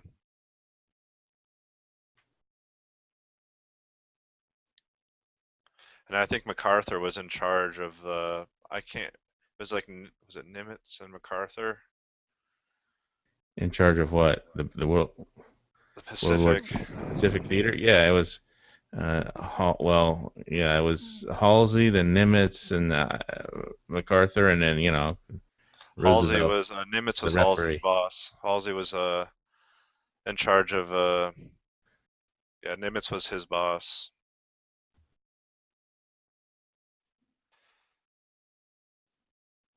I'm pretty sure Bulldog Halsey. He looks like a cartoon character. He's like. Well, you would be amazed at the amount of World War II pilots that you run into at bars around here. I mean, if you tried to buy a drink for every one of them, bomber pilots, people who flew in the World War II. I mean, Hawaii has so many veterans here because of they're just, it's crazy how many veterans there are that live here. They retire out there. Makes sense.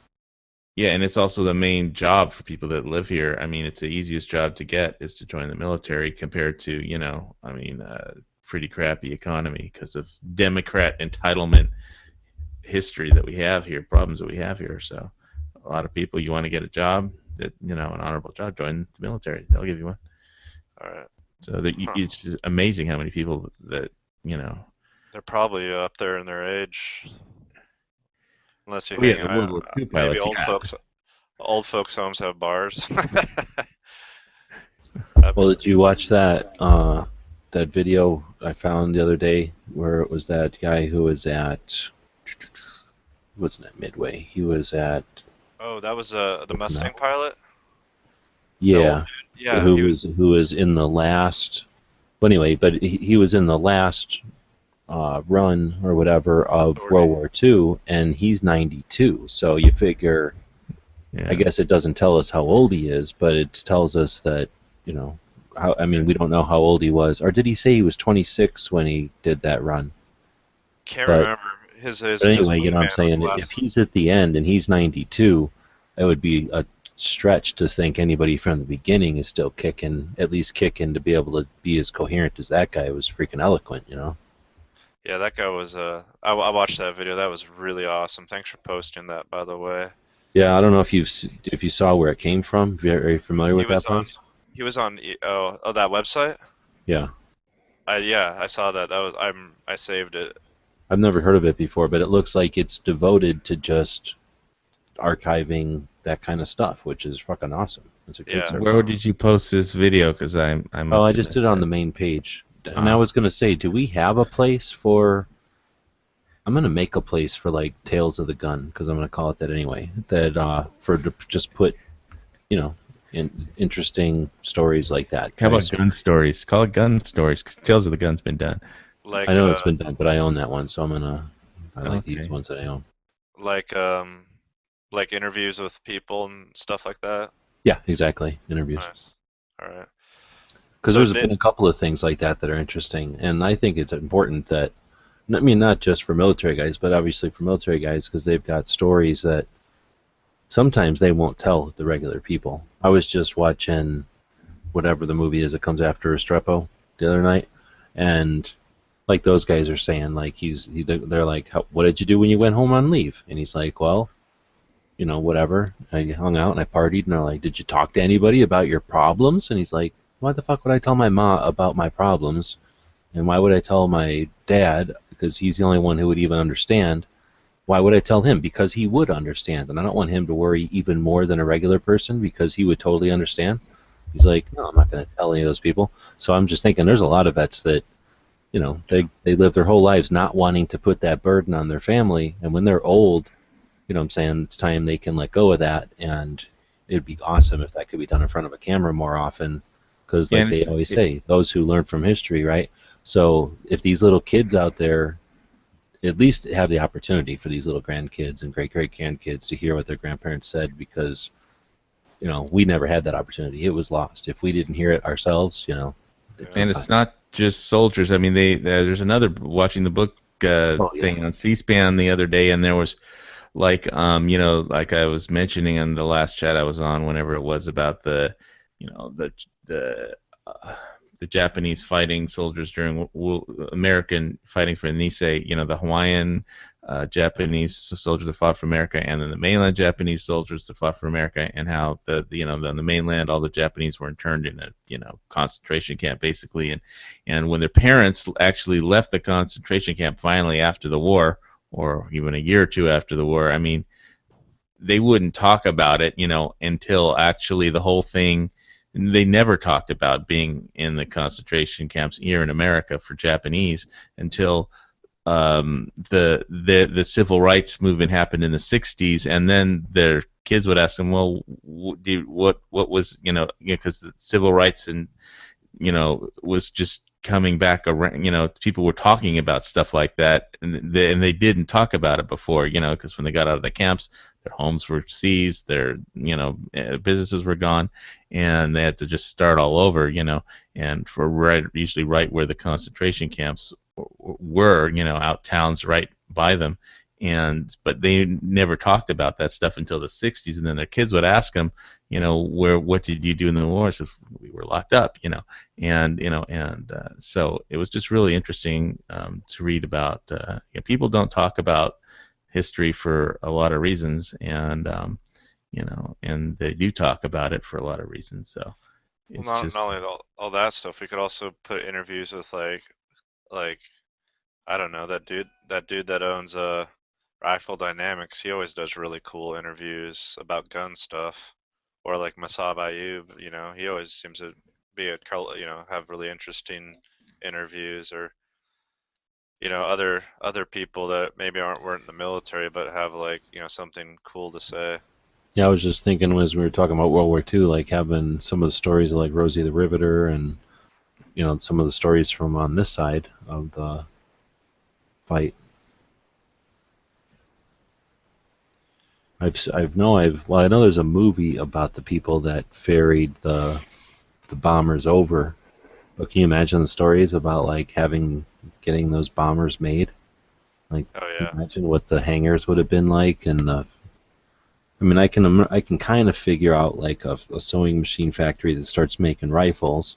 That's not that big a deal, but I mean, in a way, it kind of is. Oh, you know what? Have you seen that show on Netflix that's about the chicks in Canada making bombs during World War II? I Something made me haven't. think of that. There's a show on Netflix, and it's called something.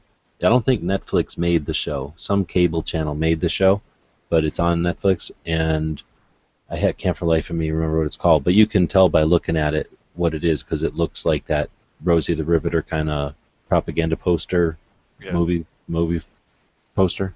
And anyway, but I can imagine how neat the stories would have been about like where they were making those bombers or the tanks and all that kind of stuff. That had to be crazy. Some of And these. people don't think about it, but a bunch of women were the ones figuring out how to make those planes. I mean, engineers all sat and wrote it down on paper or whatever. Oh yeah. But, when you start making hundreds, if not thousands of planes, who cares what some engineer made on a piece of paper? What really works and what gets made 1,000 times?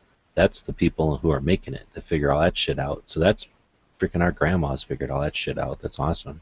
Some of these books I've been reading, some like the harrowing tales of like the battles and all that stuff is like it's compelling and like crazy and scary and sad and all that stuff. But the some of the parts that I find the most interesting are when they're talking about like old time like basic training and what they would do on their days off when they'd go into towns and stuff. Like it's like not just like the military fighting Exactly. stuff. You don't think about it. That's like what they did for a living. You don't think about what they did on their days off.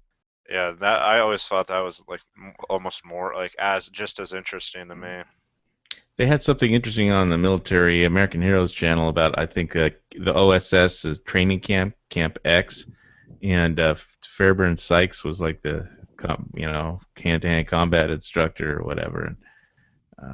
So it was interesting how they train people at Camp X, and then they needed more trainers because they couldn't just.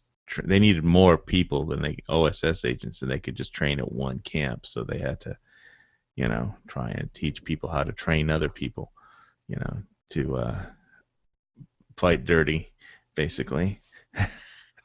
Because they're talking about they're training agents to survive behind enemy lines. They weren't training soldiers to fight.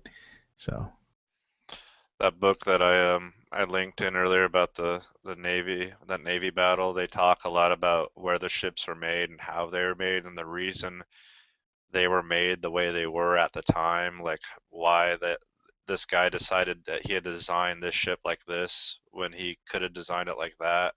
It goes into a lot of that stuff that you were bringing up, G-Webs, about like why things are built and how they were built.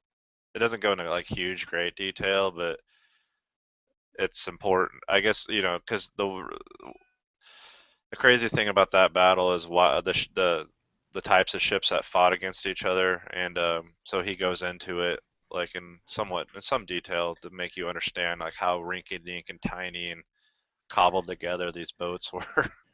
which brings us to the F-35. Well, that's a completely different. It's a whole different ball of wax. Yes, and they were, Obama's trying to be. They have a new smile strategy with Israel and trying to be very, very friendly. And yet they're reminding him, we're going to give you a squadron of F-35s like at the end of next year or something, or deliver. And then I'm thinking, is that good or bad? Piss them off. So I was reading, and Nimitz was basic commanded one because the Pacific War is in two groups, and he commanded one group, and MacArthur commanded the other group, basically. Yeah, But I think Nimitz was the overall supreme commander, and MacArthur was the. He was commander of the army. I mean, Nimitz isn't. MacArthur, their groups consisted of Navy, Army, and Marines. Like it wasn't just like one he just had the army and Nimitz just had the navy. Yeah, but I mean, he wasn't an admiral. I mean, I'm not saying he wasn't in command. I'm saying, I mean, he wasn't a naval, No, expert or anything. I mean, he told them to go here or go here and do Right. that. He didn't tell them how to do it. Right. Like, like it's like not like Nimitz told the Marines how they're going to attack the island. Nimitz told them that they're attacking this island, and then the Marine commanders figured out how to do it.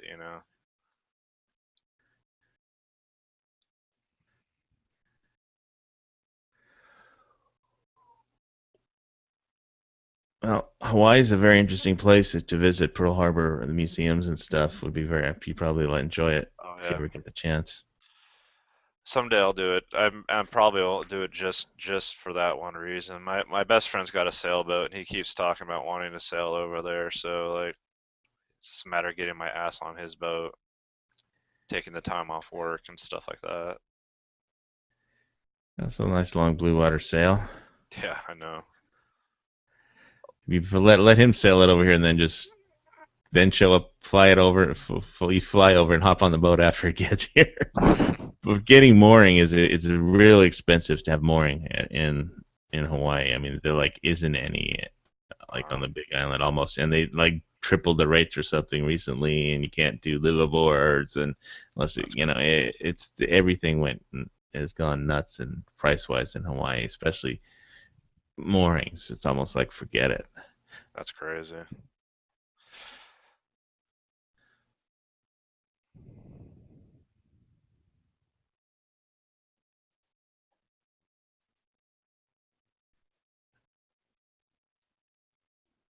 How big of a boat is your friend gonna sail over here?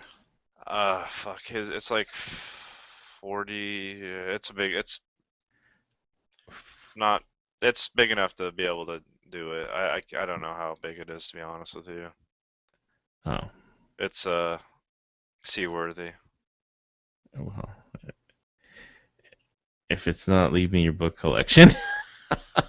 Yeah, I'm not a boat person. Why do you want to if do the that boat- much blue water sailing, dude? If the boat doesn't have a gun on it, I'm not really all that interested. In fact, if the boat has a gun on it, it's a flip of a coin whether I'll be interested or not. So, told my grandpa when he was disappointed I joined the Navy, I'm like, Grandpa, your Navy and today's Navy are two different navies, and I would have joined your Navy, but this Navy, there's no way.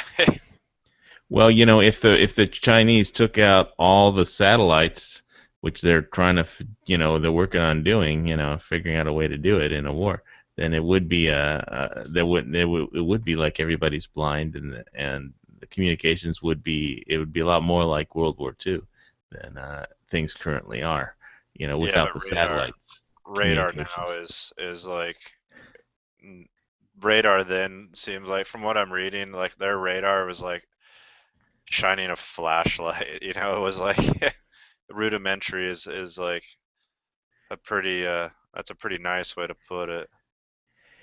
Yeah, well, I know that China will never have a navy like the United States, but I mean, at least in my lifetime. So, shit, we don't even have a navy like we used to anymore. Like it's all aircraft carriers and missile destroyers, missile cruisers, frigates, missile frigates. It's all missiles, no guns, subs. subs, no flagships. Or our flagships now are carriers, not battleships or heavy cruisers or. Yeah, well, carriers need screening ships. I mean, because of the danger from subs, they need massive anti-sub warfare. But it's all done with it's all like anything aerial or ship to ship is all missiles now. The big guns are gone. I think the biggest. I don't even know if they have 5-inch guns anymore. They have 5-inch guns. I mean, but that's a pea shooter compared to what they used to have. And I understand why they don't. But the cruisers had like 8-inch guns, which are a little, they could reach out and touch. But I guess missiles are more accurate, or fuck if I know. Well, and also the armor. An old battleship has the armor like on the side, and modern neighbor missile will just go over. It won't hit the side. It'll go over and hit the wood on wood planks and go right through it. And go under into the magazine or wherever you program it to go. It wouldn't even go. It could just go around the armor. Yeah. It's not going to fly into like a 16-inch armor belt or something. It'll go over the top. They strike from the top down. So, you know, so it's but I mean, the thing is, China basically doesn't know how to will never figure out how to run an aircraft carrier group. I mean, they could build an aircraft carrier one day, but actually running an air carrier task force, it's not as easy. It doesn't look easy, and it's not. No. So, um, it gets developed over time, and but like I said, I was talking, I think to you one time before about the area denial weapon missiles and stuff that they're working on in China, but I don't know. It's just warfare will change.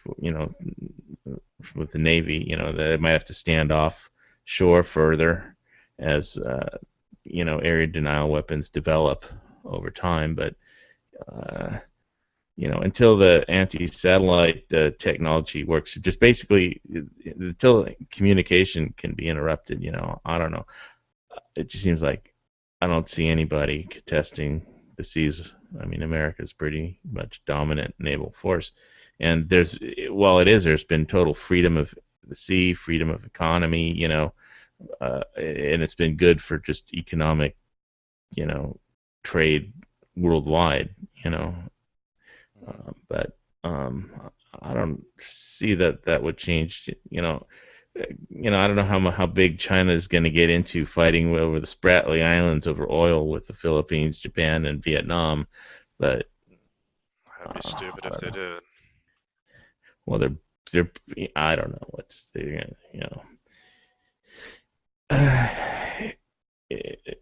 I don't, China, who knows? It's the biggest country in the world, so, and by a lot. So they have their own problems to deal with, and I guess, as they grow, I mean, there are billions of people, and we're like, just how many people are in the United States? 400 million or something, so. Yeah, well, I forgot who. I think we still have like the top. I forgot. We have like the top. Our carriers are the biggest in the world, and by quite a bit. Like our super carriers. I think they're the. Well, we shut down. We used to have 7 carrier task forces, but they retired the Enterprise, I think, and now we only have 6, I think.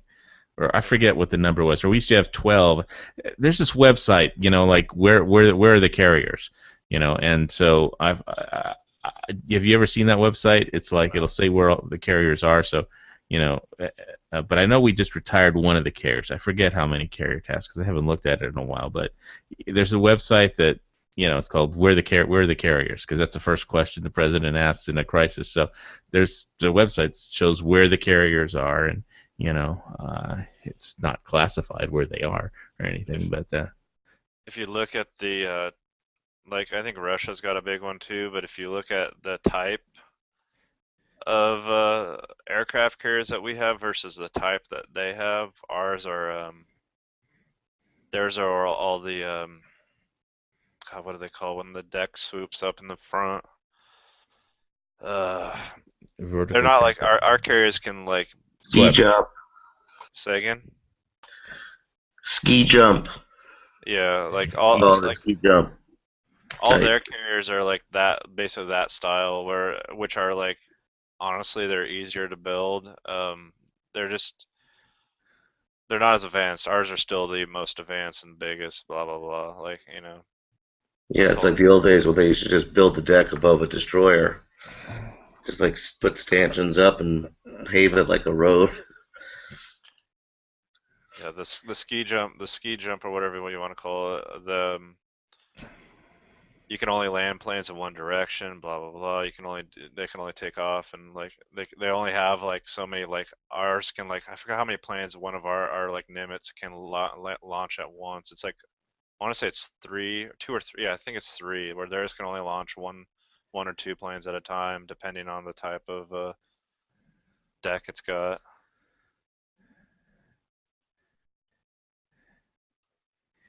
Yeah, but what if our fighters are all going to be F-35s? But then we're fucked. That story about the A-10 that had a engine failure and still was able to fly on one engine and land. I was just thinking to myself the whole time, like, what would a F-35 do with its single engine? You know, if it had a catastrophic engine failure, that's it. It's done.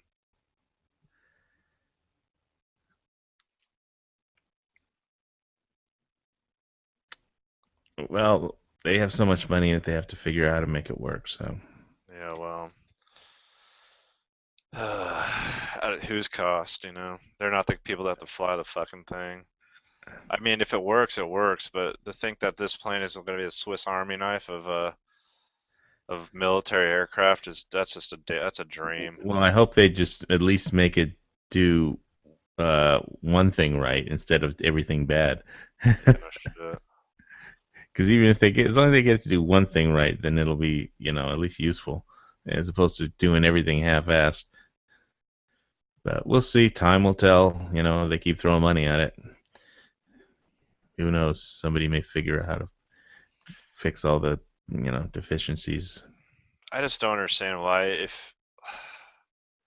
I mean, weight is the obvious reason for a single engine design, but you think if you want durability and if you want something to be Well, I thought stealth was another reason because of this less of a signature. Oh, really? Wow. Yeah, I guess that is the future. But if you're like trying to do casts, like who cares about stealth? You're like so fucking low anyway, it doesn't matter. Like you said, radar is advancing. Yeah. Anyway, so I think it's getting near time to shut down this chat. Yeah, I think this chat's dead. Yeah, well, anything else you want to say before we... Anything anybody wants to say before we close it off? I'm making hot dogs. It's time to go. At this hour? You're eating hot dog? What time is it where you live? It's 3, but I'm off the next 3 days. Okay. 3 in the morning hot dogs. All right. Well, I didn't eat dinner. I ate at 7 o'clock. So, I mean, Christ, that was 8 hours ago. Well, thanks for coming, everybody. And PBR, do you have anything you wanted to say too? No. No. Okay. And Yankee's probably AFK. So check out gunchannels.com if you have time. This is Hawaii Volcano Squad, and this has been the Monday Lock and Load Monday chat. And from the Pineapple Pentagon, God bless America. Thanks for watching. Y'all be cool.